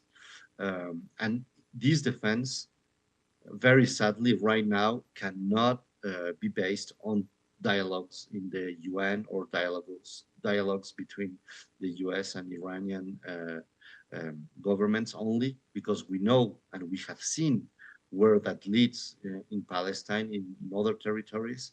So it's obvious that this is only like some wars that are being set in the air. But if we are really pragmatic, this is not a position that can be really right now a real solution. It is let's say, there's an aspiration that we could have dialogue. There's an aspiration that we could have international institutions that could solve this kind of problems. But if we ask the Iranian people right now, the only thing that they will really have to protect themselves from the bombing that is already killing dozens of civilians is the ability of defend themselves military. It is very sad that international relations have reached this point, but we really need to be real about this situation. The fact that that's the only way that the Iranian people will be able to defend themselves, and this is all over the world. When we see the confrontations that have been held in Ukraine against Russia, when we see what we have been seeing unfolded in the Middle East, when we see how the aggressions around countries like what happened in Venezuela some weeks ago have been unfolding in the last months, there's not any other conclusion that we can have, which is right now the only thing that protects the sovereignty of a people is the ability to defend themselves, not only by diplomacy, but by the power of their military. That's very sad, but that's the truth. We have reports of about 40 girls being killed by these bombings in a school in Iran, and the calling of leaders from the United States and Israel calling to the people of Iran to rise up. Can we expect a reaction from the Iranian people regarding these attacks, or even a rise up against the Iranian government? Is that possible? Well, we know that there has already been, and we saw that at the beginning of this year, an attempt to build this, and when I say an attempt, is an attempt from the United States and Israel to try to build a movement inside Iran that could lead to the government being overthrown. This didn't end in the outcome that the United States and Israel were expecting for. And it's very hard to think right now that people being bombed in the way they are being bombed, because I need to repeat this. The missiles that are being launched against Iran are not missiles that are directed to military facilities only, or just military targets. They are bombing civilians right now. So it is very hard to imagine that if these callings for uprising and for overthrowing the Iranian government didn't work at the beginning of this year, they are going to work right now under a bombing from Israeli and United States forces. Um, we do not need to forget that right now we do not have a confrontation, which is a land confrontation. We are speaking about a confrontation based on missiles. So the possibility of Iran to defend itself also from the internal strategies of destabilization or these plots that are being pushed from the United States and Israel, they are still intact because there are two different fronts. One front is the aerial front, which is being confronted by the, the Iranian missiles capacity. Another thing is the capacity of controlling internal threats. It's obvious that there has been there has been a lot of tensions in the last months that have been building inside Iran. And a lot of those tensions have to do with the economic sanctions, with the economic blocus that has been imposed to Iran for years now and has been creating a difficult economic issue. But it is very difficult to think that right now people will continue having this kind of let's say, possibility of uprising under the bombing of external powers. It's right now, it's a difficult horizon. I don't see that happening in a strong way right now, but all the possibilities are open. It's very difficult to say how the technological warfare, the psychological warfare is going to be developed from the United States and Israel. We already saw some of those things unfolding in the Syrian war against Bashar al-Assad some years ago. We know that they can put a lot of efforts into this, but right now I think it is not the main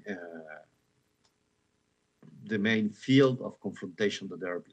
Right now, I think that the main confrontation is going to be military, is going to be bombing, is going to be testing the capacity, the military capacity of the Iranian people to defend themselves. And for me, it's a difficult, it's something that is not near that we could see the Iranian people rising up massively and overthrowing the government. For me, it's not a scenario that is possible right now. We need to see what's going to happen with this psychological and technological warfare that can influence a lot of public opinions all over the world, but it's not something that I see happening right now. So in this context of the rise up, how does the government view these statements and what is the message of the government to its population? I think that the message has been very clear. The message is a message of the defense of Iranian sovereignty. If there are tensions between the people and there are tensions between the people and the government inside the Iranian society, again, we cannot forget that a lot of those tensions have to do with the economic situation that have been created by the economic blockades and the economic sanctions to Iran. So there's a whole narrative, which is not only a narrative, it's something that is rooted in reality, in truth, in material truth of how this war has been affecting people. So I think that the narrative right now from the Iranian government is a narrative of defense of the Iranian sovereignty, defense of the right of the Iranian people to decide by themselves which is their horizon. And I think that this is going to be the message, not only internally, but externally, because this is a message which is rooted in the right of the Iranian people. If there is any tension inside Iran, it needs to be solved by the Iranian people, and it needs to be solved taking account of how is the external blockades and external sanctions that are creating a lot of the economic peoples of the economic problems of the Iranian people. So I think that that's the message right now. The message right now is a message of unity, of uniting Iranian people's forces against an external aggression, an aggression that is totally illegal, it has not legitimacy at all, because it has been only false excuses and false arguments that have been developed by the United States and Israel. We all know what are the real goals behind this, which is the control of energetic resources. And I think that this is going to be very clearly the message from the Iranian government. And as we saw in the last aggression from Israel and from the United States against Iran that happened months ago, Iranian people, even some of the political opposition of the Iranian government, were really calling for the same kind of unity of people against external aggression. And this is what is going to be happening right now. And it's going to be happening all along the external aggression from the United States and Israel against the Iranian people. But because we do not need to forget that this is not an aggression against military target, it's not an aggression against a regime, it is an aggression against all the people of Iran, the sovereignty of the country, and we are already seeing dozens of civilian peoples being killed. So this is the second time in less than a year that the Israeli government and the United States engaged in a conflict with Iran, attacking and bombing the Iranian territory directly. Let's remember that in 2025, in June, they both made attacks directly to Iranian territory. So the question here is how this one, in this context today, how this one differs from the one that happened in June 2025? Well, I think that the United States and Israel have been preparing this for months now. As I was saying, for example, if we take the aggression that happened against Venezuela, trying to take control of the Venezuelan oil, for example, the aggression that happened against the Yemeni forces, the Lebanon forces in, let's say, in the last months, has been preparing something that I think the United States are expecting that will last longer than the last time. I think at this time, the kind of speech that was built by Donald Trump right now, but also during the speech that he gave to the country some days ago in the State of the Union, it was a very clear speech about the force they are using against the whole world, positioning the United States as a huge military force that is able to impose their will to any other country in the world. So I think that the situation right now is not something that is only directed to preemptive control and attempt to overthrowing just a government by different measures that have been economic, that have been the aggression inside the Iranian society. This has been planned as a long-term or short, middle-term. I would say something that is going to last more than the last aggression that happened against Iran. We have very strong forces of the United States that have been deployed in the region. We have the main aircraft carrier, the USS General Ford, that has been deployed into the waters near Iran. We have much more military presence of the United States in the region, and they have been preparing for this for months, which is not the same case that happened in the last time. So we can really expect to have a long-term capacity for the United States and Israel to this attack, which is longer than the last time. Now, we are not seeing, for example, any capacity of ground attack right now. We are not seeing an invasion capacity from the military forces. We are not seeing enough troop capacity to make something like this. So we are speaking right now about an aggression which is going to be held by missiles, which is going to be held by aircraft aggressions. And that's the scenario right now. There's nothing that can let us think that is not the possibility to escalate this to other kind of conflicts. But that's what we're seeing right now, and that's what we're facing. The possibility of much more longer aggression that will be unfolding for a long time than the last time. Let's talk about media and the public perception of this conflict. We know that normally media outlets, Western media outlets, tends to censor, misinform the audience regarding these kind of situations. Do you think that Western media are portraying the situation fairly from Iran's perspective? Well, let's say that we all have already saw how the media works in these kind of cases in the Middle East, and we already saw how a big majority of the massive medias in Europe and United States have been controlled by the US agenda and the US geopolitical objectives. We cannot be naive about what's going to be unfolded right now. And it's not something neutral, what we were mentioning some minutes ago, when we were mentioning how, for example, we had the Spanish government having some speeches that were already kind of ambiguous on how they were also calling Iran to do not escalate the conflict, but not taking in account that the real aggressor here and the real ones who are being attacking the Iranian people and violating all international law without any kind of restraint are Israel and are the United States. We need to be prepared for seeing some of the expressions of the European Union diplomacy to go in the same very ambiguous situation.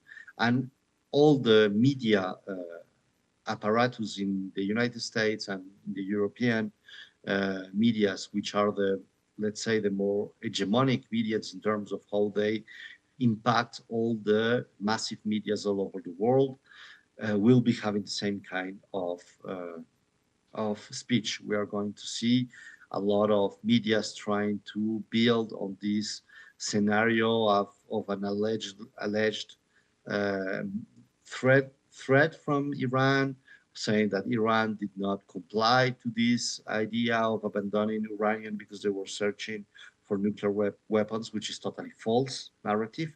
But we are already seeing a lot of the medias going the same direction.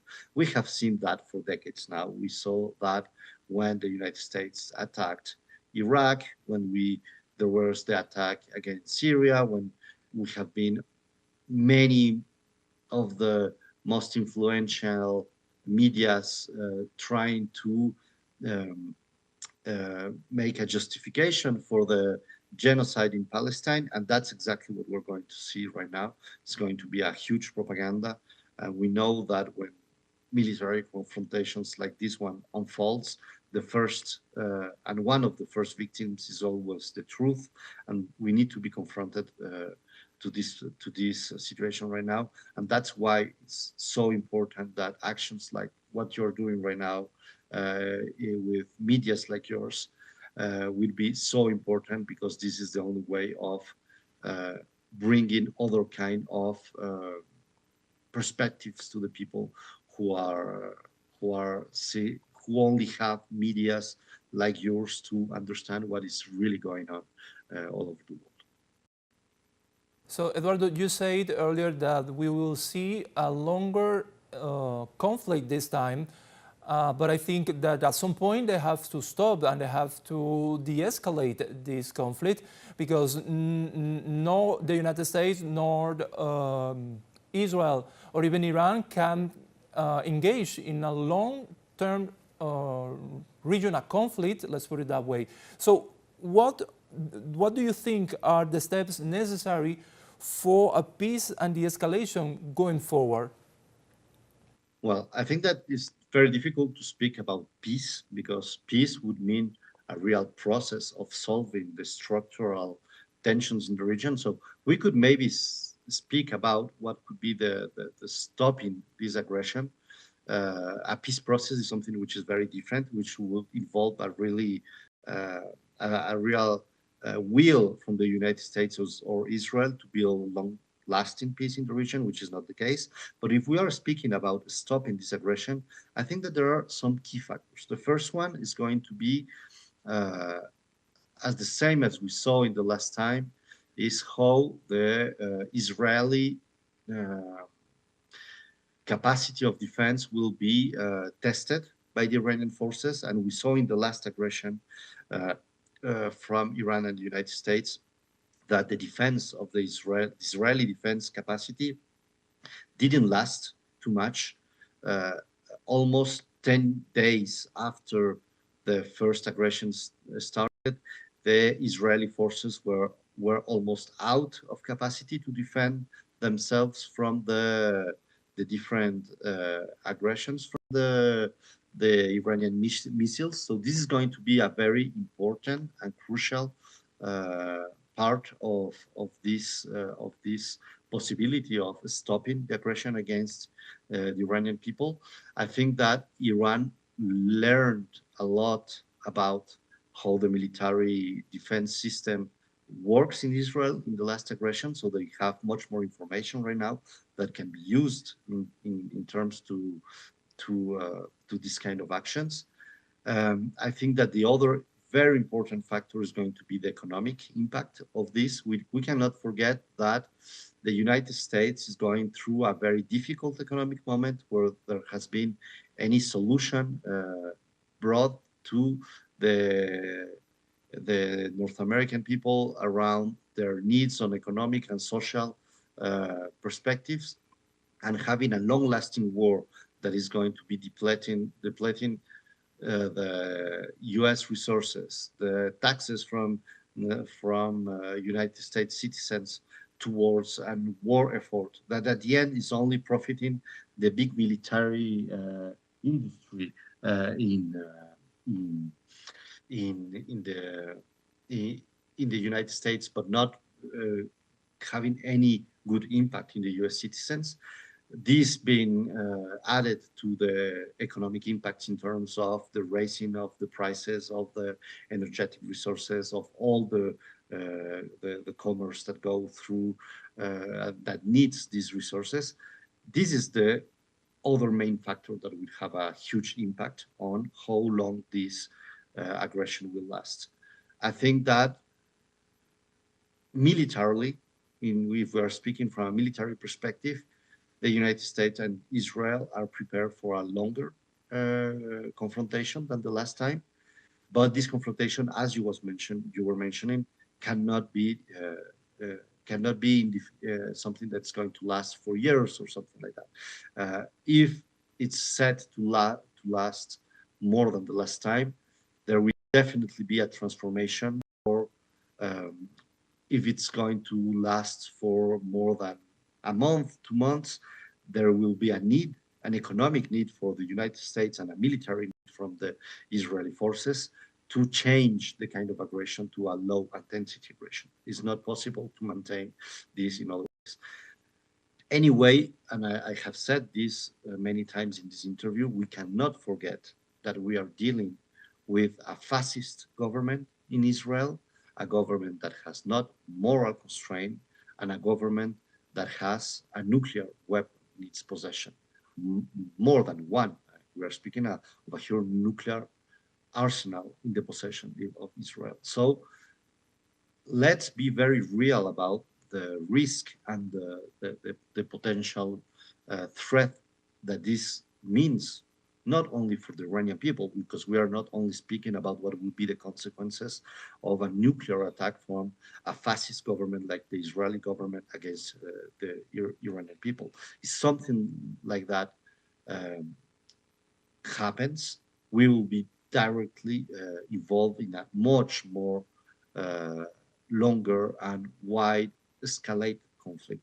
And this is a real possibility which is on the table. We know that we are all hoping that it doesn't go further in that path, but we cannot forget with whom we are dealing, with which kind of fascist government of Israel we're dealing, with what kind of US government we are dealing, which is a government who has any restraint in terms of moral restraint, of respect for international law, as we have been seeing that in the last years, and the genocide in Palestine is the best example. So we can make all these projections about what we think that realistically would happen, and I really hope that this is not going to last longer or much longer than the last aggression that was held against Iranian people.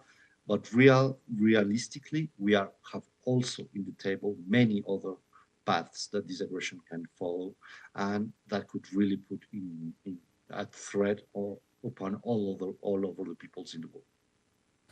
You mentioned, Eduardo, the economic situation that the United States is facing right now, and I will also to add the Epstein files to this matter, because not only the economic situation in the United States is unprecedented, despite the rhetoric of Donald Trump saying that the economic situation is improving, but also the Epstein files that mentions Donald Trump, even if they have tried to hide it. Could this be an attempt also to divert attention to this problematic that the United States is facing right now?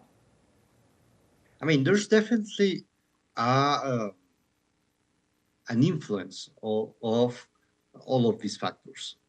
But I think that we need to be very clear on what is the importance and the structural importance of those. Definitely the need for Donald Trump to face the Epstein files is something that could accelerate these kind of decisions. But what is happening right now is something that is much more deeper. It's something that is linked to the fact that the United States are losing their hegemonic influence all over the world. And there are many contradictions that are unfolding right now inside the United States, but also geopolitically on how the influence of the United States have been diminishing in the last years and decades in the world. We could mention some of these contradictions. For example, the contradiction of the decay of the production hegemony of the United States. The United States have any productive power that is lasting right now. All of the main productive forces of the United States have been externalized to other countries. China development was one of the consequences of that. We have seen that in the European East. We have seen that in other countries in Asia. When we see also the financial power of the United States, the fact that the United States was losing their hegemony in terms of the productive forces led the United States to a lot of economic aggressions and financial aggressions against its competitors. We can mention, for example, all the sanctions to Russia, to Iran, the economic war that has been going on in the technological field against China. But the main consequence of that has been the creation of a whole new space of big economic powers like China, Russia, the BRICS in general, that have started to develop trade agreements without the United States dollar. We know that in the past, the only thing that saved the United States dollar was the threats that the United States made to other Middle Eastern countries, like, for example, the Emirates or other countries who were oil exporters in the United States. And it was only the military forces that forced them to make trade of their oil through the United States currency. And all of this has been changing in the last years. It has been changing mainly because there's a contradiction that the United States cannot solve. The United States cannot continue having an hegemonic productive power. This is not going to change. The United States cannot maintain a financial power over the world because of the economic war they are developing. The only consequence of this economic war is the creation of new trade spaces which are not traded through the US currency. So what we are observing right now goes much more beyond only the Epstein files and and some conjunctural tensions for Donald Trump. Those are some factors that definitely are accelerating and structural tension. But what we are seeing right now is a historic opposition from a decaying hegemonic force, which is the United States, and the emergence of a multipolar world, which cannot be stopped by economic measures. And the United States have proved that they are totally ready to use their military power to try to stop this new multipolar world to emerge. And that's exactly what we are seeing right now and what is unfolding in Iran. That's exactly the big reason why this is happening. So what I am saying is that I call everyone to have this reflection. All of this goes beyond Epstein files, goes beyond some conjunctural economic situation. It's a deep historical moment that we're seeing right now. And everyone, every government, but every person in the world is facing this responsibility of saying we are seeing upon our eyes the unfolding of a potential threat to our civilization, because this is a historical moment that all of us knew has been building for the last year. And the real question is what we are going to do about it. Are we going to let the United States continue this escalation that could put it's a very real threat to the civilization of the whole world, or as the people of the world are really going to rise up against this possibility, not only external to the United States, but this is a call for the US citizens to be aware that this is the historic situation that is unfolding right now. This is a call for the people who work in the technological industry, for example. We have seen in the United States how the United States are right now taking possession of some of the artificial intelligence industries right now through military force. They are threatening the own United States technological forces to try to use them in a war that is putting everyone in danger. We are seeing the United States putting the interest of some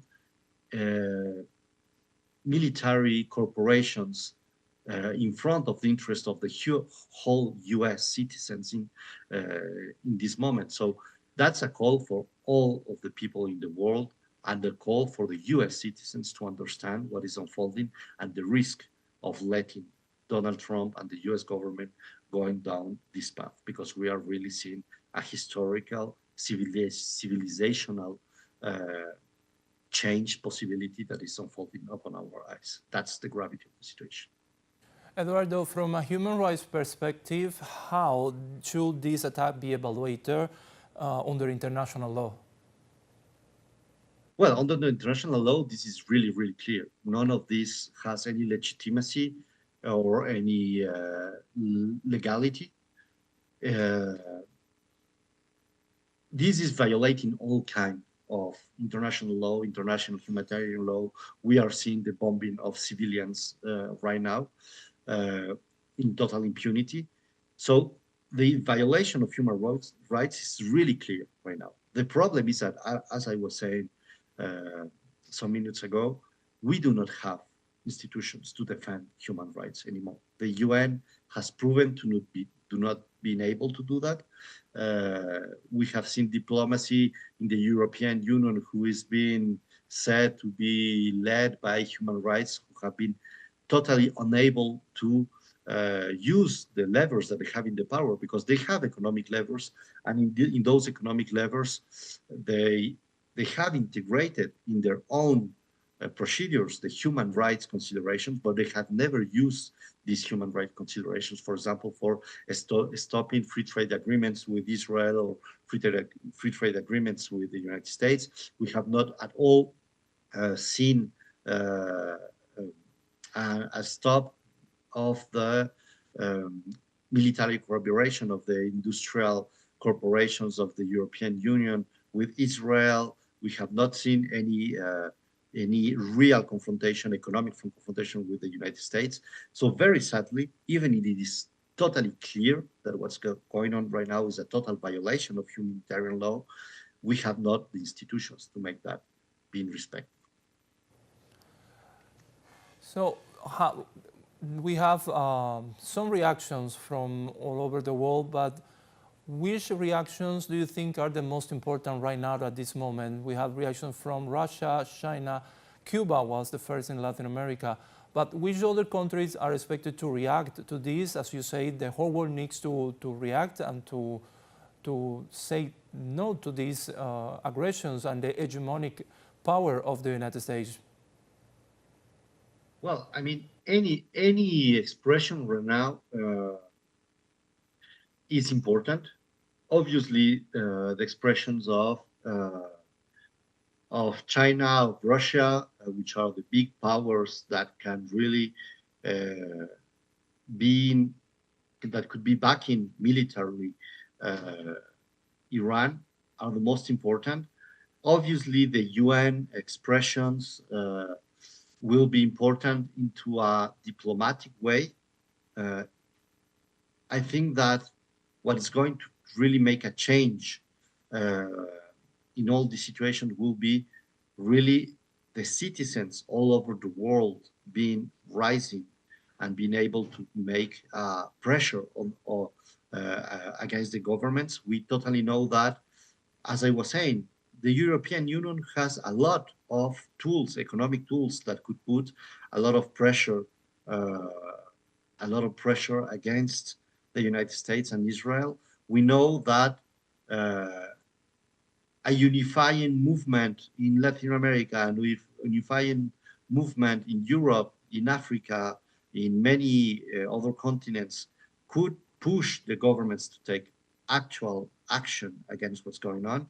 But it's only this actual action, and we're speaking about military blocus, meaning not sending any more weapons to Israel, stopping contracts with military US corporations, stopping trade agreements, is the only way that we really could have an impact on what is going right now. It's not only expressions in the UN, it's not only expressions from presidents that are only words. What we really need right now is a huge mobilization of citizens all over the world, making pressure for the governments to take action much more beyond wars, action in economic sanctions, in military blocus, and actions that can really have a lasting impact, an important impact on the possibility of the unfolding of this war. Well, thank you, Eduardo Meneses, for your insights in this day of reactions and these attacks of the U.S. government and Israel against the Iranian government. Thank you for your time. It was Eduardo Meneses, a political analyst, with us today. We continue with more reactions. Expressions of reactions to the joint Israeli-U.S. strikes on Iran continue to pour in from around the world.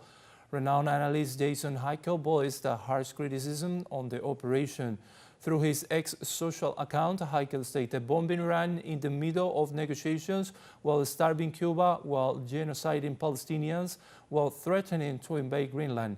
The US and Israel are the single greatest threat to humanity, and it's not even close. We are all forced to live in the nightmare they create.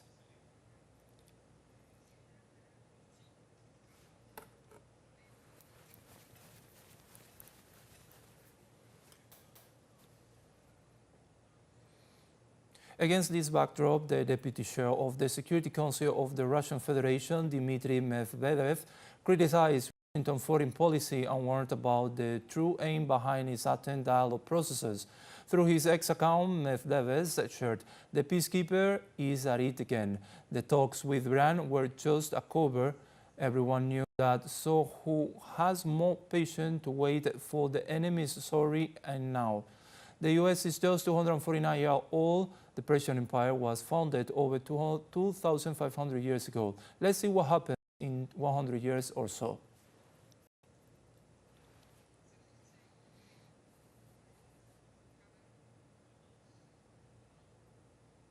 In this context, the Popular Front for the Liberation of Palestine also issued an official communique in support of Iran in these difficult hours the Persian nation is going through. In its statement, the PFLP condemned the U.S. Zionist aggression against the Islamic Republic of Iran and affirmed its full support for the Persian nation.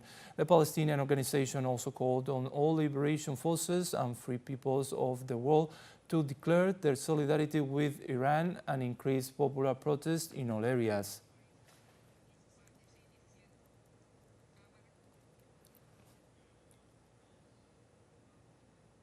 For its part, the Islamic resistance movement Hamas issued a press release condemning the U.S.-Israeli aggression on Iran and affirmed that it was an attack against the entire region and an assault on its security, stability, and sovereignty.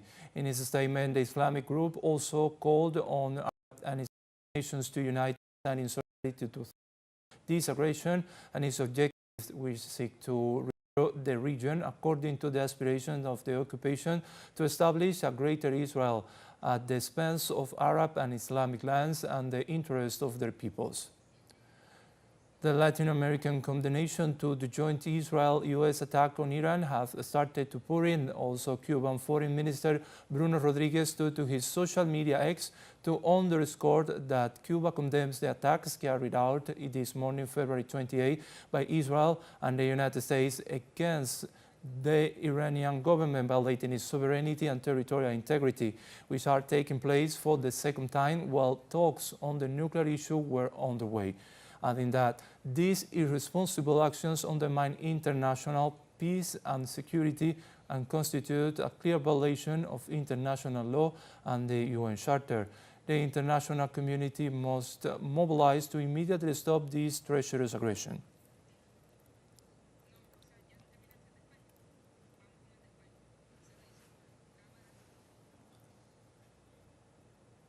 The Spanish Prime Minister Pedro Sánchez rejected the aggression against Iran, called for a dialogue among the parties involved, and warned about the aggression's consequences for the international landscape. In his message, Sánchez rejected the unilateral military action by the US and Israel, which represents an escalation and contributes to a more uncertain and hostile international order. He also rejected the actions of the Iranian regime and the Revolutionary Guard and affirmed the world cannot afford another prolonged and devastating war in the Middle East. He also demanded an immediate de-escalation and full respect for international law and called to resume dialogue and reach a lasting political solution for the region.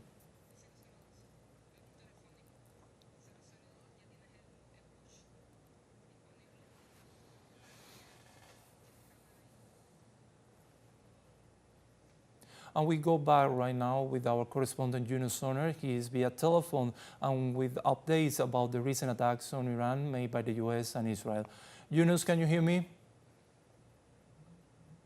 Yes, I can hear you. Good afternoon from here. Good afternoon, Yunus. What are the latest updates on these recent attacks? The recent attacks, Iranian answers in response to the attack by Israel and the United States are continuing. So we have recent attacks, recent responses coming, news from Abu Dhabi, United Arab Emirates, where explosions occurred.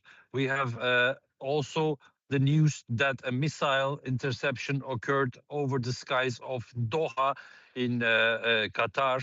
So Iran keeps on retaliating to this attack that occurred today's morning.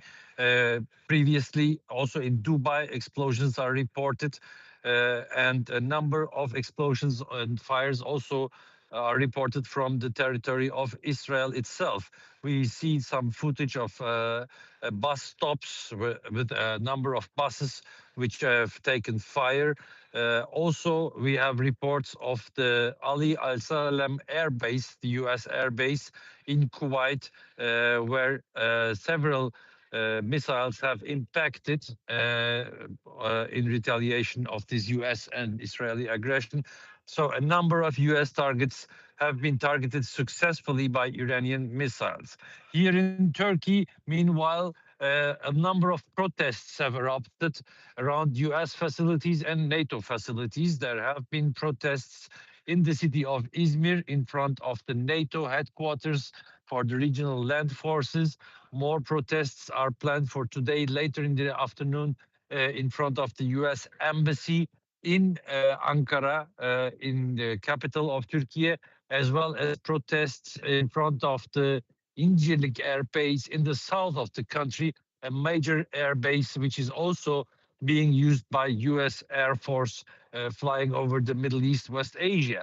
The Turkish presidency has made a statement, a written statement, that the Turkish airspace is not being used by any foreign aircraft in conflicts where Turkey is not part of.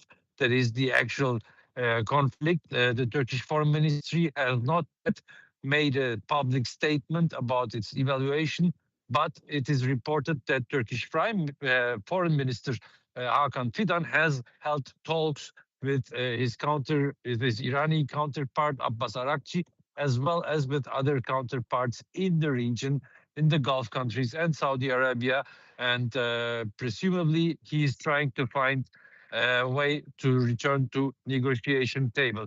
For tomorrow, also more protests are announced throughout Turkey, as well as in Istanbul, in the main city of the country, where tensions are also high because these are the first days of the Ramadan, which is the holy month in the Muslim world, the holiest feast that the Islamic religion has, and this adds up on top onto the aggression. So public opinion is not only rejecting the attack itself, but also is especially provoked by its timing.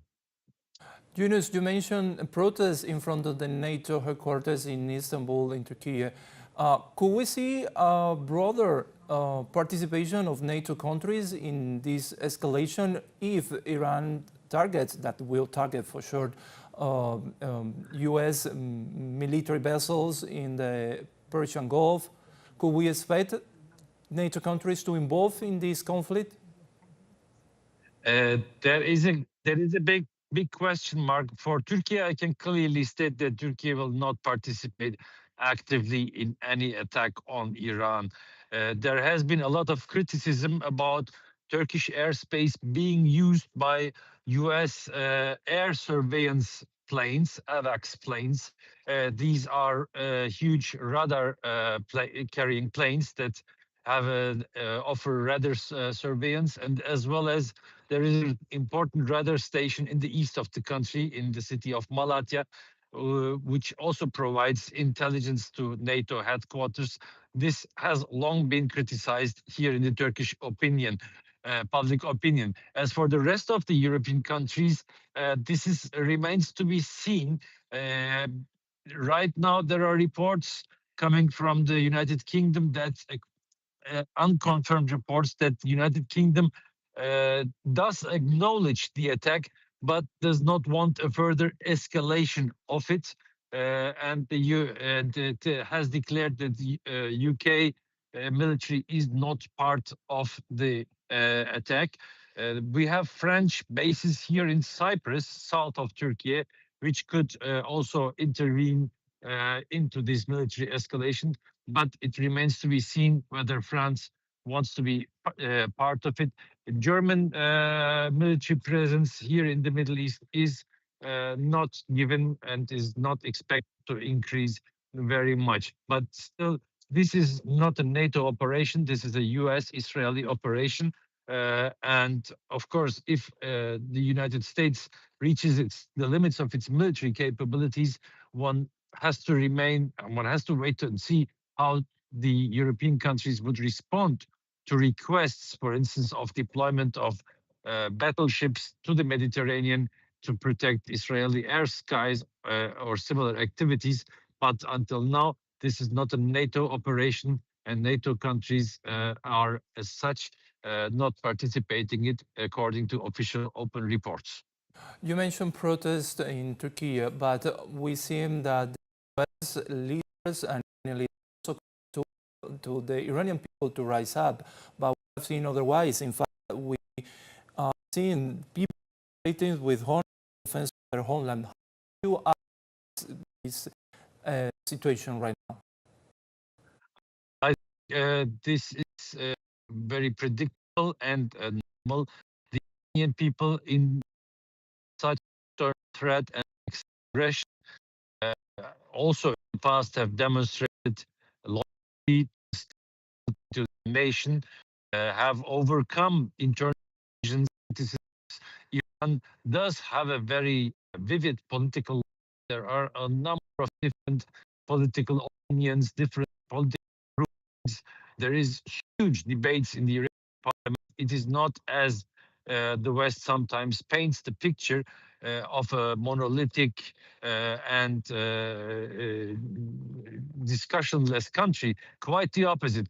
But facing such attacks, especially if they come from Israel, which has made no secret of its threats against Iran since decades, in that situation, the Iranian public opinion and the Iranian people always used to gather behind the government, behind the state, and also behind the supreme leader. And here another important factor needs to be taken into account. Iran is a country where the majority are very, very strong believers. These are very religious people, and in their religion, politics plays also a role in the sense that, for instance, defending the Palestinian issue is not a geopolitical issue or not an economic matter, but a requirement of being religious, of being a Muslim. So in that context, all casualties or deaths are considered martyrdom. That's why they, for instance, mourn the losses of lives of children who were killed in the attack on the elementary school. But these children are considered martyrs in the public opinion of Iran. And though it is sad, but they are considered to be in heaven. And this is an important factor to take into account when one assesses the public opinion's reaction to US aggressions and bombings. So you mentioned, Yunus, that Iranian people are strong believers and very religious, and that leads me to this question that is one of the intentions of behind Israel and the United States attacks. It was to target the Ayatollah. So what would be the consequences of such action for the entire region from a religious perspective? From a religious perspective, killing the Ayatollah would make him a martyr as well, of course, especially if he's killed by a US or Israeli missile attack. He is already how do I say it, a sacred person for the Shia population of Iran. And he would become even more so. As for the continuity of politics and of positioning, there are rules in place how then a Supreme Council elects the next leader. So there is a protocol for that, if you will, if you pardon me the word of protocol. There is a protocol in place how the next Supreme Leader would be chosen, and there would be no instability regarding the continuation of resistance against the Israeli US attack on Iran. But of course, he is already a holy person in the eyes of many, many thousands, millions of Iranians. And if killed, he would really become a martyr, a sacred person completely. Yunus, as we speak, Iran is launching attacks on US military bases in the region amid this unprovoked war.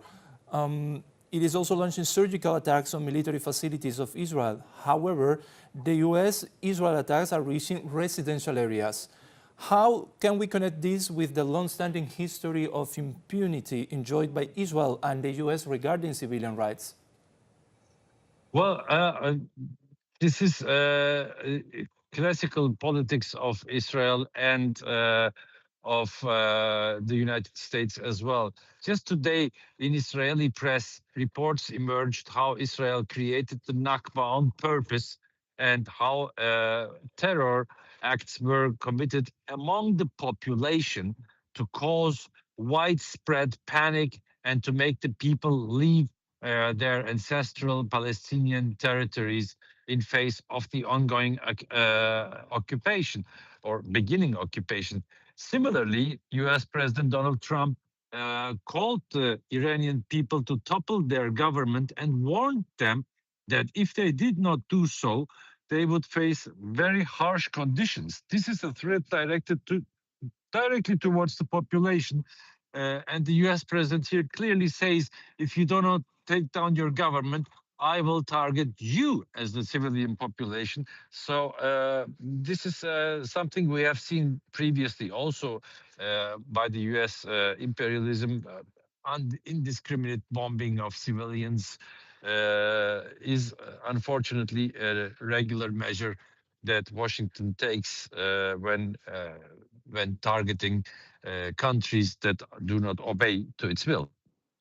Yunus, talking about the media, do you think that Western media is portraying the situation fairly from Iran's perspective? No, I would not think so, though I did not pay too much attention on Western media today because of that reason exactly. But the Western media's siding with this clear act of aggression, which is a breach of international law, its attempts to find justifications for it, its blindness towards the targeting of civilian objectives, its blindness towards the fact that the United States betrayed an ongoing negotiation process, diplomatic negotiation process, tell just a lot of stories. But we do remember how the Western media also reported about a year-long genocide that was ongoing against the Palestinian people. So one does not have to have too many expectations there. But my guess is they have also now difficulties to convince their public opinions, just as the US government does so, because this is not only an unprovoked attack, it is an attack that occurred in the middle of ongoing negotiations, where, remember, the foreign minister of Oman, the country that is mediating between the United States and the Islamic Republic of Iran, had just yesterday given an interview to US TV channels stating that both sides were approaching each other, that talks were going well, and that a consensus, an agreement was reachable. And today, the same foreign minister made a call to the United States saying that the US should stay out of this war, that this war is not a war of the United States. Interesting. But this also indicates that the Western media will have quite a lot of difficulties to convince their public opinions that this aggression is in any way justified or legal. Precisely as you were saying, this unprovoked attack happened in the middle of negotiations. So my question here now is how this conflict shape the future US-Iran relations and negotiations in the future? The future US-Iran relations will be shaped as such that this is the second time that the US, in the middle of a negotiation process, attacked Iran. It happened also last year during the so-called 12-day war. So Iran was already very suspicious about the United States, and now talks are not very soon expected, except maybe for a ceasefire or limitation of attacks. These kind of back channel talks always happen. But in Iran, those forces, those voices that reject any kind of negotiation with the West, and they defend Iran's network of allies in West Asia, and that propose a stronger integration of Iran into, let's say, the Eurasian context, that is with Russia and China, these forces will gain strength against those ones that had bet their hopes in an agreement, in a consensus with the West. And people in Iran will realize that sanctions will not be lifted very soon, that it is not very realistic to expect this to happen. So a more realistic and more adversarial position will gain the upper hand in Iran in relations with the United States. Yunus, could this set a precedent for military intervention against other countries in the region? Of course, but one has to wait and see in how far the U.S. forces in the Middle East survive this war, because today we have received a number of reports that several military bases were attacked successfully, uh, which is pretty important because all these military bases have air defense systems that obviously have not worked, have not functioned. So after this war, one has to see how many of these military assets of the United States remain in the region and in what condition. For the time being, the development of the war is more towards placing more and more in danger the US presence at all in the Middle East. Remember that the US also withdrew a lot of diplomatic personnel from the embassy in Baghdad, capital of Iraq, as well as personnel from Israel, and has alerted other diplomatic personnel as well. And non-essential military personnel has also been evacuated. So future military interventions of the US in the Middle East are becoming less likely if the war continues like this, with the existent potential being in danger more and more. You mentioned that several military bases were attacked successfully by Iran, and we were talking earlier with another analyst about a possible longer conflict regarding Iran, Israel, and the United States. So my question here is, what are the necessary steps for a de-escalation going forward? What possible steps of escalation are, first of all, the continuation of the conflict and the continuation of the retaliation by Iran is already an escalation. Secondly, a question is what allies in the axis of resistance will do. Here, eyes are on the Houthis, the Ansar Allah movement in Yemen, which already has declared it will attack Israel-bound ships in the Red Sea. But also eyes are on Hamas, Hezbollah, the Islamic Jihad, an ally of Hamas, already also announced an uprising in the Palestinian territories. And of course, elements in Iraq, Hashdi Shabi. Here, for instance, another organization, militia, Kataib Hezbollah, has announced to attack US bases on land in Iraq, also important escalation. This is one moment. And the next moment is, of course, what will happen in the Persian Gulf, in the Strait of Hormuz, the main route for global oil trade, as Iraq and the Gulf countries are important producers of oil. And Iran has in the past threatened to close this strait. We have already an increase of oil prices in cryptocurrencies, which are open over the weekend, indicates an increase of oil by $10 or $15 for Monday, from the current $72 per barrel. So that is another point of escalation that might happen. And if this continues with the airspace of the Gulf countries closed, some of them are important hubs for air traffic, with air traffic also limited to Israel. This is becoming a very costly war for the West. From a human rights perspective, how this attack could be evaluated under international law? It's a war of aggression commented by Israel and the United States, and there are already accounts of civilians being targeted. These are war crimes, clearly. as such, sanctions are also a war crime in my eyes, because they are also applied as secondary sanctions. That is, the United States is targeting Iran's relationships with other countries. So there's a number of war crimes adding up here on the US side. But as you know from other cases, such as Venezuela and Cuba and also Palestine, the situation with the international law is you need, of course, to apply it, to enforce it. And the United States is on purpose not part of the International Court of Justice because it does not submit itself to international law in that sense.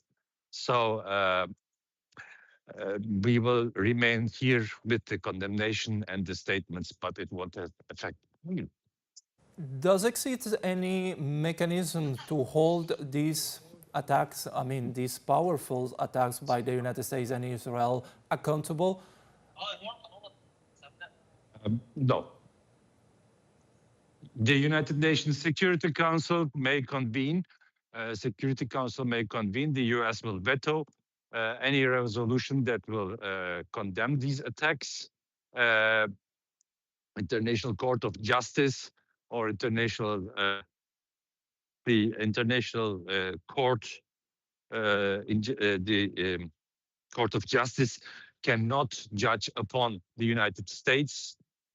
International Criminal Court can also not, because the US has not signed the according treaties. So there is no upper authority above the United States that would place any limits to them.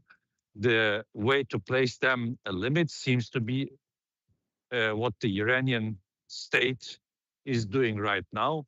The more the cost of their aggression increases, the likelier is that they stop this aggression they have started. So, amid the largest US military mobilization in the Middle East, could this represent another way of repression against the Iranian government? Can you repeat the So, question, amid please? this large U.S. military mobilization in the Middle East, could this mean another aggression against the Iranian government and other countries in the region? Of course, the US President Donald Trump announced a major operation, and in his speech, he indicated that this will not end very fast. He also stated that there might be American lives lost. So he's preparing his public to a longer conflict. And Iran is the most important resisting country to American dominance in West Asia, Middle East. So this is a big nut they want to crack here. And should they do so, way would be opened for them to dominate the entire region. But that won't be easy. And it's not going well until now for the United States. Remember, the Iranians have Iranian media reports that important radar systems were destroyed also, which had a range of 5,000 kilometers, spying well into Iran. The US Navy is not well protected close to the Strait of Hormuz and the Persian Gulf. There are a number of measures that Iran can take against the United States military presence there. And most importantly, the United States has no ground force. So all they will do will be bombing from the air and bombing with missiles or from the sea, but they are not capable to occupy Tehran or parts of Iran and thus impose a puppet government or so. And this puts a limit to this military exercise they're undertaking, which bets on internal conflict and internal strife in Tehran, which, as I mentioned before, is not very likely to happen. So how are regional powers like Saudi Arabia, the United Arab Emirates, or Jordan responded to the use of their airspace or the potential for a total regional war? Uh, but they are somewhat trying to defending their airspace against Iranian missile attacks right now, which target U.S. bases on their ground. They have not, as far as I can judge, not closed their airspace really to U.S. activities, but they are trying to kind of defend U.S. bases without being too much active in the attack. But this is a situation where neutrality it does not work. All these countries beforehand had stated that they would not let their airspace to be used against Iran, but they have the U.S. military bases, and these U.S. military bases are the ground from where missiles are launched or from where observation is made. So their neutrality will be placed on a test, and they are trying hard now to limit the escalation because it bears a lot of cost to them. There's a number of diplomatic contacts ongoing between the Gulf countries, as I mentioned before, also with Turkey in that context, that are trying to kind of stop the escalation, both between the United States and Iran, and also that are trying to stop Iranian allies of the axis of resistance, such as Hamas, to open up new fronts against Israel, which would be for Israel devastating, of course. They are kind of trying to find their ways in this not sustainable claimed neutrality that they have presented. So President Trump stated today that the nuclear program was obliterated in the June 2025 war. Yet he is citing a revived nuclear threat as the reason for today's strike. How could you explain this? Well, that's an outline. That's a clear lie because, first of all, nuclear weapons are a sin according to the Shia interpretation of Islamic religion. The Islamic authorities in Iran always and repeatedly said that. And in addition to that, politically, they also always stated that they never pursued the goal of a nuclear weapon. What they're trying to defend is their right for a nuclear energy potential, civilian use of nuclear energy. But for the United States and Israel, this also is not acceptable because that would make them independent in terms of energy. And this is by itself not acceptable for the Trump and the Netanyahu administrations. But beyond that, let's remember that since 40 years also, the Iranian state has been under sanctions, threats, acts of sabotage, acts of assassination by Israel and the United States. So it is just an excuse that is being here presented. And the main problem is that we have here a country that does not obey the United States and Israeli will, and that quite the contrary fights this will itself and with its allies that supported always the Palestinian cause strongly and in an active manner. It was one of the main deliverers of support to these movements like Hezbollah and Hamas, and a number of reasons more. It has taken an active stance in the Ukraine conflict in favor of Russia. So there's a number of reasons why the United States and Israel are against the Iranian state, society, regime, as it completely is. And this is not just an issue of nuclear weapon, nuclear energy, or minor positions. Yunus, I would like to highlight one part of the post made by French President Emmanuel Macron that says the ongoing escalation is dangerous for all.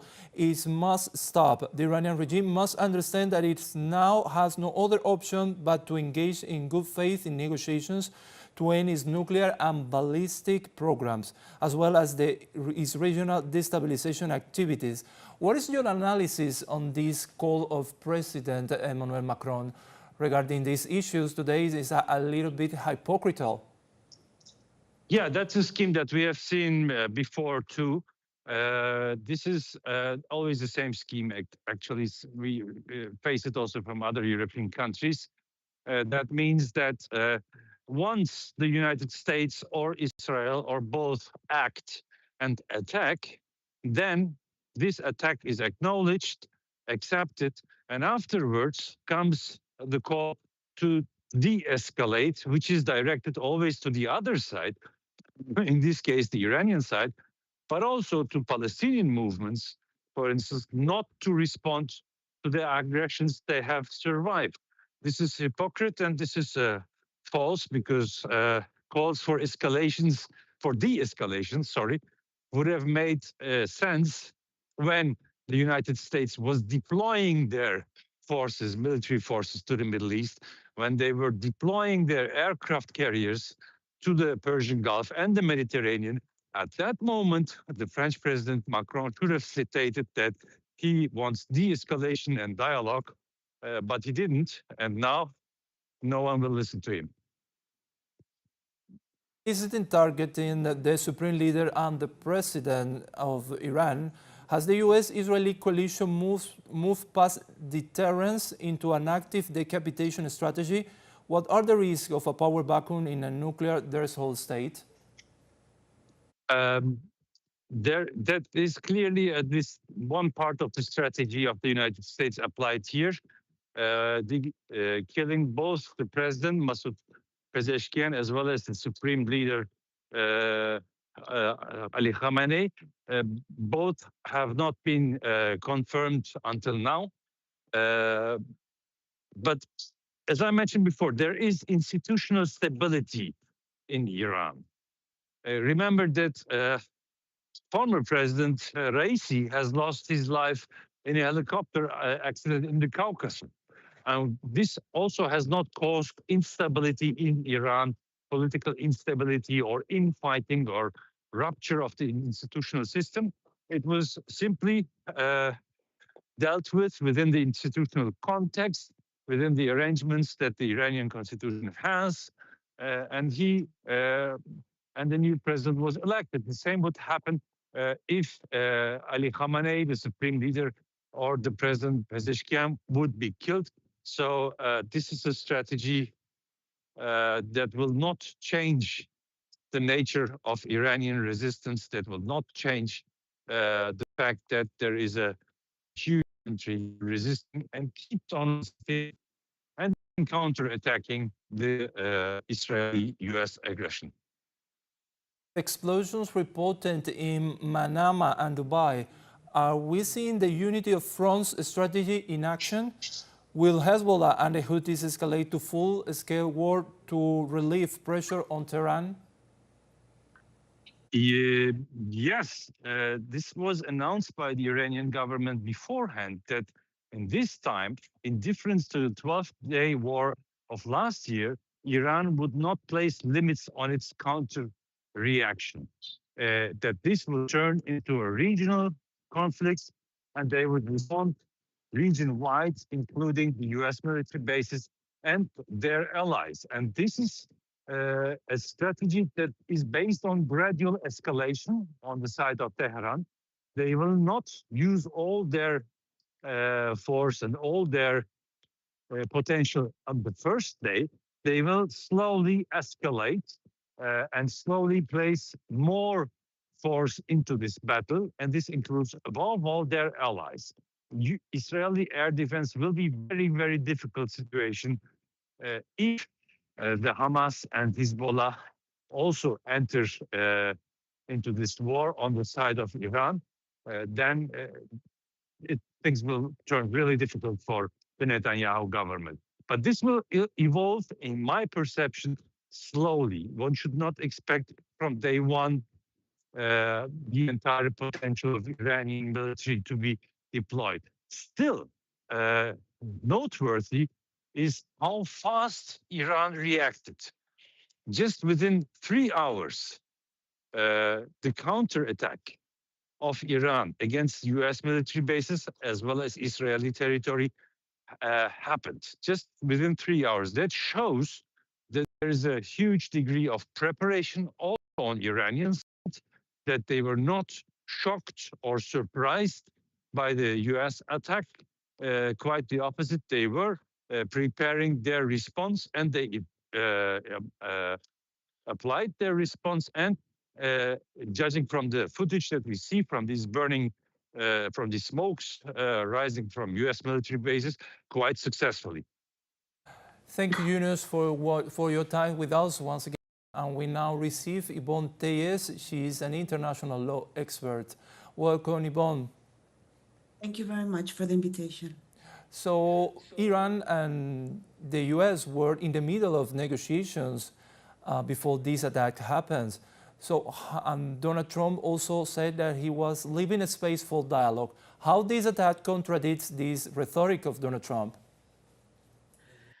Okay, well, what we have seen during Trump's administration is a constant contradiction between what he says, what he announces, and what he does. So I think this doesn't come as a surprise because he's always trying to backlash what he announces publicly.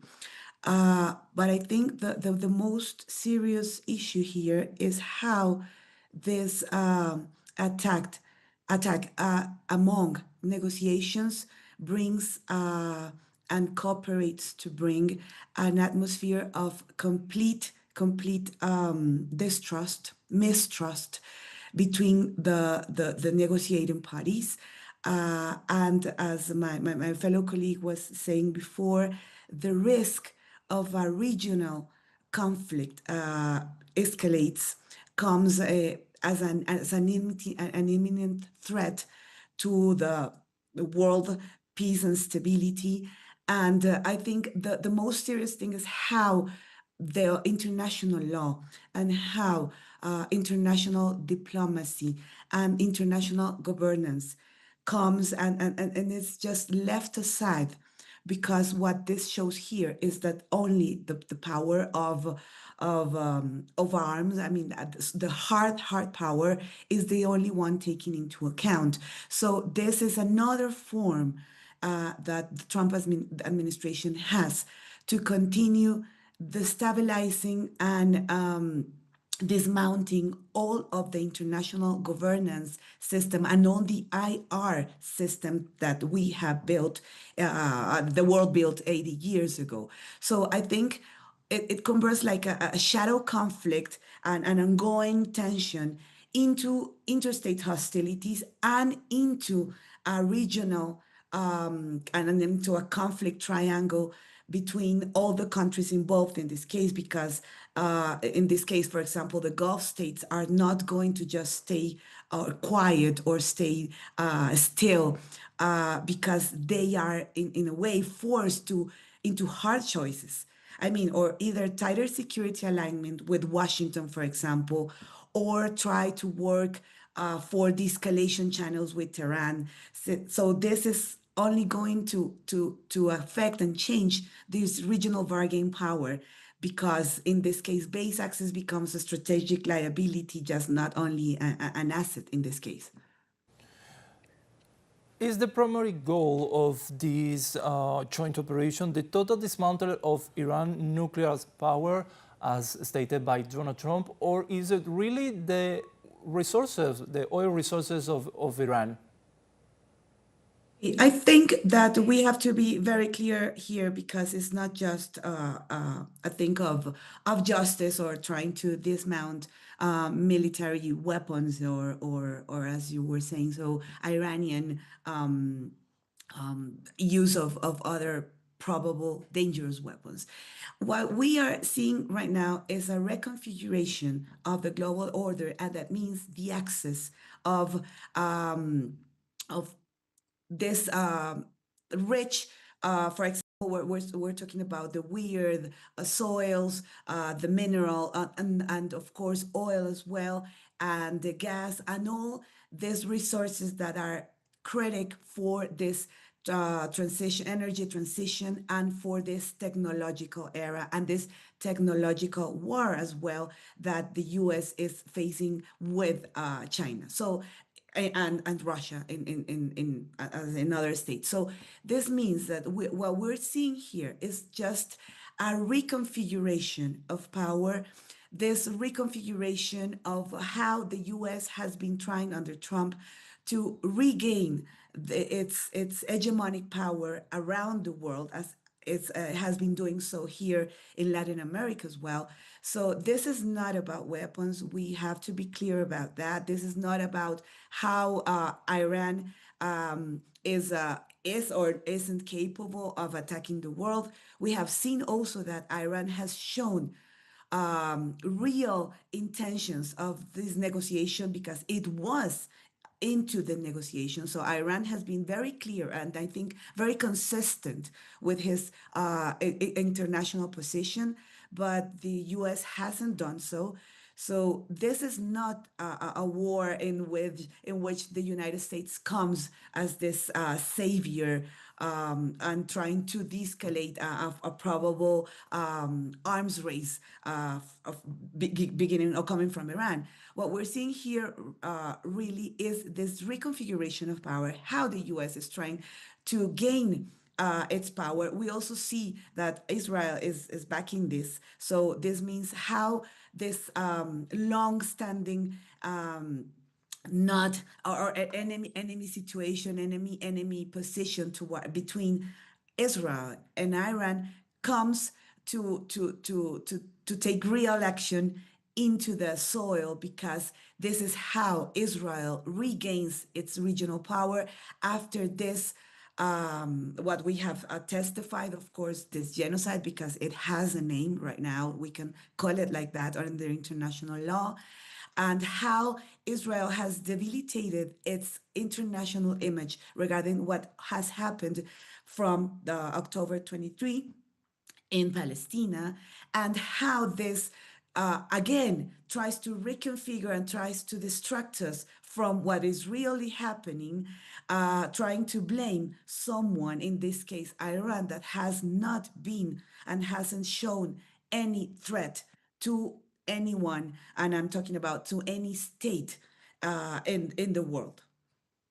So, given the strikes in Tehran, how these attacks will impact the global energy prices and the Strait of Hormuz, which is one of the main passages of oil through the rest of the world?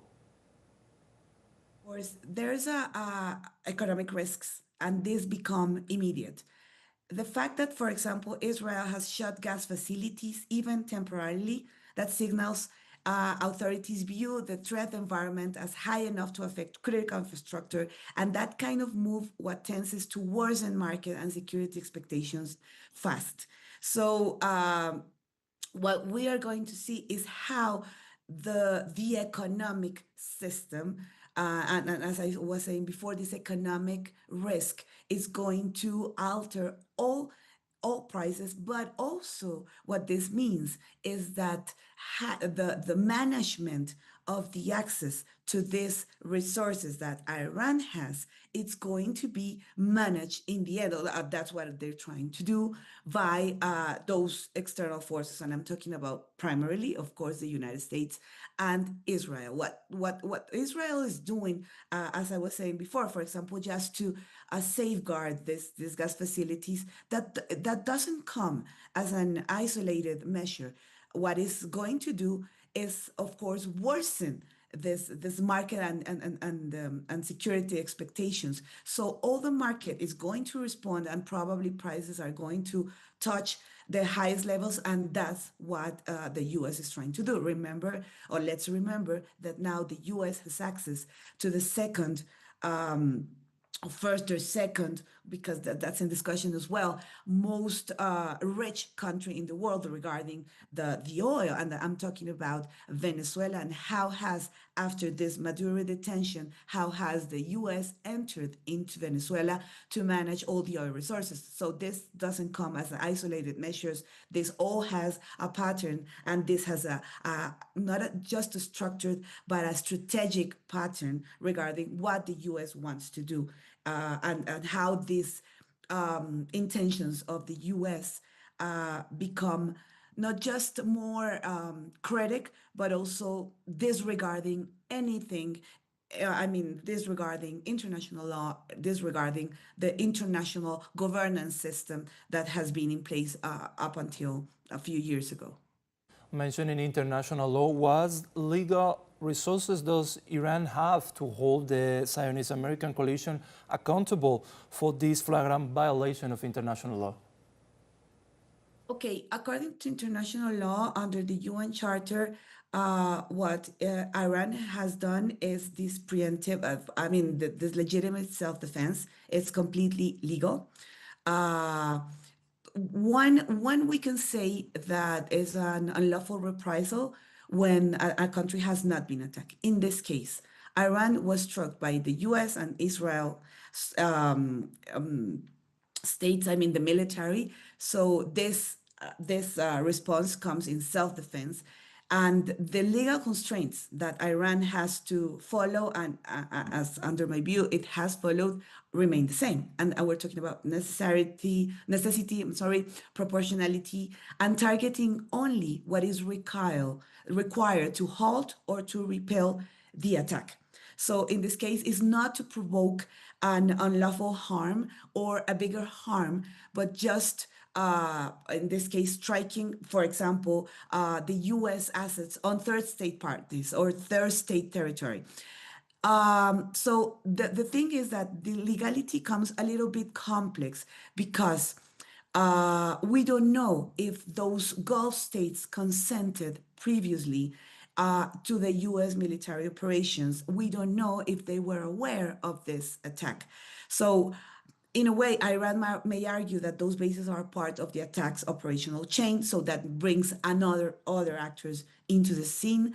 Or in this case, what can also be argued, we don't know yet, is that Iran is violating territorial integrity of those states. I'm talking about the Gulf states. So those states can also claim their own Article 51 of the UN Charter. That means they can also call the legitimate defense against Iran. So potentially what this happens will widen the coalition against Tehran.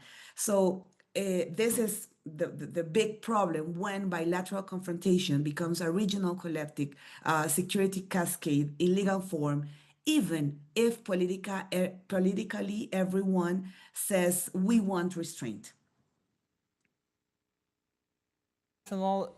So international institutions like the UN or even the Criminal Court of Justice, can they hold accountable the US or Israel for this flagrant violation of international law? Yes. Okay. We have to differentiate between those institutions. The first one, the UN. The UN, the entity responsible for blaming or just giving responsibility to those who violate international law and international security is the Security Council. The big problem is that Security Council is not a judicial body. It's a political entity with 15 members, and 5 of them being the permanent members, and the US is sitting in as a permanent member. Iran isn't. So this is the big blockchain that we have faced since the UN has been working after 1945, because being a political body, the decisions that are taken there are not judicial, are political, even though that the Security Council has the mandate to apply the legal framework of the use of force that is contained in the UN Charter. Even with this legal mandate, the UN Security Council remains a political body. So in this case, the United States, with its veto power, is not going to apply the measures against itself. So this is not a scenario, or this is not an entity that we can look at. And the United States knows this perfectly. On the other side, we have the International Criminal Court, but the International Criminal Court is in charge of criminal responsibility, individual criminal responsibility. This means that states are not taken before the court, but persons, individual persons. So in this case, nor the United States nor Israel are part of the Rome Statute, so they are not part of the International Criminal Court. Iran isn't part of the, as far as I know, and I may be mistaken, but is not part of the International Criminal Court. However, one of the mechanisms to activate the International Court jurisdictions is when potential criminal conduct takes place within a territory that is part of the criminal court. So we have to look into that. And the other thing is, what will be the charges, and who will be who will be charged under the Rome Statute. So we have to look at the main crimes that are contained within the Rome Statute. One could be, and the only one that could be taking place here, is a crime of aggression.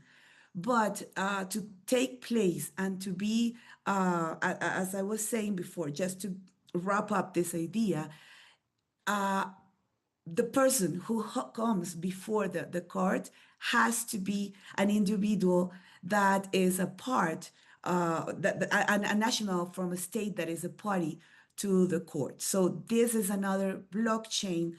And again, I say it, the US knows this very well and knows how to bypass the system, because the international legal system that is mounted until today responds directly to the state's will. And that is the big problem here, because when there is no state will, all the system just breaks. So the United States and Israel are targeting residential areas, and even we have reports of a school being hit by bombings that killed at least 60 people, among them 40 children. This clearly represents a state of terrorism. So how should the global human rights community categorize the deliberate targeting of civilian areas under the guise of military necessity? Yes, there is another part of international law that is the jus in bello, that's international humanitarian law. This will, or this IHL, takes comes into action when there is an ongoing conflict. Even if one side claims, in this case, Iran, lawful basis, for example, under Article 51 of the UN Charter, the IHL applies once an armed conflict exists. So this, as you were mentioning, the rules of distinction, the rules of proportionality, and precautions take place and come into action. The fastest legitimacy collapse internationally usually comes from strikes on civilian objects, infrastructure that do not make effective military contribution, high civilian casualty incidents, as we are saying here, children, schools, those people that are not involved in the conflict, of course, or attacks on energy installations with severe civilian reverberating effects. So this comes or brings into another problem, because when we are talking about IHL, we do come to tackle international criminal liability. This could bring international criminal liability under the Rome Statute, with a lot of the requirements and issues regarding how the criminal court has jurisdiction, but it has a link, and that's what I'm the point that I'm trying to make when IHL becomes violated. The other thing is human rights, that the human rights system is always working. It's an underlying, is the basis of everything when we are at peace or when we are at war. So this is another thing that has to bring international attention. What I'm really worried here about is that we've seen almost 3 years of a genocide, of crimes against humanity, with the conduct of Israel in Palestinian territory. And so far, what we have is the arrest warrant for Netanyahu, but without the willingness of state to bring him to court. Nothing is happening. And the criminal court could not go beyond its competitions and try to bring him to trial. So this blockchains come again to the point of state willingness, because what we've seen is the most irrational violation of international law, of international humanitarian law, regarding what Israel has done. So there is not a surprise that what we are seeing right now with these attacks are also violating gravely and seriously all of the international system. But they know, in a way, and I'm saying this in a colloquial way, but those attacking states know that nothing has happened before with more serious violations.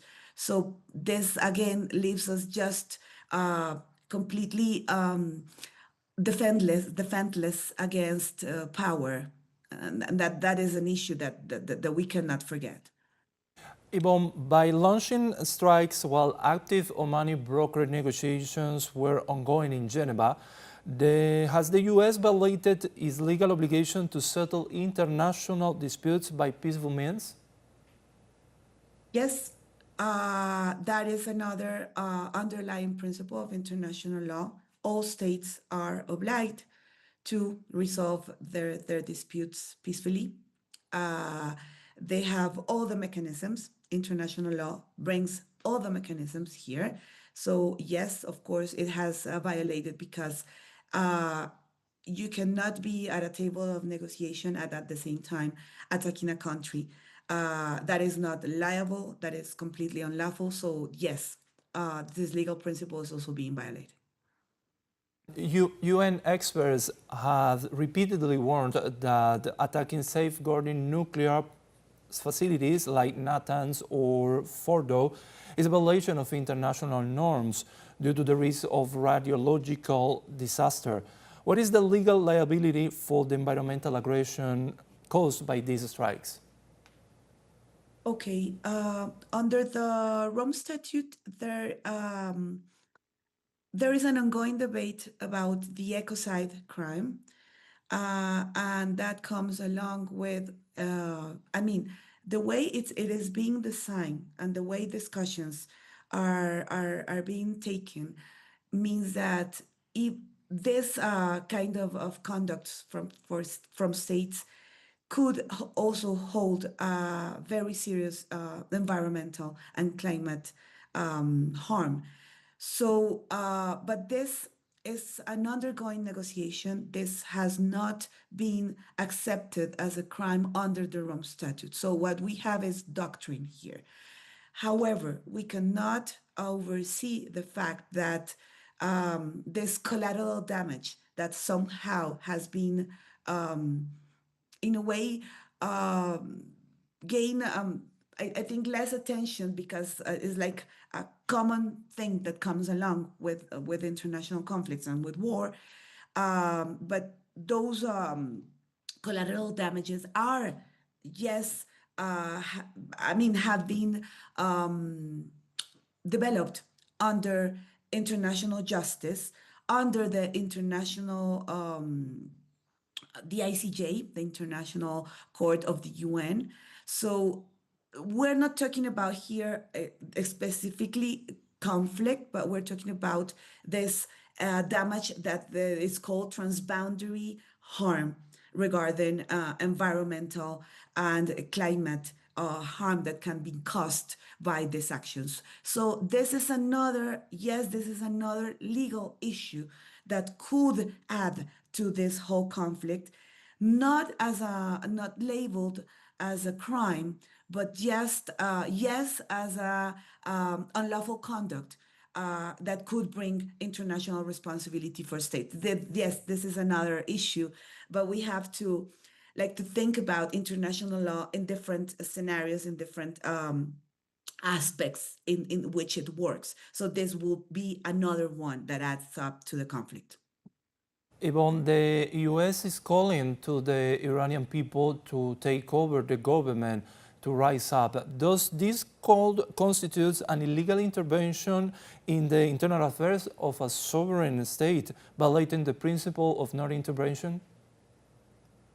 As well, this principle is also violated because there's a clear limit and a clear prohibition for states and for international organizations, anyone, to just respect the state sovereignty and state independence. So any intervention in this case regarding, for example, how to raise this upheaval of people as the US is trying to do is completely unlawful conduct. No, there's not a state nor an authority that could ask for people to rise against its government. This is completely unlawful, and this is another violation, yes. So China has historically avoided military entanglement in the Middle East. However, are we on the wake of a broader conflict that could draw the involvement of powers such as China? Well, I think that we have seen China lately. How can I say this? I mean, China has been restraining itself to being very active regarding this last terrible conflicts that we've seen since the 2022 with the Russian and Ukrainian problem. Even when we know that China has been an ally to Russia, we've seen that China has not been very active, argumentatively and diplomatically making opinions, or taking part of an active part during this conflict. What we have seen is China calling for the deterrence and calling for going back to respecting the international legal system. We've seen, less active discourse and more deterrence regarding the involvement in those conflicts. So I think that we have to analyze China's conduct before this escalation I'm talking about today, because I think this signals how China will act in the future, in the near future. I think that the United States is not going to touch China. And that is probably the most sensible point for the US. As we've seen, for example, in the conflict regarding Taiwan and how China and the US are completely in tension regarding Taiwan. But we see that there's a mutual deterrence between them because they know the capabilities, the big capabilities, and we're just not talking about military capabilities, but talking about technological capabilities and, of course, military capabilities. So I don't think that in this case, China, even though it doesn't, for example, even if it doesn't back up or support what the U.S. is saying, I don't think that China is gonna take a very active position here. Probably what China is going to do is keep on with this discourse of deterrence, of calling back to international safety, calling back to peaceful dispute resolution. But not getting very active into the conflict unless China is touched, unless China's territory is touched, unless China's interests, territorial interests are touched, are threatened. But I don't think that the United States is going to go as far as to threaten China, because I think that is the only under my view, that is the only limit that the United States has right now. What it is trying to do is to regain this hegemonic power, this geopolitical management of resources around the world, because it is under a conflict, an ongoing conflict, kind of a cold conflict against China. But not a direct one. So what the U.S. is trying to do is simply regain hegemony, and we're talking about, of course, hard power, and that comes with the economic interest of the U.S. And I think that's as far as we can see. But if the Gulf the Gulf countries come into this territorial conflict, this regional conflict, and probably with an escalation, well, we have to look at if this happens. Hopefully not, but if this happens, then we have to look again and see what is China's conduct, what is China's diplomacy, what is China foreign policy saying regarding this conflict, maybe to analyze if China is thinking about another kind of involvement in the conflict. Yvonne, you mentioned Russia also, and I would like to ask you, is it possible that because Russia and Iran have deep bilateral ties, so do you think that Russia could move from diplomatic condemnation to military support? It is a possibility, yes, because we're talking about a triad, a very strong ally support here. I'm talking about China, Russia, and Iran. All of them, big powers. However, the only problem, I think, is that Russia, it has lessened its military capacity, its economic capacity, with all the blockades and all the consequences that it has faced after the Ukrainian conflict. I'm not analyzing the conflict right now, not talking about that one, but talking about the real capabilities that Russia has right now. Again, going back to military capacity and economic capacity. We know that a very strong force for Russia has been China. How this asphyxiation and asphyxia that the world and the US has placed on Russia has been, in a way, relieved by China and by the economic muscle that China has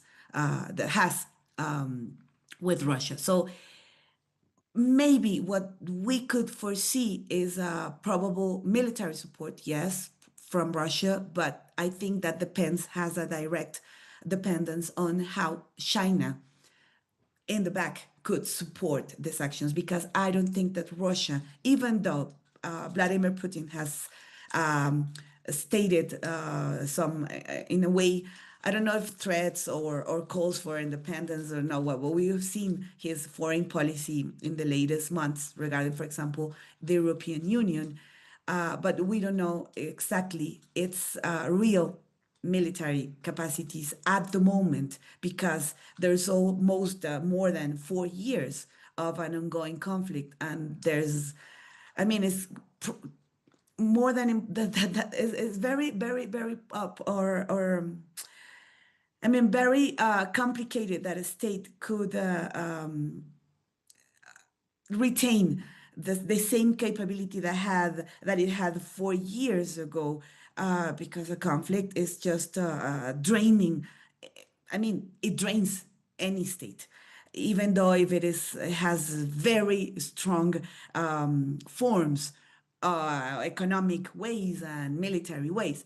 So it is a possibility, but it has to be tied, I think, to China's decision. Ibon, one of the intentions behind Israel and the United States attacks on Iran was the targeting Iranian Supreme Leader Ayatollah Ali Khamenei and also the President Masoud Pezeshkian.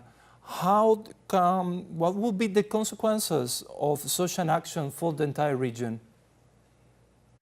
Well, again, we go back to the same principles here. I'm talking about the interference, in this case, the interference into sovereign affairs of a state. In this case, what the United States is doing and the targeting, of course, of their leaders will mean the dismounting of the regime. And that's what the U.S. is trying to do, trying to go back to before 1979, when the U.S. had, in a way, almost a complete control of Iran and Iran's resources. So this goes back to the same discourse, and the same criteria regarding the non-interference. And of course, there is another legal issue here, that a state, Iranian leaders are the ones in power, are the ones that are legitimately in power and representing the state. So a representative of the state could not be removed from its functions from any other entity, and any foreign entity, any foreign state. And this again goes in a direct and serious violation of all international law principles and rules regarding what a state cannot do. In this case, to target these authorities, what they are doing, basically, of course, is just trying to dismount the regime and trying to gain a complete control of the country, because they know that as long as the regime stays still and stays strong, they will not, I think, cause any more harm than what we're seeing right now. So what they want to do is completely enter the country, as they have done so with other countries in history and the recent history. So thank you, Ibon, for your insights regarding these issues today. That was Ibon Teyes. He's an international law expert. We continue with more. The Russian Ministry of Foreign Affairs called the U.S.-Israeli aggression on Iran a deliberate, premeditated and unprovoked act of armed aggression against a sovereign and independent UN member state. Let's hear it. On the morning of February 28, U.S. and Israeli armed forces carried out airstrikes on the territory of Iran. The scope and character of the military, political, and propaganda preparations that preceded this reckless step, including the deployment of substantial U.S. military forces to the region, leave no doubt that this is a deliberate, premeditated, and unprovoked act of armed aggression against a sovereign and independent UN member state, in direct violation of the fundamental principles and norms of international law. It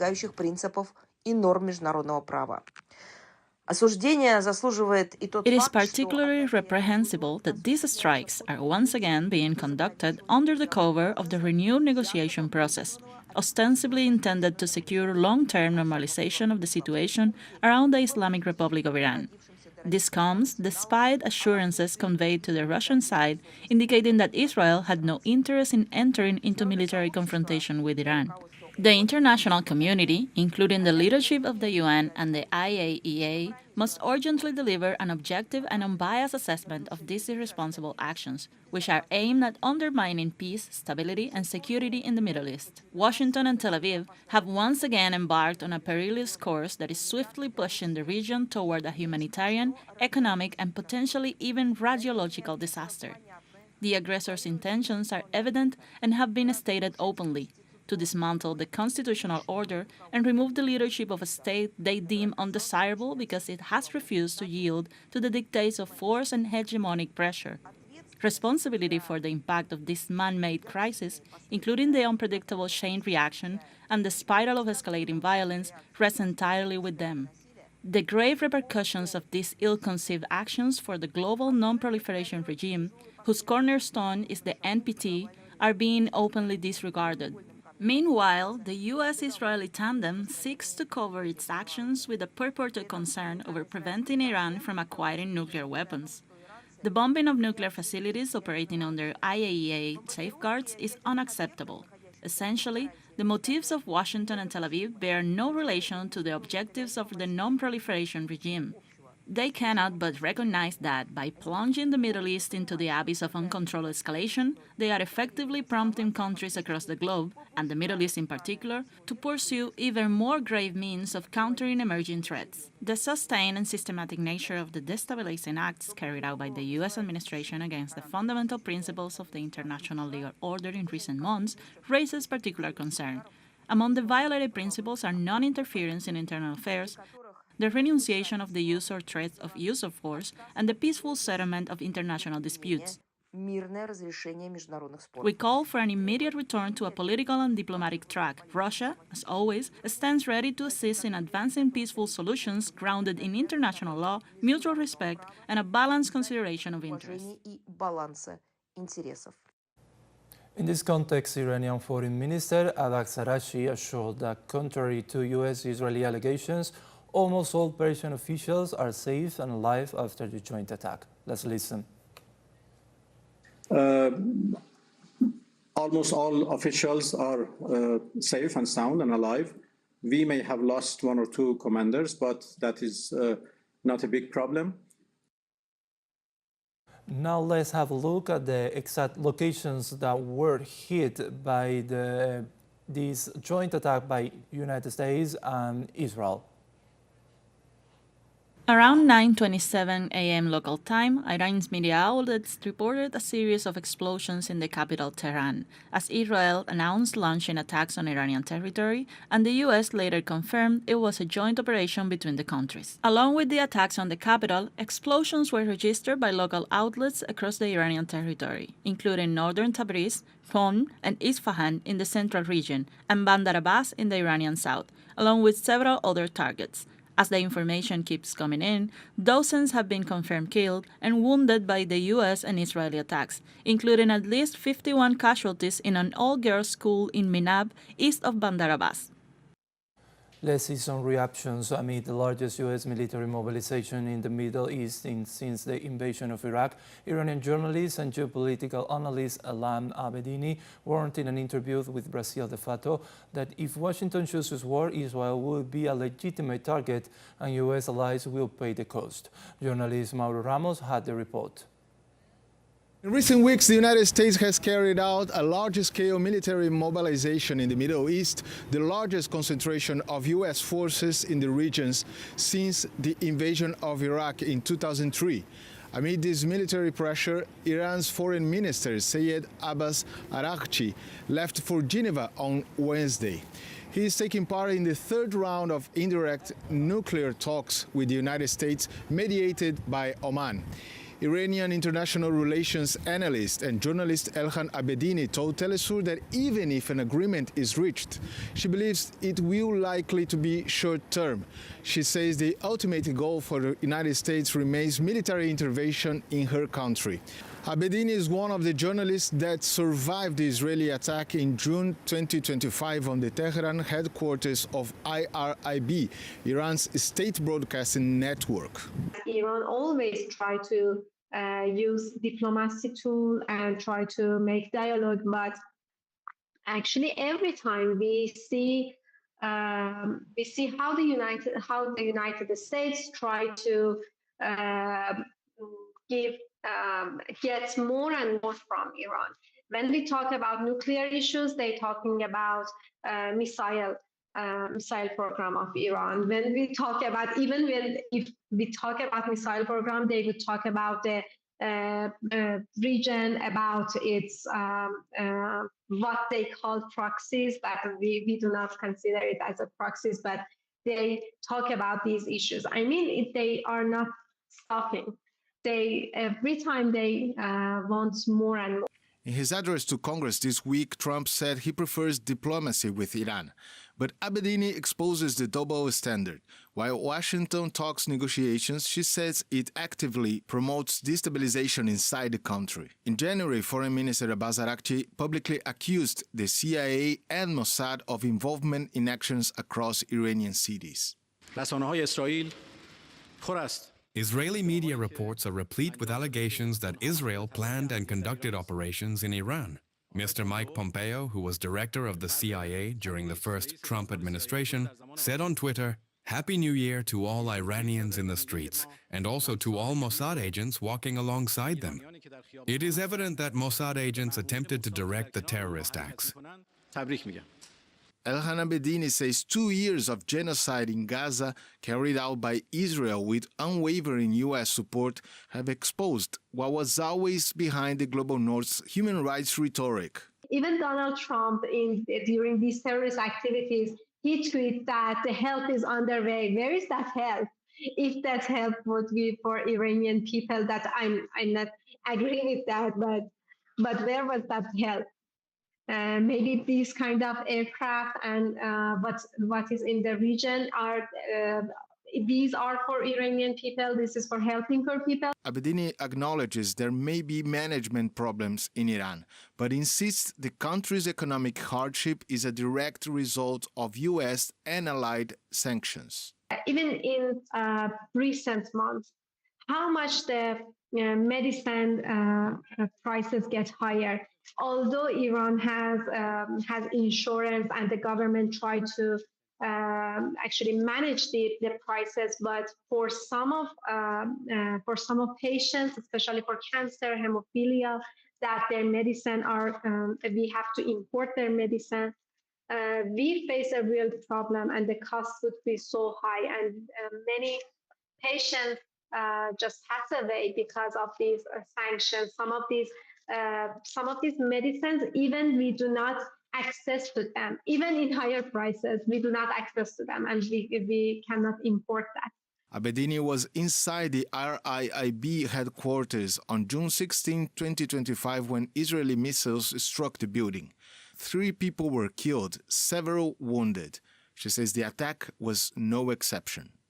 The most important issue, even more important, that they strike against IRIB building, is that we knew that it could be it could be a target for Israeli regime because of experience, because of the history, because we saw that how Israeli regime actually targets journalists and the media centers during this war of and genocide against Gaza, and even before that in Syria, in Lebanon. And this is the most catastrophic thing, that everybody knew that anything can happen from Israeli regime, and nowhere is safe from Israeli regime. Beijing, Telesur, Mauro Ramos. The Iranian Ministry of Foreign Affairs assured on Saturday that the country will respond with authority to the offensive launched by Israel and the United States against its country. In this regard, the authority assured this Saturday that the country will respond with authority to the offensive launched by Israel and the United States against its country. Diplomat announced that the aggression occurred when Tehran and Washington were in the midst of diplomatic processes. He also argued that the attack violates international peace and security, invoking Article 51 of the United Nations Charter to justify a possible military response. He warned that his armed force will use all their power and resources to confront what he described as criminal aggression.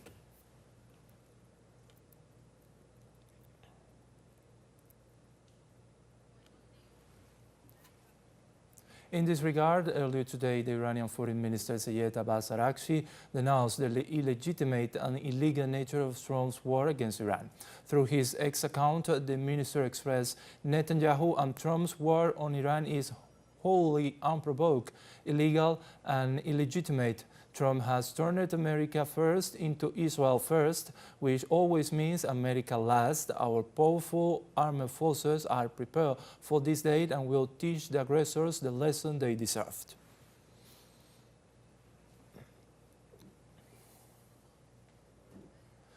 Also in this context, Democratic Senator from Massachusetts, Edward J. Markey, warned of the threats that the United States attack against Iran could pose to the region. In a statement, Markey said, "Trump's military attack on Iran is illegal and unconstitutional. It was not approved by Congress and holds dangers for all Americans. Trump's illegal actions raise to the threat of escalation into a wider regional war with great risk for U.S. troops and civilians in the region. Trump has consistently exaggerated the imminence of Iran's nuclear threat, even after insisting the United States obliterated Iran's nuclear program during his illegal Operation Midnight Hammer attack. Even Secretary of State Marco Rubio admitted Iran is not enriching uranium.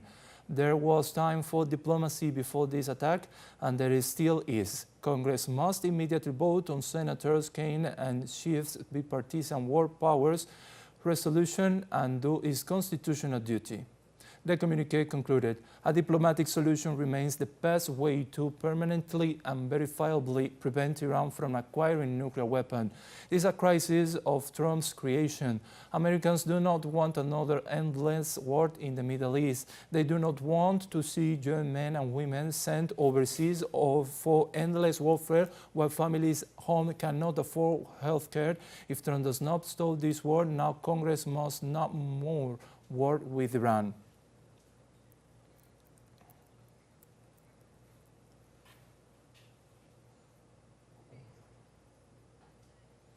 In this context, also, the Popular Front for the Liberation of Palestine also issued an official communiqué in support of Iran in these difficult hours the Persian nation is going through.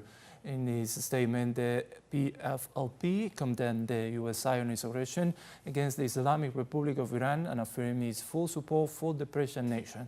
A Palestinian organization also called on all liberation forces and free peoples of the world to declare their solidarity with Iran and increase popular protest in all areas.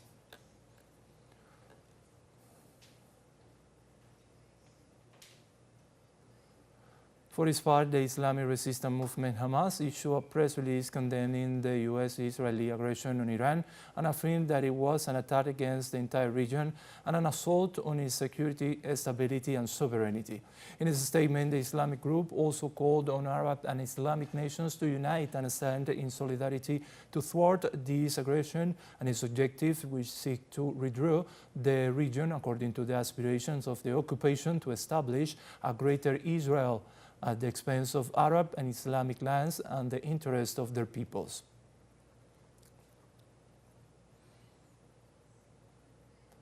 The Russian Ministry of Foreign Affairs, on the other hand, called the U.S.-Israeli aggression of Iran a deliberate, premeditated, and unprovoked act of armed aggression against a sovereign and independent UN member state. In its official statement, the Russian government body described the aggression as a direct violation of fundamental principles and norms of international law. It also said it was particularly reprehensible that these strikes are once again being conducted under the cover of the renewed negotiations process, ostensibly intended to secure long-term normalization of the situation around the Islamic Republic of Iran.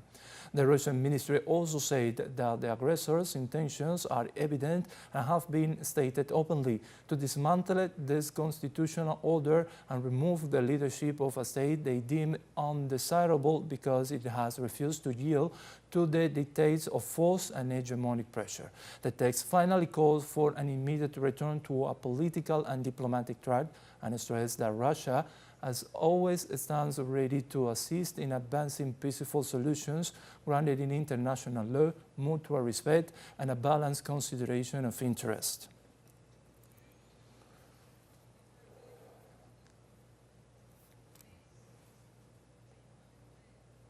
And Latin American condemnation to the joint Israeli-U.S. attack on Iran have started to pour in. Cuban Foreign Minister Bruno Rodriguez took to his social media X to underscore that Cuba condemns the attacks carried out this morning, February 28, by Israel and the United States against Iran, violating its sovereignty and territorial integrity, which are taking place for the second time while talks on the nuclear issue were underway. Adding that these irresponsible actions undermine international peace and security and constitute a clear violation of international law and the UN Charter. The international community must mobilize to immediately stop this treacherous aggression.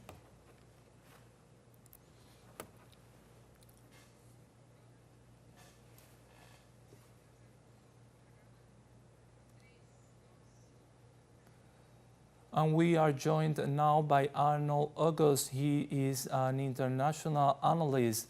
Arnold, welcome. Arnold, can you hear me? Oh, yes. Welcome. So President Trump stated today that the nuclear program was obliterated in the June 2025 war. Yet he is citing a revived nuclear threat as the reason for today's strikes. How would you explain this? Well, I guess thanks for having me on this very auspicious day for the peoples of the Middle East and indeed the world.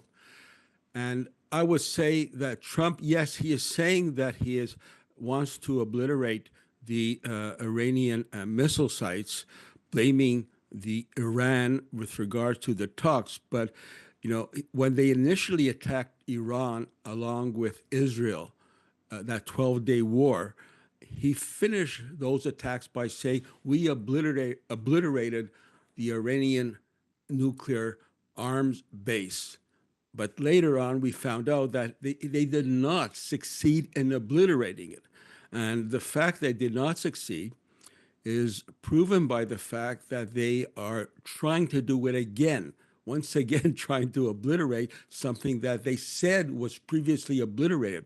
But there is another point amongst the reasons that the United States gives to the public, its own public and the public of the world, for attacking Iran alongside Israel, is to foment regime change in Iran. Now, that is something else. Now, of course, he is trying to build upon the demonstrations.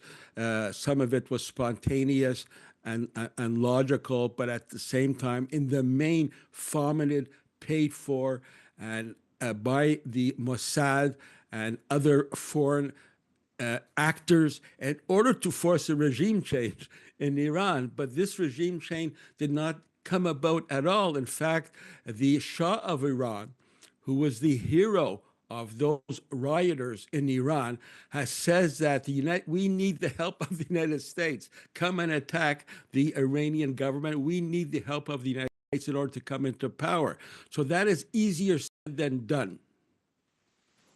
So by explicitly targeting the supreme leader of Iran, the Ayatollah, and the president, has the U.S.-Israeli coalition moved past deterrence into an active decapitation strategy? What are the risks of power vacuum in a nuclear whole state? Yes, of course, they definitely, according to the news today, it corroborates what you're just saying. They did make specific attacks in those buildings, in those areas where they believe the Ayatollah stays. In other words, to decapitate the Iranian regime as they did, of course, in Venezuela when they, on January 3rd, 2026, they entered with a large military force to kidnap President Maduro and his wife, the deputy Celia Flores. In that sense, it is similar. They want to decapitate and remove the leadership of Iran. Now, that is even harder to do, in my view, than obliterating the Iranian missile bases. Now, I've watched many reports from Iran, direct reports from Iran, objective forces in Iran. While the demonstrators, many of them, amongst the honest ones, they want changes to come about with regards to prices and other economic hardships, currency, etc. But they also say, we don't want the United States to come in to bring this about. We have to do this ourselves in a form of dialogue with the Iranian government. And the Iranian government, Ayatollah himself has said, since the demonstrations broke out in Iran a few months ago, let us dialogue. We understand there are issues. Let us discuss together as Iranians how to solve these problems.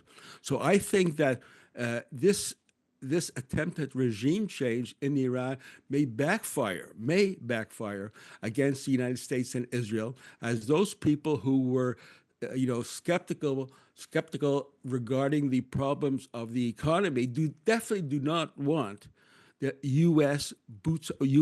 in Iran with the help of Mossad and Israel to overthrow what they still consider to be their leader, the Ayatollah, and the government and the Revolutionary Guard as part of the Iranian fabric of society, from which they want improvements, not to overthrow it. To overthrow and to improve are two different things. United States are calling for overthrow, where people in Iran who are dissatisfied to a certain extent, they want improvements. Improvements with the Ayatollah, the Revolutionary Guard, that tradition going back to the 1979 Islamic Revolution that overthrew the Shah of Iran. This is what they want. They do not want a U.S. face on a new government of Iran. That's the last thing they want. And I think the Iranian people have a long history of resistance and a deep felt hatred against U.S. imperialism and, of course, against Israel. They will not cow down. They will not back down in the face of this illegal, violent action by Israel and the United States against the people of Iran. Arnold, the history of Western interventions in the Middle East has suggested always that foreign imposed regime change only leads to prolonged chaos. Why is the U.S. trying to repeat the catastrophic mistakes of Iraq and Libya now in 2026? Prolonged what exactly? I was telling you that the history of Western interventions in the Middle East has suggested always that regime change, imposed regime change in the Middle East has only led to prolonged chaos. So why now the U.S. is trying to repeat the catastrophic mistakes of Iraq and Libya now in 2026? United States, unfortunately, my friend, does not learn from history. And I'm glad that you raised the issue of long-scale chaos. Now, I specifically have in mind in Israel. Now, Israel was bombed today several times by Iran. And according to reports that I read, just since the early morning in Tel Aviv and elsewhere in Iran, some people have had to run to shelters 7 times already. Now, the Israeli regime, Netanyahu regime, which is very increasingly fragile, the majority of the people do not want that Netanyahu regime. They do not want Israeli policies of aggression against the Palestinian people, some on principle, others because that it hurts Israel more than it helps Israel. I think, speaking of chaos, which you mentioned, this may result in chaos not in Iran. There might be some problems there, of course, but chaos specifically will be fostered in Israel. Just think back to the last war, what Israel had to go through, the Israeli citizens had to go through while Iran retaliated in self-defense against the United States and Israel. Their life was miserable for many days, and that is why the United States had to stop that war in Iran after 12 days. They were losing. And the situation today is even worse, that there will be more chaos in the streets of Israel. And who knows, maybe I'm very hopeful in a day today, this latest action by United States and Israel may lead directly in the long or a short term to the actual demise of Israel in the Middle East, rather than it being strengthened. The U.S. may be strengthened itself, but they may lose their main ally, where chaos can come in there, where people can register their complete lack of satisfaction that the United States and Israel attacked Iran, and bombs, as a result, bombs are raining down on the population of Israel. How will the people in Israel react to that? Will there be demonstrations against the Netanyahu government, more demonstrations calling for his resignation because they do not agree with the U.S. aggressive policies, which only results in a disaster for the people of Israel, excuse me? Arnold, there are reports of explosions in Manama and even in Dubai. Could this trigger the unity of front strategy in action? I mean, will Hezbollah or even the Houthis escalate to a full-scale war to relieve pressure on Tehran? That is a very important question. I cannot say. I'm not enough well-informed of the situation right now. I don't think anyone is. But if, just following up on the previous discussion we were having on chaos, not so much in Iran, but rather in Israel. Now, if the resistant movement, which is supported by Iran, such as Hezbollah, especially the Yemenis, who find themselves in a very important strategic spot, if they decide to join Iran in attacking Israeli bases in the region, as well as Israel itself, this will bring the war closer to a victory for Iran and its allies. But it's too early to say. We will see what they do. I personally think that, it's easy for me to say, but I personally think that now is a time for Yemen and Hezbollah, and even from the Gaza Strip, the armed forces in the Gaza Strip, to attack Israel now. Now is a time, now or never. After all, no one can deny on a world scale that what happened today, it was the United States and Israel hitting the first blow. They were the ones who attacked Iran rather than continue to carry out negotiations. And I think the statement by China that just came out a few minutes ago was very important. China condemned the U.S.-Israeli attack on Iran and called for immediate and further negotiations between Iran and the United States on the issue of nuclear weapons. And I think this will be the sentiment for the vast majority of the people of the world. Like, United States, with Trump as the head, is known for its bullying tactics, its arrogance, and attacking countries left, right, and center. And China, on the other hand, is calling for further negotiation. I think this call by China and a similar call by Russia will fall on the very sympathetic ears of the majority of the people across the country, including in the Middle East. I mean, people in Qatar, why would they want bombs falling on them as a result of the arbitrary decision by the United States and Israel to cut off negotiations with Iran and instead bomb it, thus resulting in bombs falling on their own country, the military bases of the United States in Qatar? Arnold, you mentioned China condemning these actions of the United States government and Israel. Do you think that China could change its stance regarding condemnatory stance to a more involved in, let's say, military actions with Iran? No, I don't think China. A lot of people are asking this question with regards to Venezuela, with regards to Cuba. Like, can China do more? China does not want to be a policeman of the world. What China is doing is offering the most concrete support. For example, Cuba with regards to solar farm, solar energy as an alternative to petroleum, and now today calling on the United States and Israel to stop that war. And the same thing that is going on in Russia. I don't think they can do anything more than that. Perhaps this will come out in the United Nations, where China and Russia will be able to take a strong stand against this latest attack by the United States and Israel against Iran.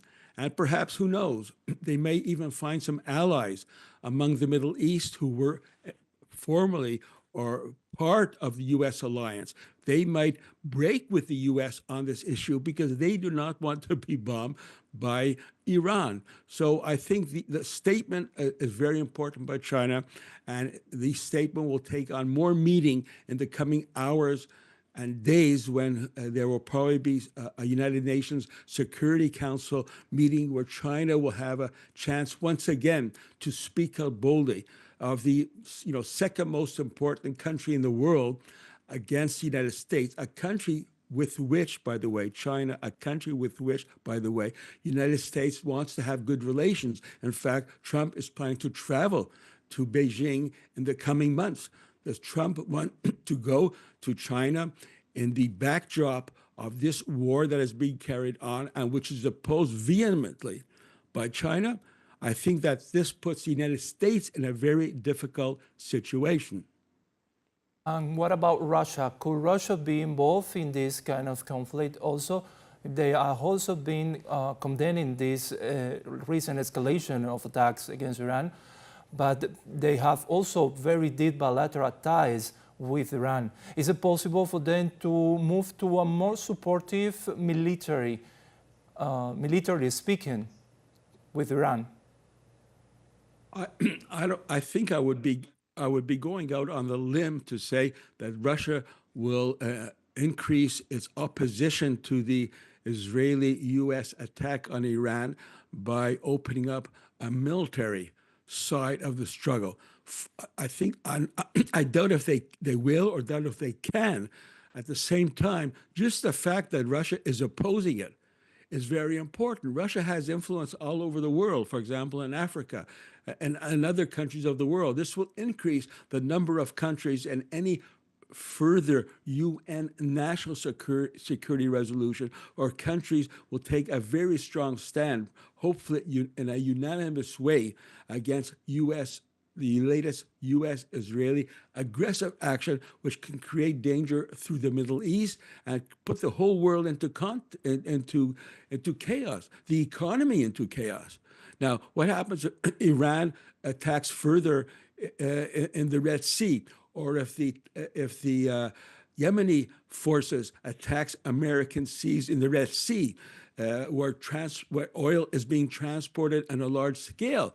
This will create problems not only for the Middle East, it will have a great impact, chaos, as you say, on the international economy. Now, which countries in the world want chaos in the international economy now? Which countries in the world will oppose the chaos that can result economically on a world scale as a result of oil being a very important factor in that area, rather than taking a strong stand, even if it takes a certain amount of heroic stand against the U.S.-Israeli position, the U.S.-Israeli aggressive attack today. I'm optimistic. I think that this is going to backfire because not only chaos in the region, not only chaos in Iran, but also chaos in the overall global economy, which does not sit well with the peoples of the world. They do not, peoples of the world, in many countries, there are already many economic problems. For example, United States, for example, Europe. Do the peoples of the world want an economy in chaos as a blowout, as a result of the U.S.-Israeli attack on Iran? I think perhaps I'm overly optimistic. I think that many countries in the world who may otherwise not have taken a strong stand against the latest U.S.-Israeli attack against Iran will change sides and will, in fact, take a strong stand in international organizations or by statements by its respective governments. This, I think, is quite possible. So you mentioned chaos, economic chaos, and that leads me to my next question. As the airspace closes across the Middle East, what is the red line for a total blockade of the Strait of Hormuz? Let's remember that the Strait of Hormuz is one of the main corridors of oil in the Middle East. You are talking about a blockade by who of the Strait of Hormuz? Iran can close the Strait of Hormuz. So if they block this, what is the red line? I'm glad you raised that. Speaking about chaos, we can delve into that a bit further.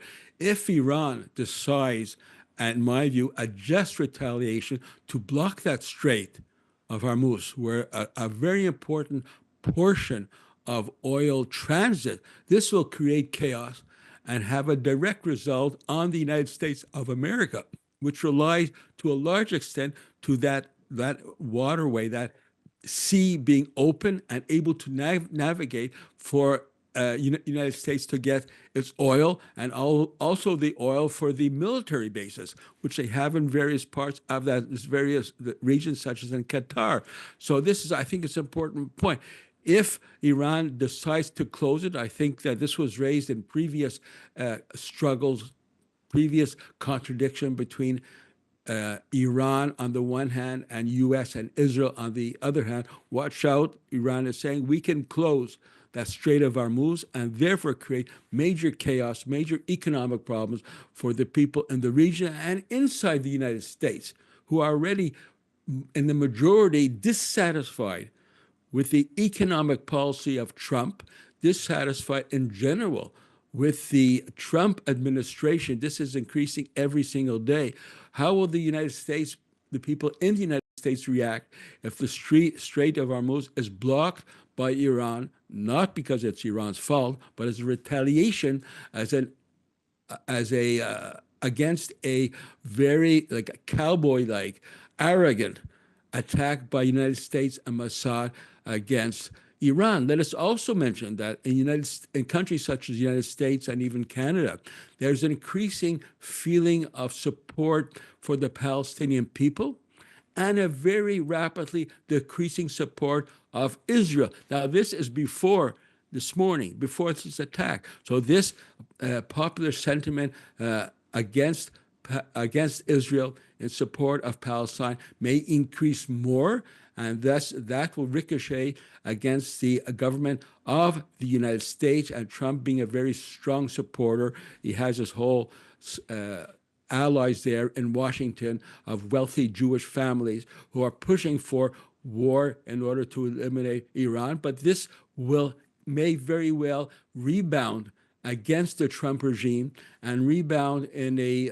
mass movement in the United States to oppose that war against Iran by United States and the equally unpopular Israel, so that it does not affect the daily lives to the economic situation of the people in the United States, which is already very, very seriously bad. Let's stay on topic about the Hormuz corridor. Do you think, how long can global markets sustain this level of kinetic activity in the world's primary oil corridor? Well, to tell you the truth, I'm not quite as good an expert to answer that question precisely. How long will it take? It's a very good question. Let's say Iran closes that strait today or tomorrow or the day after. How long can the world economy sustain itself with that strait closed? I don't know, but I don't think it could be very long, because the need for oil is a commodity that the West needs daily, including the United States, and it could backfire on them very rapidly, as the closing of that strait will dilapidate the reserves that the U.S. has in terms of oil on its own ground, as well as in its amongst its allies in the Middle East. So I can't say how long will it take, but my feeling is it probably could take much less time. For the chaos to install itself, to establish itself, as a result of the Strait of Hormuz closing, it may take much less time than many of us would think. We're talking a question of days or weeks, not long-term months. How can the international community justify these strikes, given the fact that they were launched while Iran was actively engaged in Omani brokered diplomatic talks? Well, when we are seeing this right now. I mean, there's been no convocation so far of the United Nations Security Council, but however, just to take two examples, China and Russia acted immediately, condemning the U.S.-Israeli attack. Now, when it actually comes up in the United Nations Security Council, we will see what resolutions are being put forward by China, Iran, Russia, and other countries against this brazen attack by the U.S. And I think that the U.S. may be in for some surprises, because some of their former allies may actually vote along with Russia and China and other countries to condemn the U.S.-Israeli attack against Iran. As you pointed out several times, the main thing is negotiations were going on. Iran did not cut off negotiation. They did not say we are building nuclear weapons. The United States arbitrarily stopped the Arnold, does the U.S. actually, do you think that the U.S. actually intended to reach a deal with Iran, or was merely an intention of a cover for this military mobilization? I think that's a tough question to answer. I think the United States never really was interested under the Trump administration to reach a deal with Iran.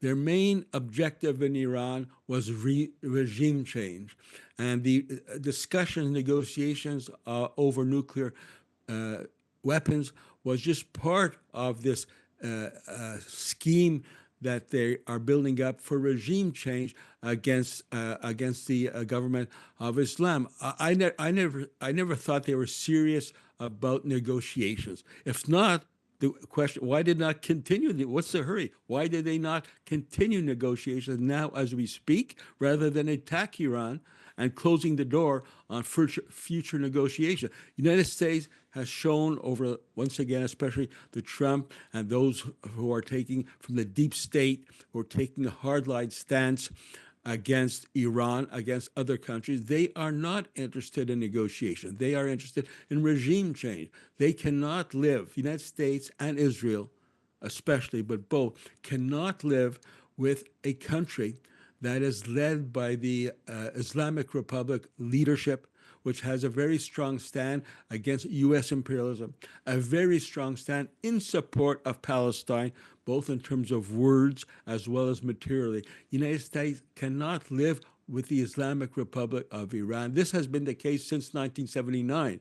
The United States regret the revolution that took place in 79 and would have liked to go back many times, they said that, to what the situation was before 1979, while of course giving lip service to the need to negotiation, giving lip service to the, having discussions with the Islamic Republic of Iran. But the United States cannot commit itself, cannot align themselves, cannot feel at all free in the world while the Islamic Republic of Iran is established and is still strong.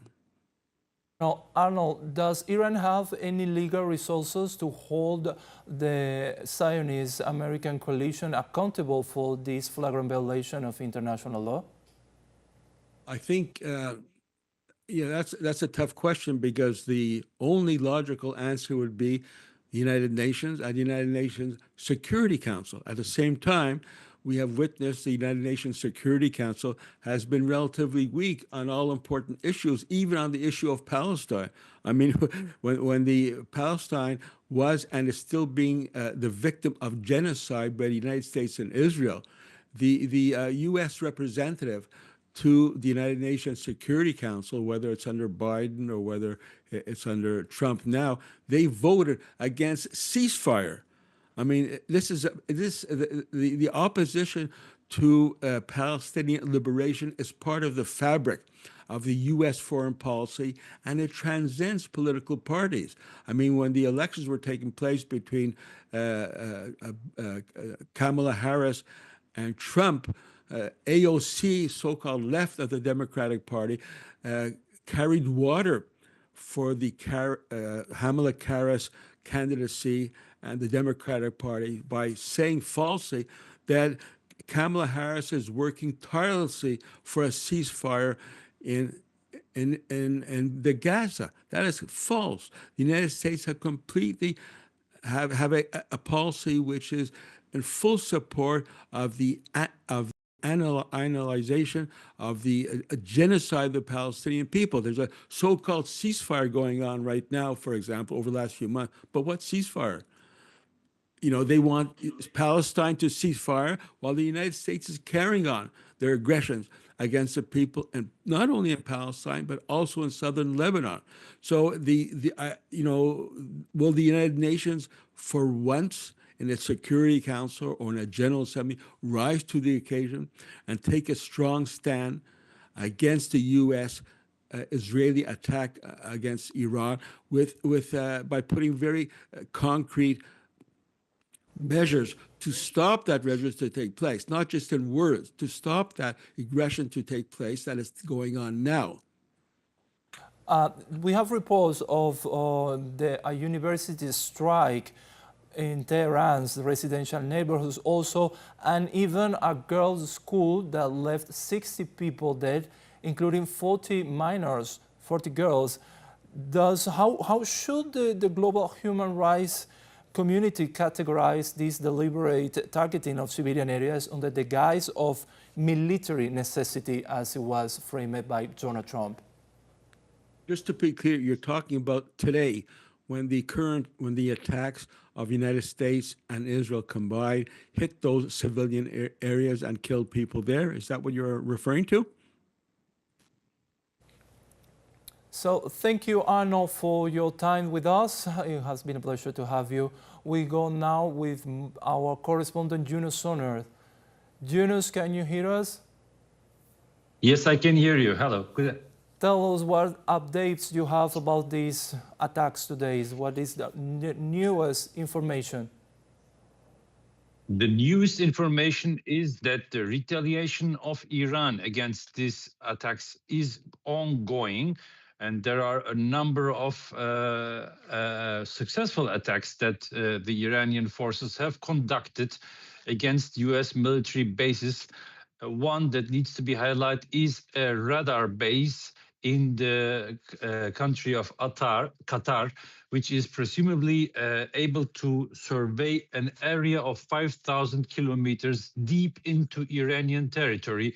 And this, according to various sources and also some footage which is circulating in the news, has been destroyed by an attack by Iranian missiles, which is very important, of course, because it limits the US's possibility to survey Iranian territory. There are also reports that some Iranian commanders have been killed in the Israeli attack, in the Israeli-US attack, but these are not yet confirmed by the Iranian authorities.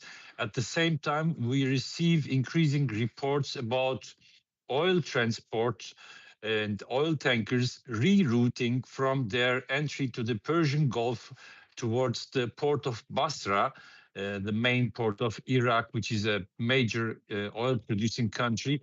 They are taking a U-turn and are moving away from the Persian Gulf, which indicates that an increasing pressure on the oil markets will start very soon with increasing oil prices as well. And from Israel, we have a continuous waves of Iranian missile attacks in response to the Israeli attack of today's morning. Some of them are stopped by Israeli air defense, while others do land on Israeli ground.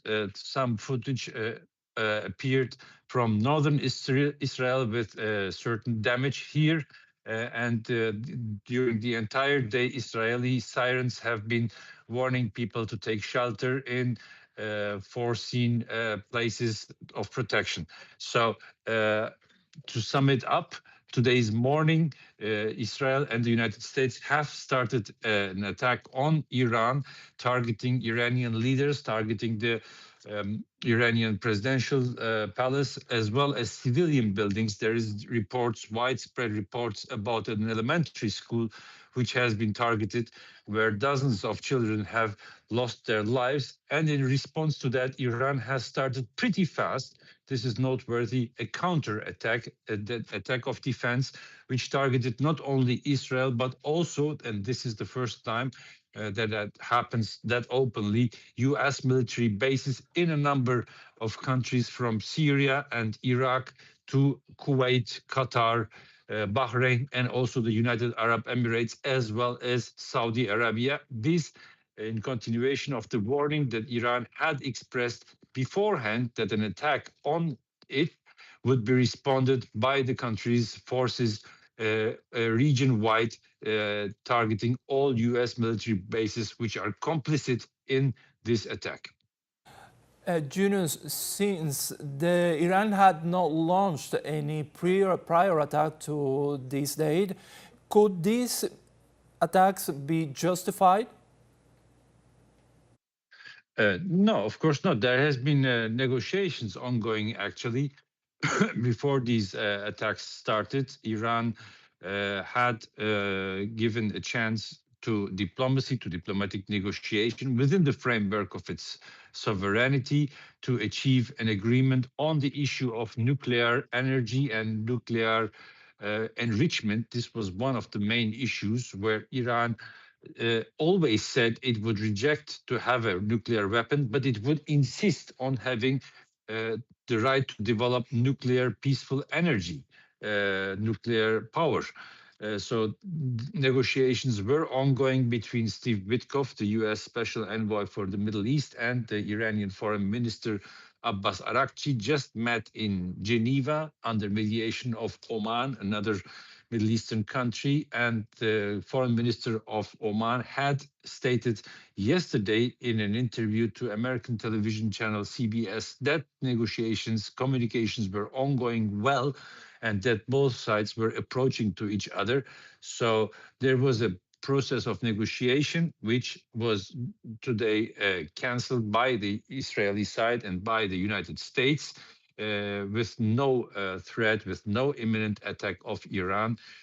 One of the few voices to admit that in the Western world was the Norwegian foreign minister, who in a statement, in a written statement sent to news agencies, said that the so-called preemptive strike, which Israel today's morning announced, can only happen if there's an imminent threat.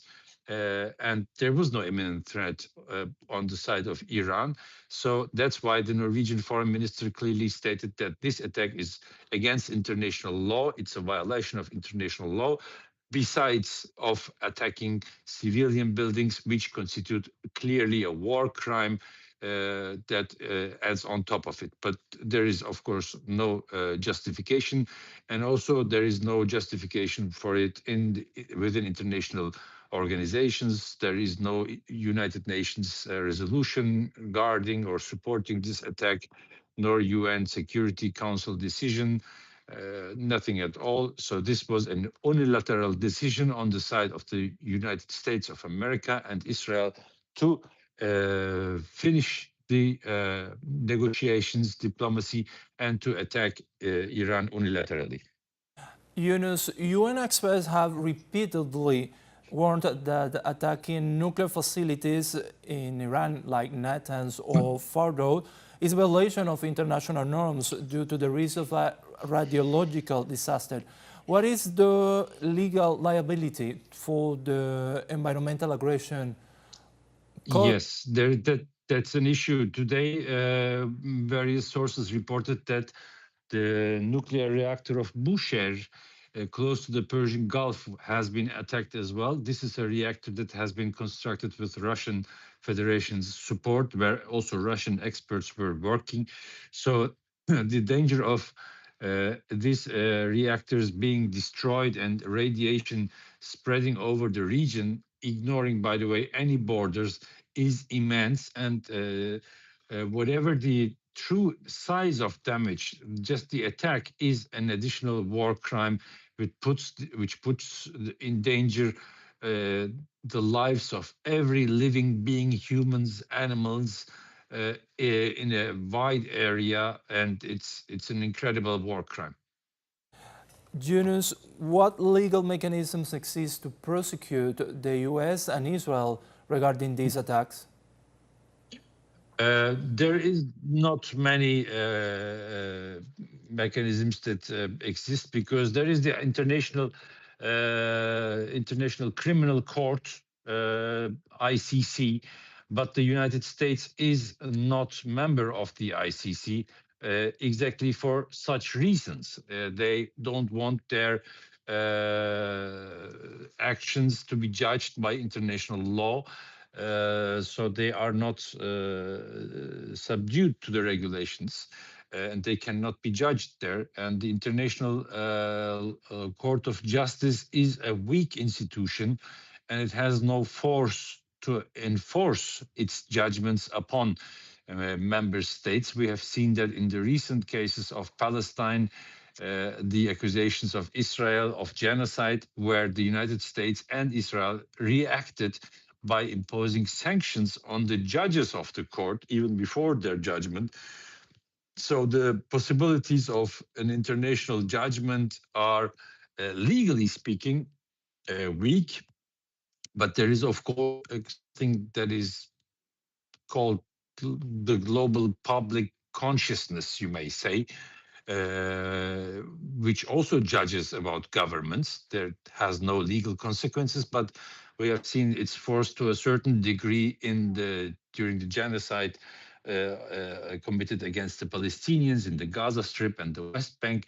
That is a place where the US and Israel are being judged more and more by public opinion, and more they're considered as dangers for global peace, as which they present themselves, and also, in addition, in this case, as dangers for the global economy, as they put in danger global oil supplies and global energy supplies with their attacks.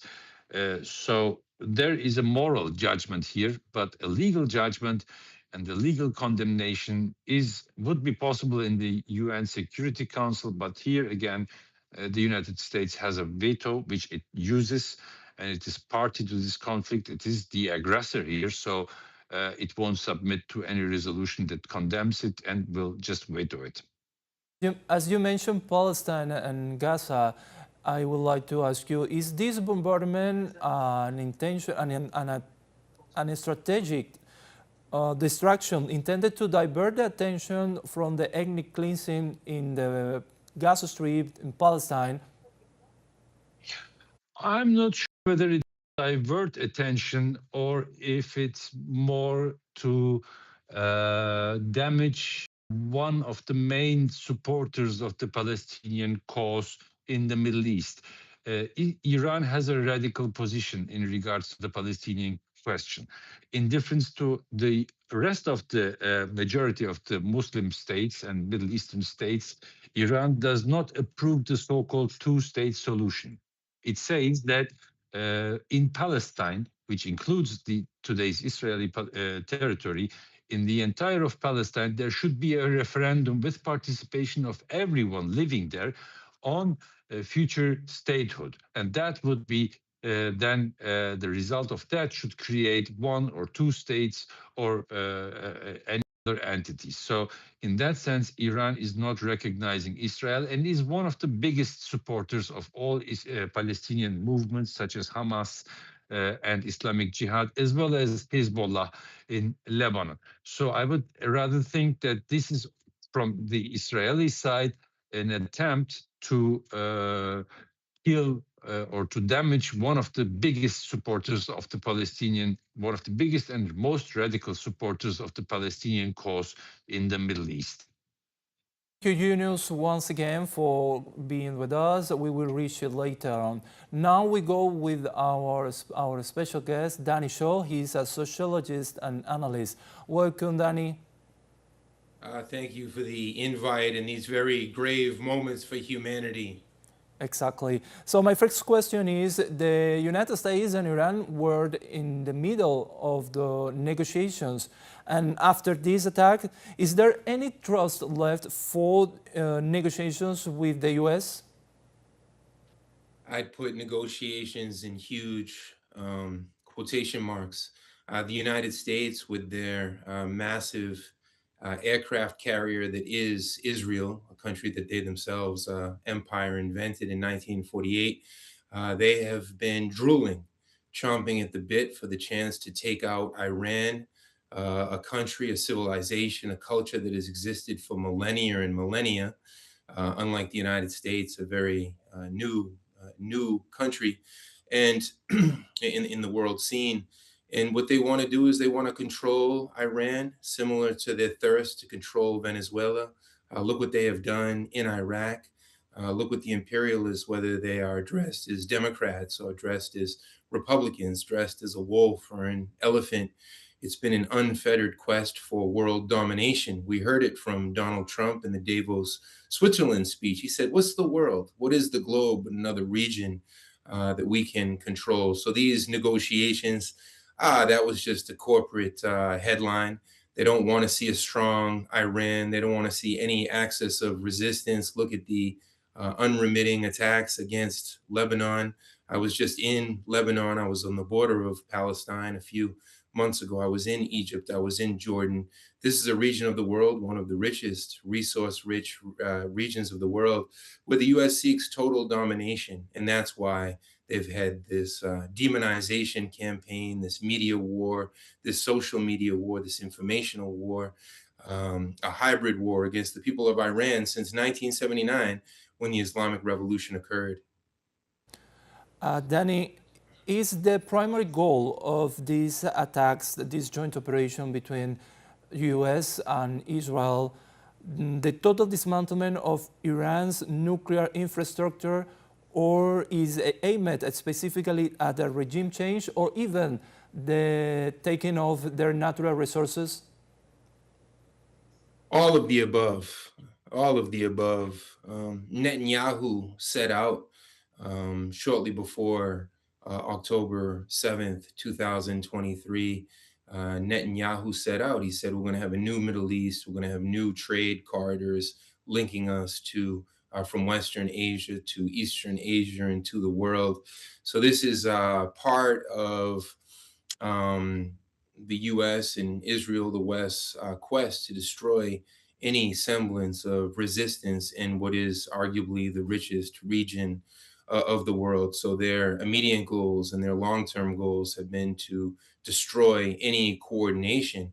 Up until about a year ago, we could talk about the coordination between the Hezbollah and the resistance in Palestine, and of course the militias in Iraq. And you had resistance in all of these different indigenous forms. And Iran, it's no secret that Iran and Hezbollah had a very close relationship. This is something that the West and the billionaires of the West, from London to Paris to New York to Tel Aviv, that's what Israel really is. Israel is nothing more than an extension of Western economic and military interests in the Middle East against the desires and the yearnings of the indigenous people of the Middle East, of Western Asia. So they're seeking regime change. They're seeking a feeble colonial Iran. They're very openly flaunting that the Shah Part 2 would come back. they're talking openly about a monarchy, about a return to feudalism, which is, of course, against the economic interests of the Iranian people. We have to break down this war since 1979, a 46-year long war, a diplomatic war, an economic war that has gravely impacted the lives and the aspirations of how many millions of people in Iran and in the surrounding region. Danny, let's recall that this is the second time where Israel and the United States attacks Iran in less than a year. Let's remember that in June 2025, there was 12-day war in which the United States also participated. So how this one differs from that one in 2025? Oh yeah, no, this is the real deal. This is it. They're gonna go. I don't think they take any of their options off the table. We can ridicule Trump all day. Trump is merely the spearhead or the spokesperson for this clique of billionaires who thinks that they're invincible. They have the right to starve the 10.5 million people of Cuba, that they have the right to continue with their genocide, with their colonial holocaust against the people of Palestine, and that they can go anywhere they want with their drones, with their artificial intelligence, with technology. Some of the most impressive technology that we could have ever imagined. This technology should be feeding human beings, not bombing human beings. This should be housing human beings, not displacing and uprooting human beings. We can forecast a massive humanitarian fallout, a massive crisis. But I think what's fascinating about U.S. empire, I was talking to one of my uncles who was very proud to have served in the U.S. Coast Guard. And the way my uncle presented it, it was as if we, the Americans, were somehow the victims and Iran was the aggressor. So it's amazing how the US can set up military bases and invade and occupy and bomb and drone and surveil across the world. There's 198 countries in the world, supposedly all of which are sovereign and have rights under international law. Yet every day, the US military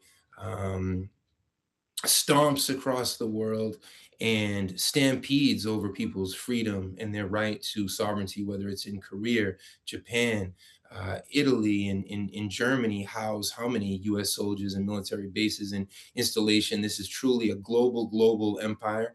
2 generations ago, this was the dream, the vision of Hitler and the Nazis, that they could have world domination. And now it's coming to fruition in the form of Trump. It's easy to point the finger at Trump because of how clumsy and openly racist and asinine that he is. But Trump merely masks or is the spearhead or the spokesperson for billionaire interests who, under a Biden, under a Kamala Harris, they were much more timid. They couldn't talk as openly about their aspirations for global control and hegemony. But now with Trump, they say openly, we're going to take Greenland, we're going to take Cuba. Yesterday, the declaration was that there was going to be a friendly takeover of Cuba.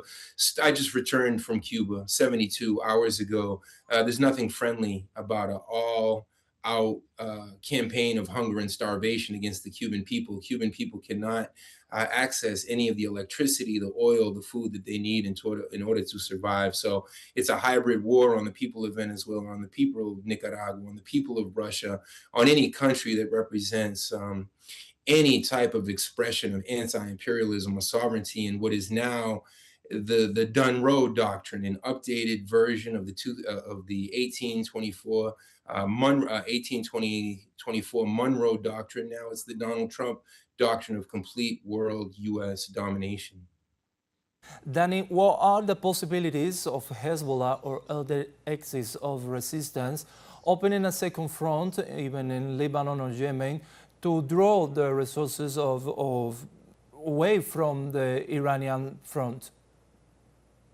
The Yemenis, the Lebanese, the Palestinians, the Iranians, this is David. And many Davids are seeking to stand together against an army of Goliaths. This is really no different than 1492. This is no different than the 16th, 17th, 18th centuries of colonialism. Of course, the weapons are upgraded. The rhetoric, perhaps, of the colonizers has changed, but we're again going to see pan-Arab, pan-Islamic aspirations, unity and integration. This is, of course, the greatest threat to Western hegemonic designs for the region, we should expect every form of resistance. But I think we also have to be realistic. And we have to look at who has a virtual monopoly over the drones and the AI and the most sophisticated technology. We saw what happened on January 3rd in Caracas with the kidnapping of Nicolas Maduro, with the murder of 32 Cuban soldiers and something like over 75 Venezuelan civilians and others who were murdered as well. They will stop at nothing in order to fulfill their unquenchable thirst for resources, for wealth. This is the very scientific definition of imperialism that Lenin gave to us in 1915 in his writings. And that's what this is. All these smoke screens about this is about religion and Judaism, and this is about peace and democracy. It's all hogwash. It's bull malarkey. It's just rhetoric so that they can try to camouflage their true interests. There's going to be a fight back. Trump himself said that we, the American public, should be prepared for the death of U.S. soldiers. And these U.S. soldiers are clueless. These are young men and young women who sign up because they want to buy a home and they want to buy a new truck and they want to settle down with their significant other, and they can't find good economic opportunities here in the homeland in the U.S. And their heads have been so filled up with all of this rhetoric about the U.S.'s democracy. We in my country, in this media, whether it's Fox or CNN, we've never heard one positive word about Iran. We've never heard one positive word about Western Asia, about Palestine. So you have to understand the steady sociological indoctrination campaigns. And that's why I reference some of my own cousins and uncles who've been told from day one that it's the American dream and the US is the greatest and we're the democracy. So it's amazing to me as Iranians die. We've seen the bombing of a girls' school. We've seen horrific civilian casualties already, but somehow they're able to convince us that we Americans are the ones who are the victims. But why does the US have military bases in Bahrain and in Saudi Arabia and in Iraq and in Syria and in Jordan? That's the true crime, a crime against the sovereignty of the people of the region. Danny, how does this escalation affect the great power dynamic? Can we expect Russia or China to intervene militarily in this conflict? No. Russia is completely bogged down with a proxy war. To call this a Russian-Ukrainian war is completely false. This is NATO, US aggressive campaign since the maiden counter-revolution of 2014 against the Ukrainian people. That's not to say that the Russians, there are no innocent actors in war, but Russia had every right to defend themselves and defend their borders and defend their geopolitical, geomilitary, and geoeconomic interests. What's good for the goose is good for the gander. That's the hypocrisy of empire. If another rival power was building up their forces on the Canadian border or the Mexican border or in Puerto Rico, the US military would not just stand along and allow them to. So the Russians acted. The problem is that the Russians are completely bogged down. We've seen something like $500 billion come from our taxpayer money. Trump promised to end that war within 24 hours. Another one of Trump's lies. Trump, is claiming that he deserves the Nobel Peace Prize and the FIFA Peace Prize. It couldn't be more hypocritical. He's starting more wars every day. This was completely unavoidable. The Iranians have been trying to negotiate for how long? Now the rumors about the Iranian capacity for nuclear capacity, well, how come Israel is allowed to have a nuclear monopoly in the Middle East? How come France, Britain, and the US are allowed to have a nuclear monopoly? So again, this is the hypocrisy of empire. They don't want anyone who can rival them militarily or economically. That is the main impetus behind this. Surely there were other interests within the Democratic Party who were trying to search for a peaceful alternative. But in the main, even if you listen to the John Fettermans and other Democrats, they are 100% behind the Trump administration. They're supporting another war for empire, war for the resources, the sanctions. The U.S. has had sanctions for how many decades on Iran, which has caused incredible suffering to the everyday Iranians, many of whom are my colleagues and friends. Same in Cuba.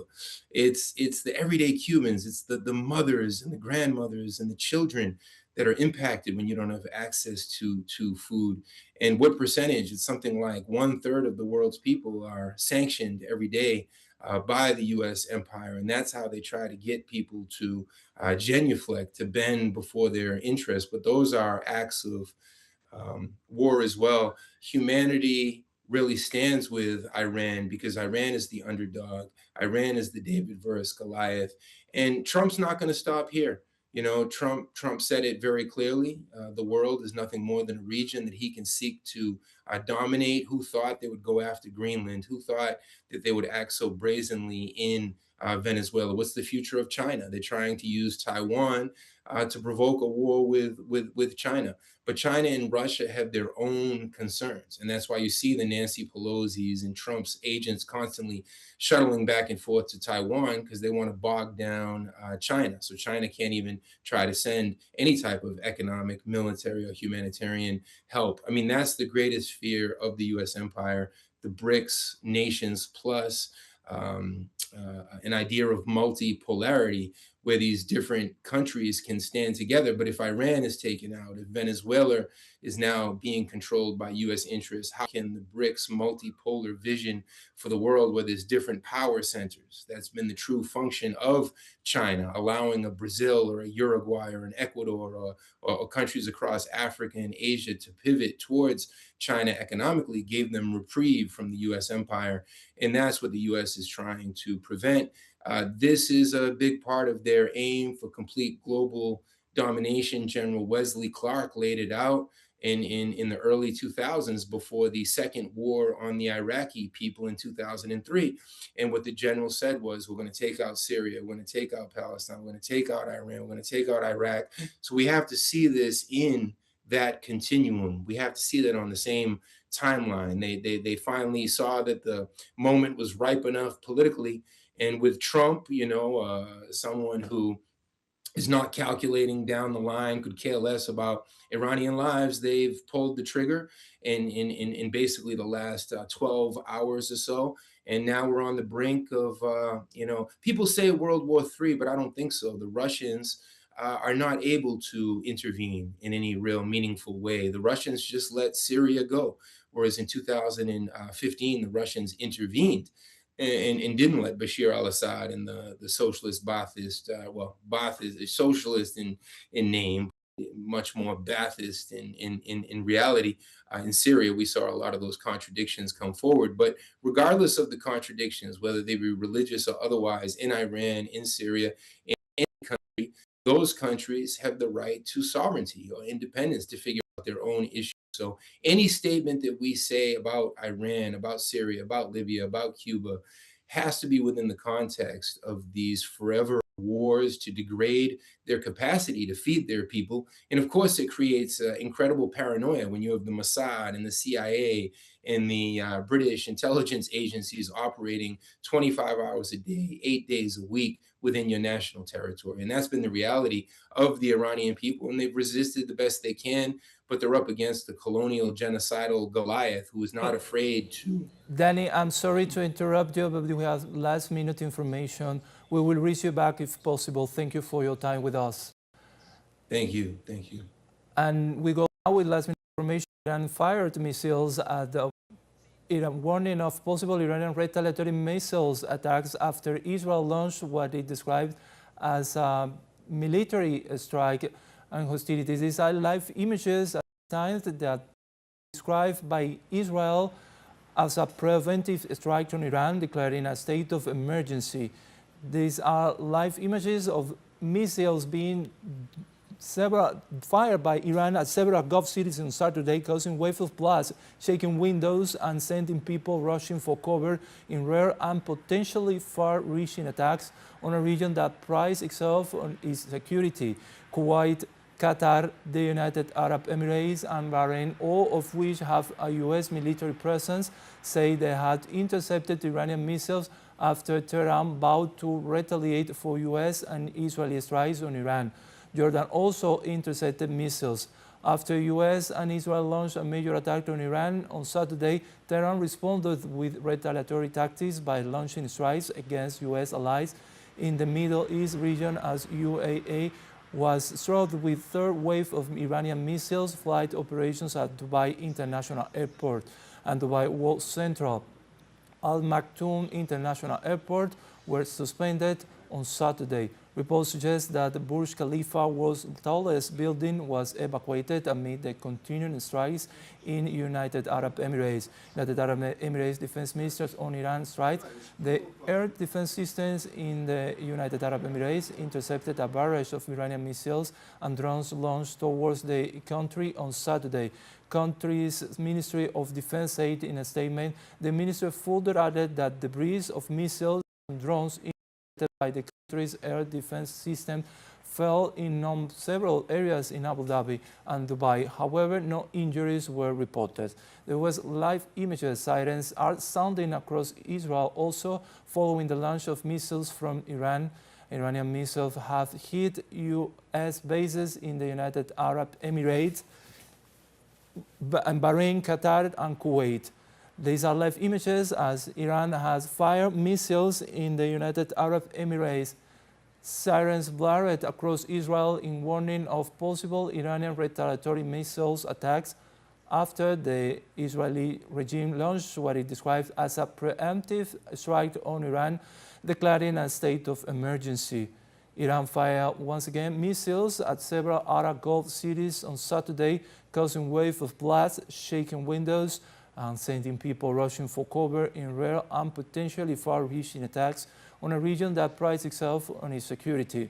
Kuwait, Qatar, the United Arab Emirates, and Bahrain, all of which have a U.S. military presence, say they have intercepted Iranian missiles after Tehran vowed to retaliate for U.S. and Israeli strikes on Iran.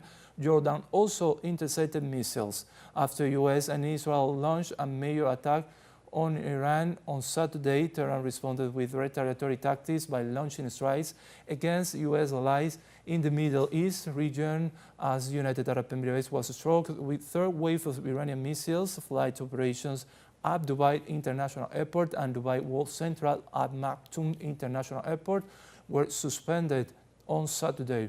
Reports suggest that Burj Khalifa, world's tallest building, was evacuated amid the continuing strikes in the United Arab Emirates.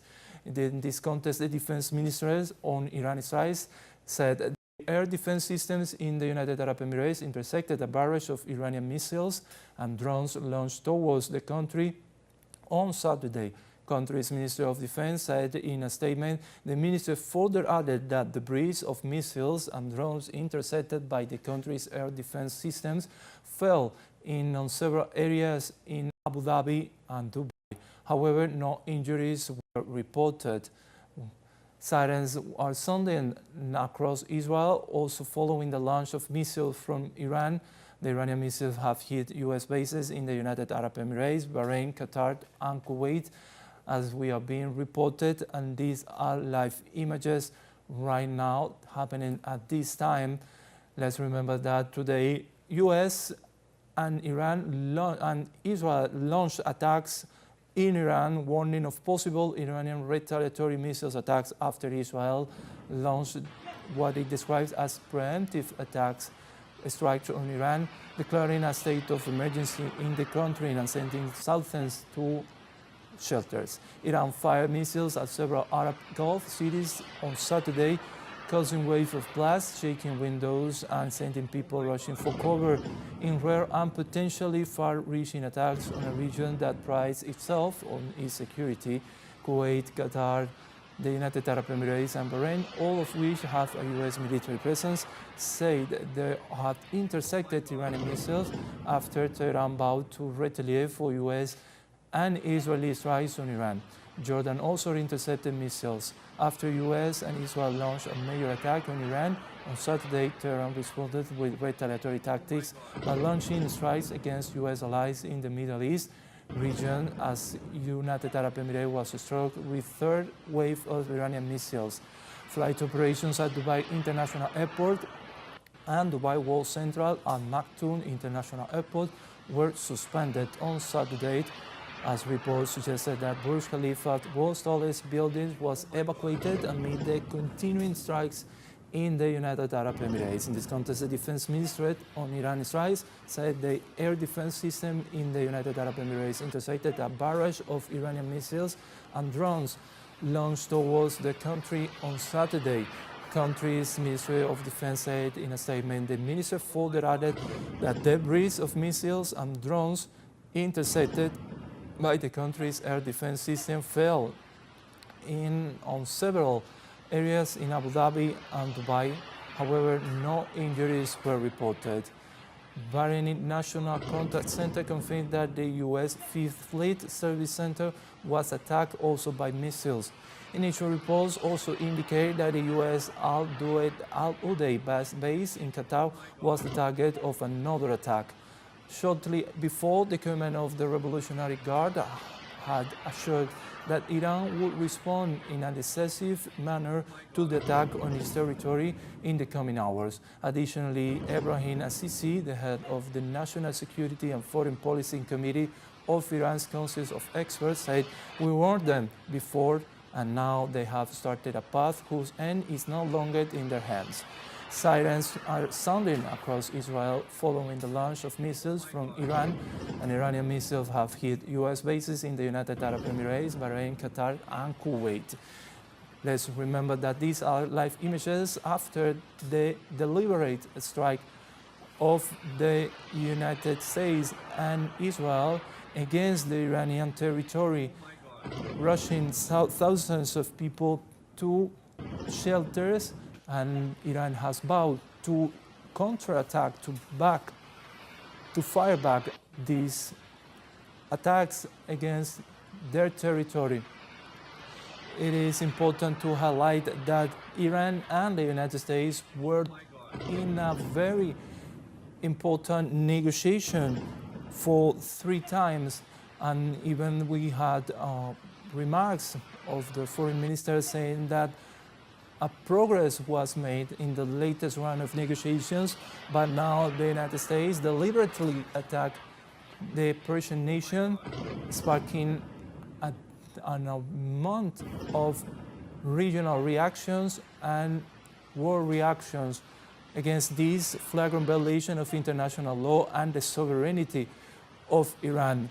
Iran has once again decided to counteract and to retaliate against this deliberate attack of the United States and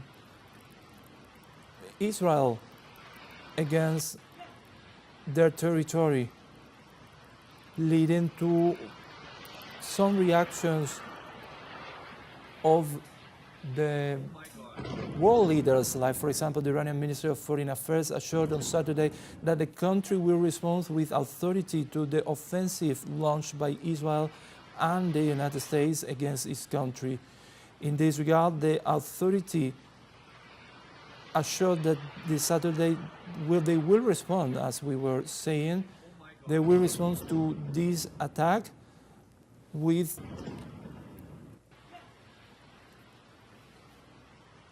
the offensives that the diplomat denounced that the aggression occurred when Tehran and Washington were in the midst of diplomatic processes. He also argued that the attack violates international peace and security, invoking Article 51 of the United Nations Charter to justify a possible military response. He warned that his armed forces would use all the power and resources to confront what he described as criminal aggression. We are seeing live images once again of the response, the retaliatory response of Iran. In this case, the Iranian government fired missiles, a barrage of missiles against the United Arab Emirates in military bases of the United States in the United Arab Emirates. In this regard, early today, the Iranian Foreign Minister Sayed Abbas Araghchi denounced the legitimate and illegal nature of Trump's war against Iran. Through his X account, the minister expressed Netanyahu and Trump's war on Iran is wholly unprovoked, illegal, and illegitimate. Trump has turned America first into Israel first, which always means America last. Our powerful armed forces are prepared for this day and will teach the aggressors the lessons they deserved. Oman's foreign minister and Tehran, Washington's talk mediator Badr al-Busaidi rejected publicly the attacks of Iran and urged the United States not to get sucked in any further escalation of this aggression. In a message on X, al-Busaidi told Washington that it was not his word and expressed his dismay for the aggressions. The Omani top diplomat regretted that the active and serious negotiations have again been undermined and affirmed that neither the interest of the United States nor the cause of global peace were served by the attacks. Democratic Senator of Massachusetts Edward J. Markey warned of the threats that the United States attacks against Iran could pose to the region.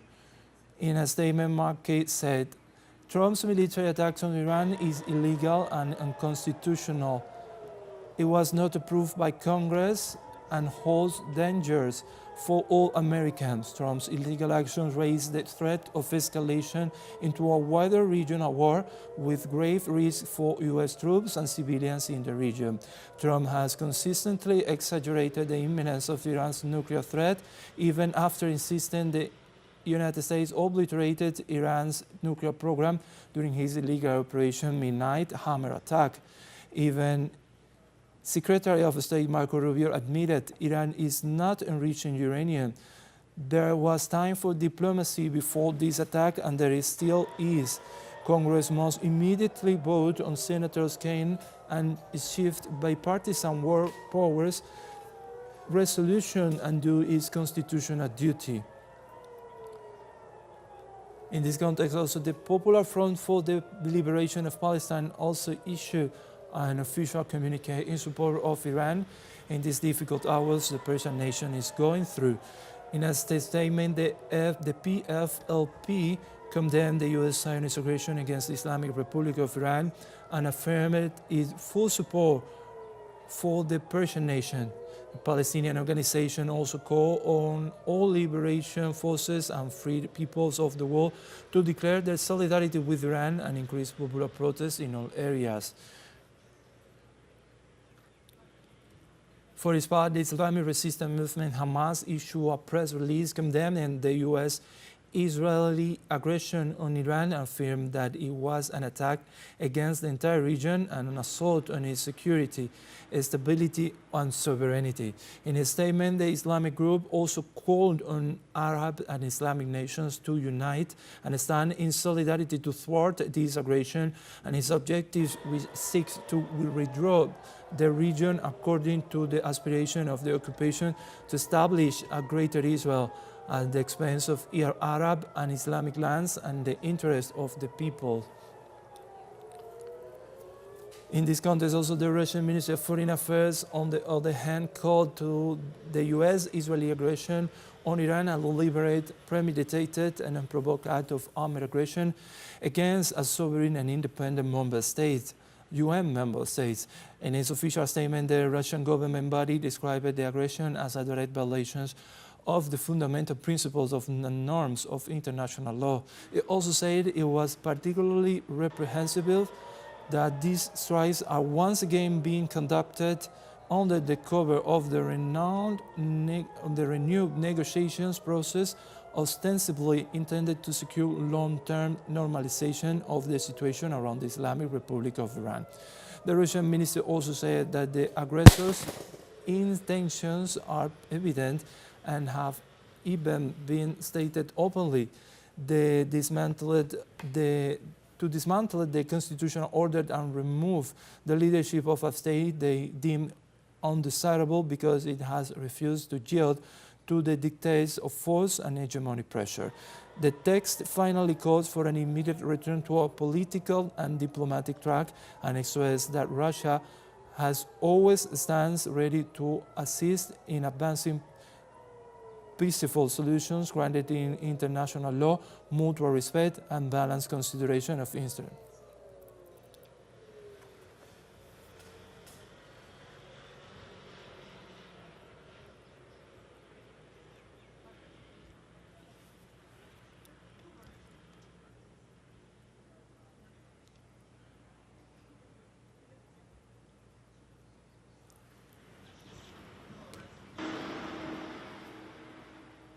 And we welcome now another invite to our special coverage, Joe Molera. He's an international analyst. Welcome. Thank you. Thank you for having me. So, as you know, United States and Iran have made to date a deliberate attack against the Persian nation of Iran amidst the ongoing negotiations to reach an agreement on the nuclear issue. So how does this attack leave these negotiations now? Well, these negotiations, I think, were always best understood not only as an effort by the United States to narrowly prevent nuclear proliferation. What these negotiations were really all about was stalling the Iranian government from obtaining nuclear weapons. And it reflects a deeper pattern. This is another example of great powers using military force to preserve regional dominance. Because the Persian Gulf is not just a geopolitical flashpoint, it's central to global energy markets, trade routes. And for decades, the United States has had an extensive military footprint in this region.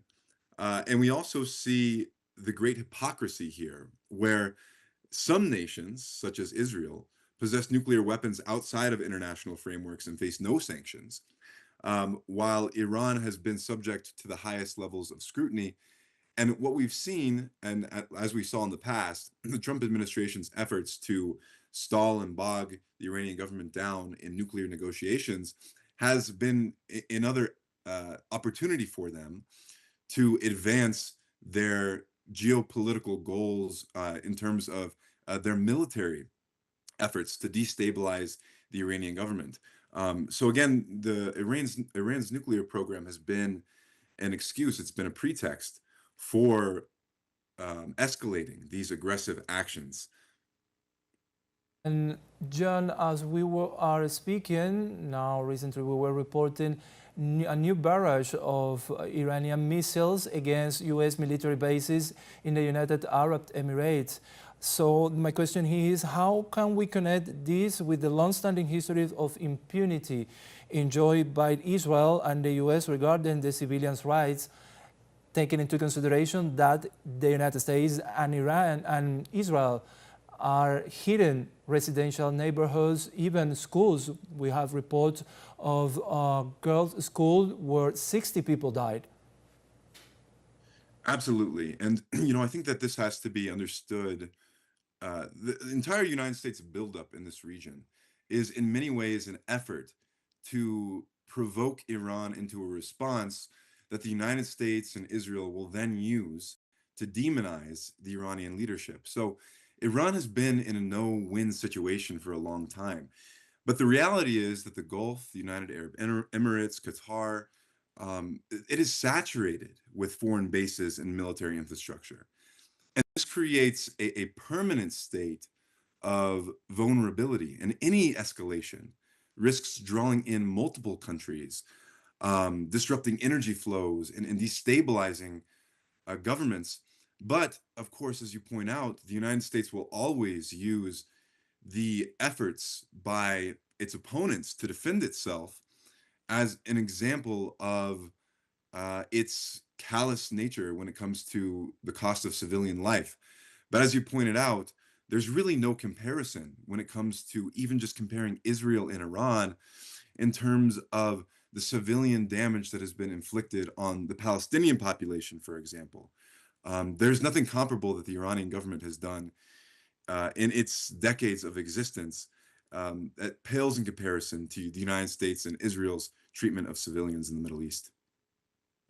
These attacks today, one of the intentions of the government of the United States and Israel was to target the Ayatollah. What would be the consequences of such action for the entire region?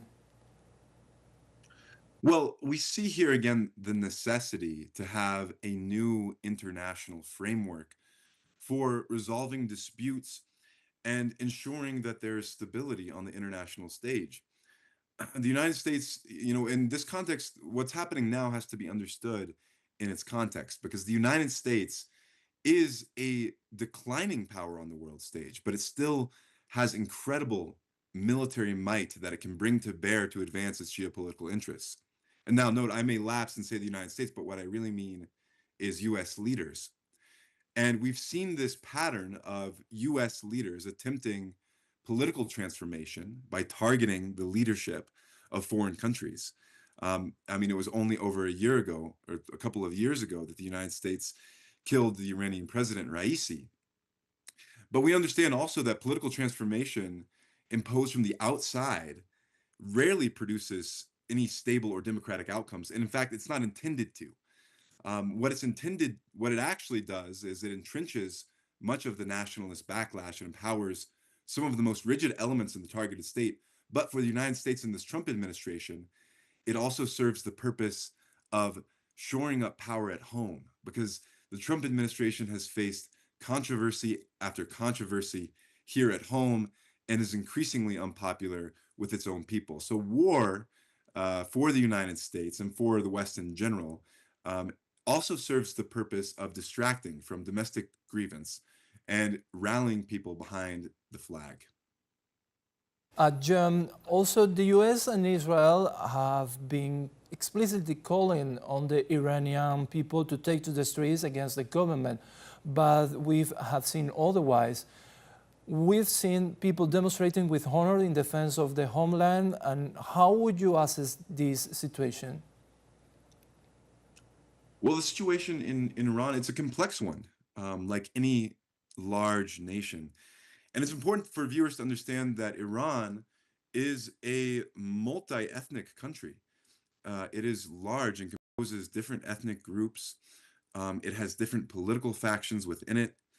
And there is no clear outcome if the United States topples the Ayatollah in the Iranian Islamic Republic. There's no clear outcome. Of course, the United States would like to see the Shah return to power. But again, this would not resolve the issue of promoting democracy in Iran. If anything, it would create an intense backlash.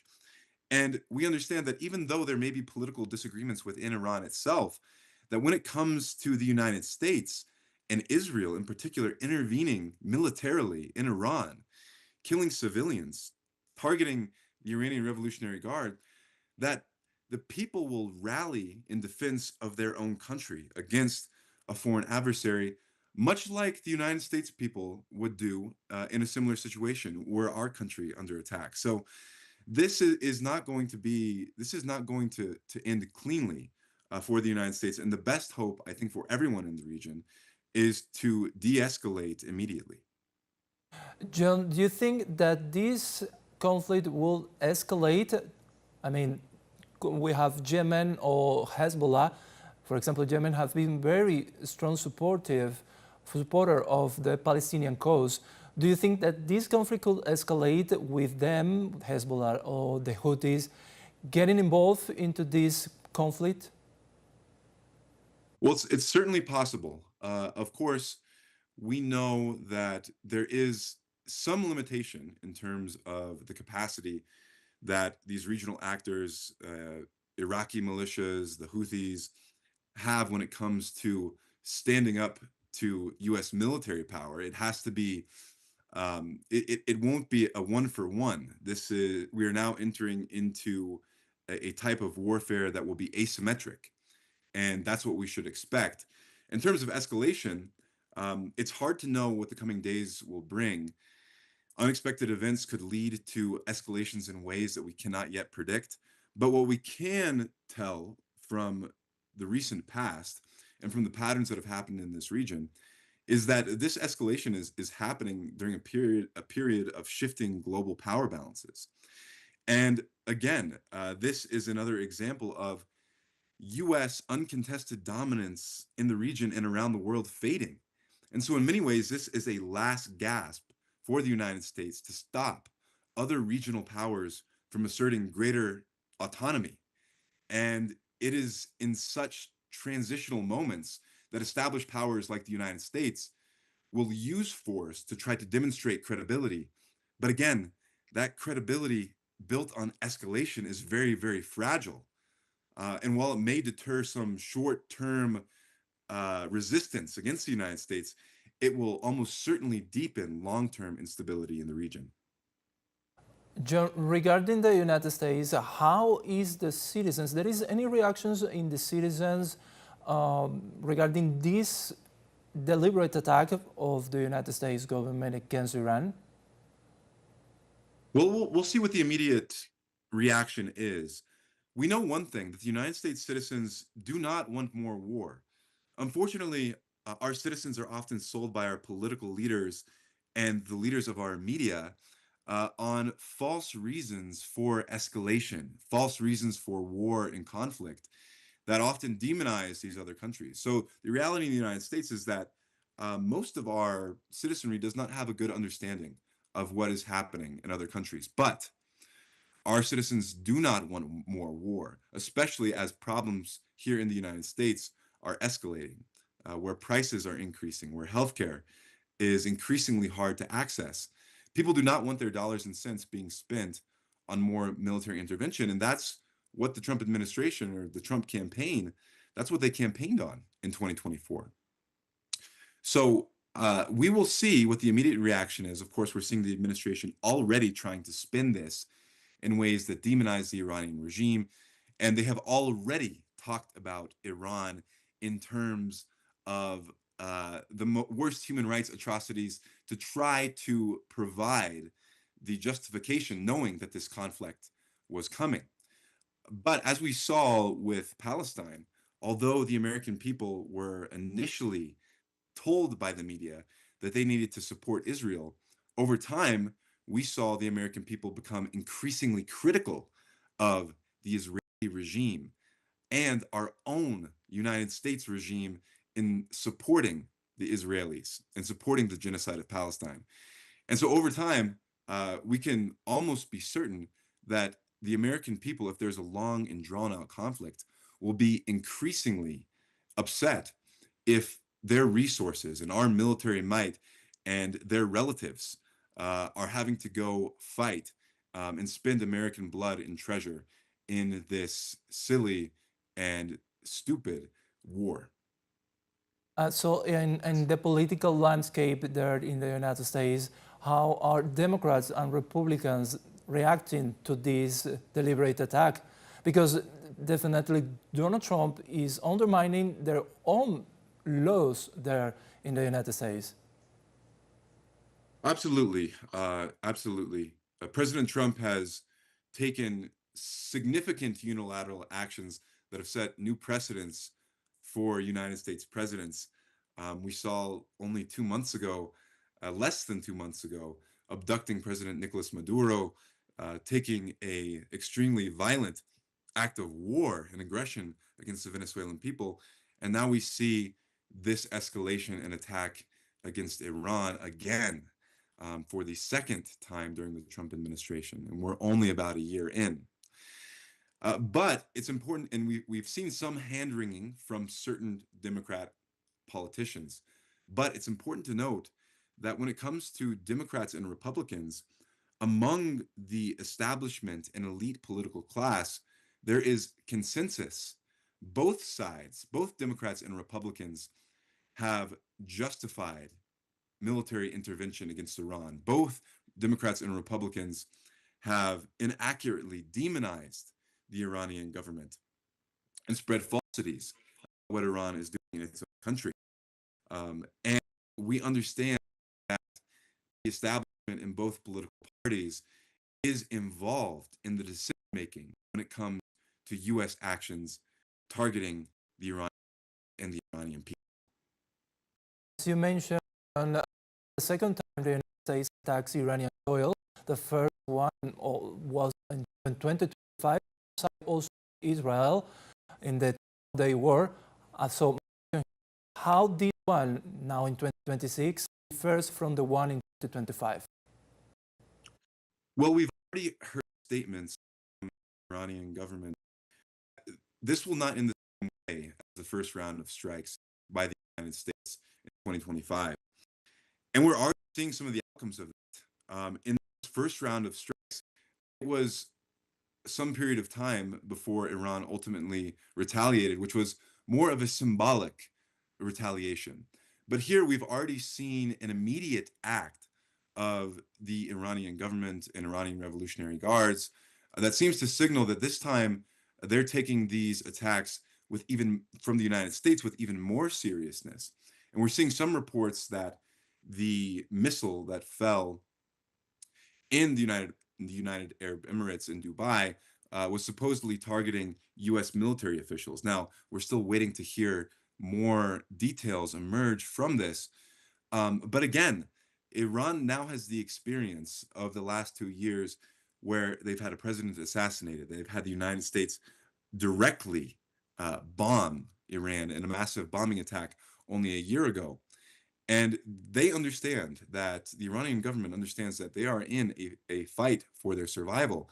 But beyond this, the Iranian people also understand that if their country collapses, that it will send not only the country, but the entire region into chaos. So there will be a significant effort to oppose with equal but differing types of force and different types of methods. There will be an effort to oppose this increased military action. But again, we cannot speculate in terms of what the specificities of that effort will be at this point. And a large amount of this will also depend on what other governments are willing to do. You'd already mentioned the Houthis, but we also need to be paying close attention toward what kind of resources the Iranian government is receiving from other countries in the region, in particular, large political powers such as Russia and China.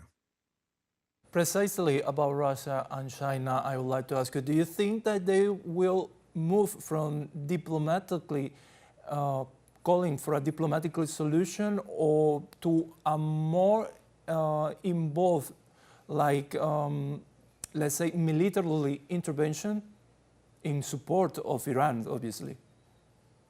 This is a question that a lot of people are asking.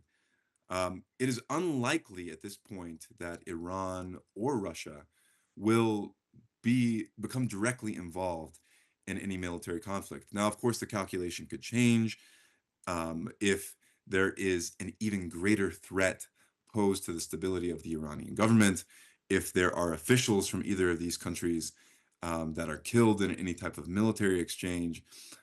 Essentially, if the United States brings in Russia or China to a greater degree, then that would be the instance where you would see an increased level of engagement from Russia and China. But it's important to note that this is really the last thing that the Russians or the Chinese want to do. Of course, Russia is already bogged down with its own war in Ukraine and looking to bring that to a close this year. And the Chinese have been committed to a steady policy of diplomacy and development as a way to counter the economic, political, and military might of the United States. But China is not looking to get involved here directly. However, we already understand that there have been some additional steps taken to provide resources to the Iranian government, to the Islamic Republic, to ensure some level of stability.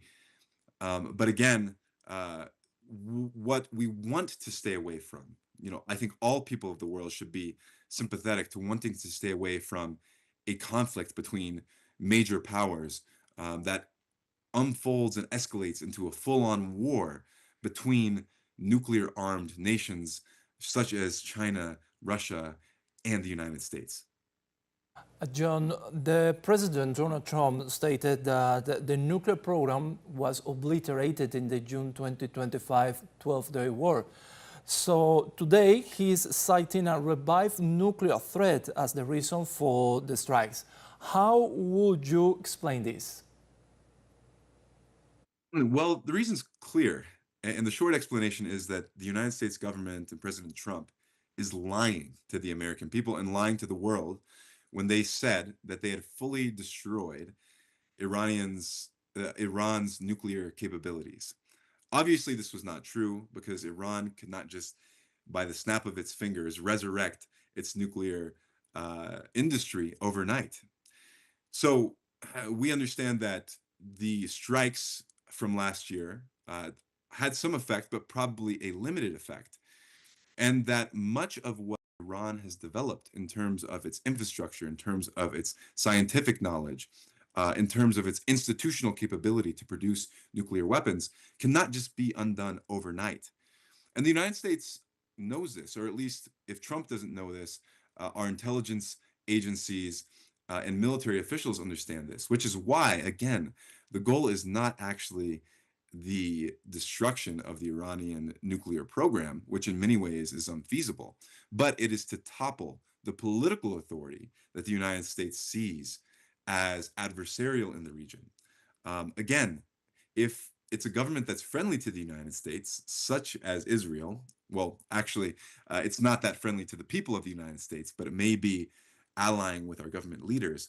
Countries like Israel don't even have to go through the kinds of programs, checks, and protocols, and can have nuclear weapons that are uninspected by the international community. And that's no problem. But when it comes to Iran even trying to develop nuclear energy, even for the purpose not necessarily of nuclear weapons, then the United States uses that as a pretext to try to overthrow this government. So again, this really goes back to the United States not telling the people of the world and the people of its own country the truth about what it's doing internationally. John, as we said at the beginning, one of the main objectives of this strike was the targeting of the Iranian leader, the Ayatollah, but also the president of Iran. So by explicitly targeting these two leaders, has the U.S.-Israeli coalition moved past deterrence into an active decapitation strategy? What are the risks of a power vacuum in a nuclear death toll state? Well, I would say that the United States and Israel has moved past a policy of deterrence for some time. Israel's actions against the Palestinians and against its neighboring countries certainly cannot be looked at through the lens simply of deterrence, but as an attempt to politically decapitate its governments and forces in the region that it sees as hostile or adversarial. And of course, Israel's been doing this for some time.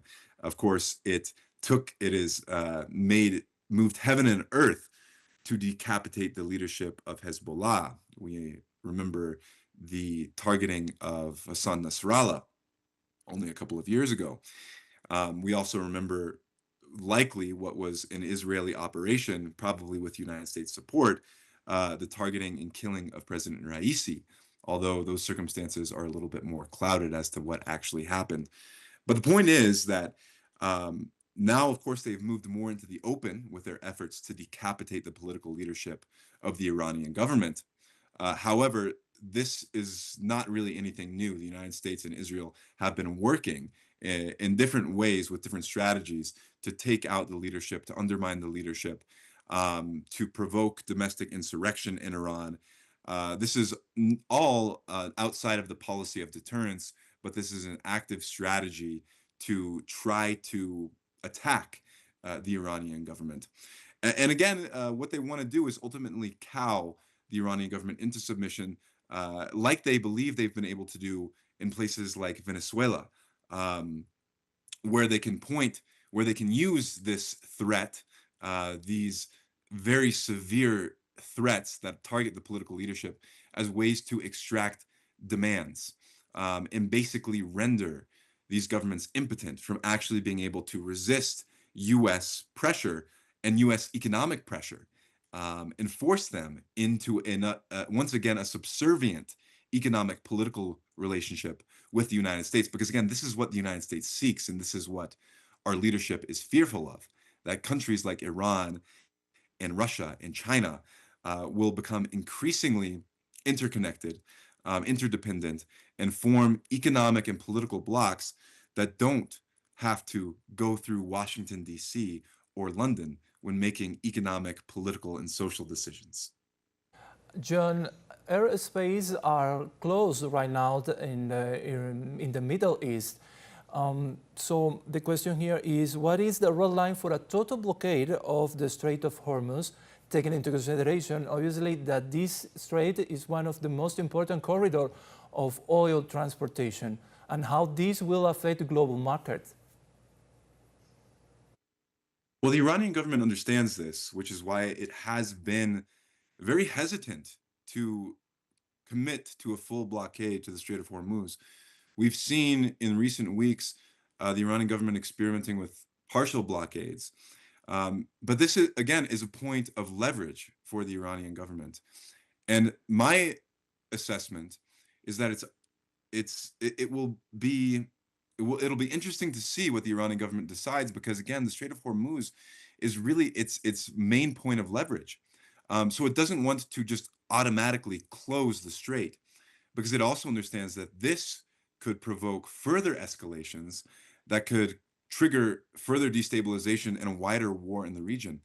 And then its allies, in terms of the countries that may be supporting and helping Iran economically, as we've already mentioned, China, Iran, and to an extent, other countries in the Gulf that have not become directly involved in this exchange yet. The Iranian government is still aware that closing the Strait of Hormuz won't just have impacts for the United States, but it will have impacts for the global economy.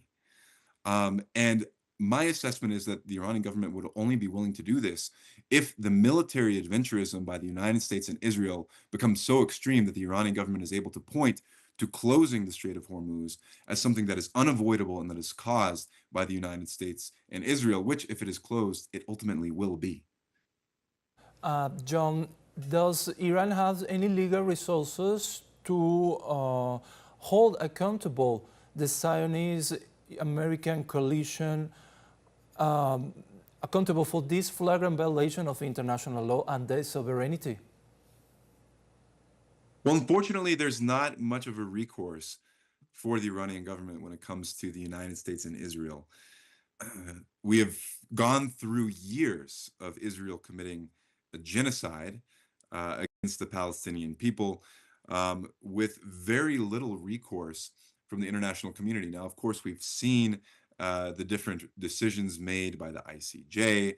We have seen various countries and different international institutions condemn Israel and the United States. But in terms of actually holding them accountable, at this point, absent a reconfiguration of the international system, there is not a clear recourse for the United States and Israel. And again, just over a month ago, the United States, just less than 2 months ago, the United States unilaterally kidnapped a head of a sovereign foreign government in violation of multiple international laws and norms, and has faced absolutely no response from the international community. And in contrast, we actually see certain institutions like the Nobel, different committees and organizations in Europe, rather than calling for the prosecution in international forums of leaders of the United States and Israel, we see many political leaders in the West, in Europe, and of course in the broader West, trying to do actually more to suck up to this administration, which has violated multiple international laws and its own constitution. So again, I think that ultimately, if we're talking about what is the how will the United States and Israel be held accountable? What are the mechanisms for accountability? That it ultimately comes down to what are the people in the United States and what are the people in Palestine or Israeli citizens willing to do to step up to push back against their leaders. John, the history of Western interventions in the Middle East has shown that foreign forced intervention, imposed regime intervention to change regime only leads to prolonged chaos. Why does the U.S. wants to repeat the catastrophic mistakes of Iraq and Libya now in 2026? Well, again, this gets to the fact that U.S. leaders see a world that is rapidly changing and not necessarily in their favor. And they also see immediate domestic political considerations that lead them to ginning up more war and conflict to distract the American people from the problems that they're experiencing and that they're incapable of addressing here at home. So this is not really an effort by US leadership to create more stability or promote democracy abroad. What we're actually seeing is something that we've seen throughout history. We are seeing an increasingly protectionist and increasingly aggressive empire that is on the retreat, lashing out because of a changing world that it still refuses to accept. I mean, this is something that we saw here in the United States as the British Empire was on the decline, and multiple attempts to try to stop the American nation from gaining sovereignty and independence. In the early 20th and late 19th centuries, we saw a British Empire that increasingly moved to inhumane and aggressive forms of military intervention and protectionism because it was refusing to deal with its declining status on the world stage. And that's exactly what we're seeing here in the United States today. So again, this is not about creating regional stability. In fact, if instability allows our ruling class to maintain its power and control, then that is the policy that they will pursue. Thank you, John, for your insights in these days of political instability in the world and in the Middle East. Thank you for your time and your insights with us. We move on to other topics here. That Venezuela condemned on Saturday the escalation of hostilities in the Middle East. Through an official statement shared by this foreign ministry, the Bolivarian Republic of Venezuela condemns and deeply regrets that in a context of ongoing diplomatic efforts and negotiations, the military route was chosen through attacks against the Islamic Republic of Iran, triggering in recent hours a dangerous and unpredictable escalation of events, including Iran's inappropriate and reprehensible military reprisals against targets located in different countries in the region. This situation, which stems from a disregard for the principles of diplomacy, the peaceful settlements of disputes, and the Charter of the United Nations, places the region and the world in a scenario of extremely serious instability. The reports and images of attacks on civilian facilities within Iranian territory, which have caused innocent civilian casualties, including underage students at a primary school in that country, are deeply disturbing. The Bolivarian Republic of Venezuela reiterates its unwavering commitment to peace, the peaceful settlement of disputes, respect for sovereignty and international law, and urgently calls on the international community and the states involved to return to the path of negotiation and avoid further escalation of the confrontation.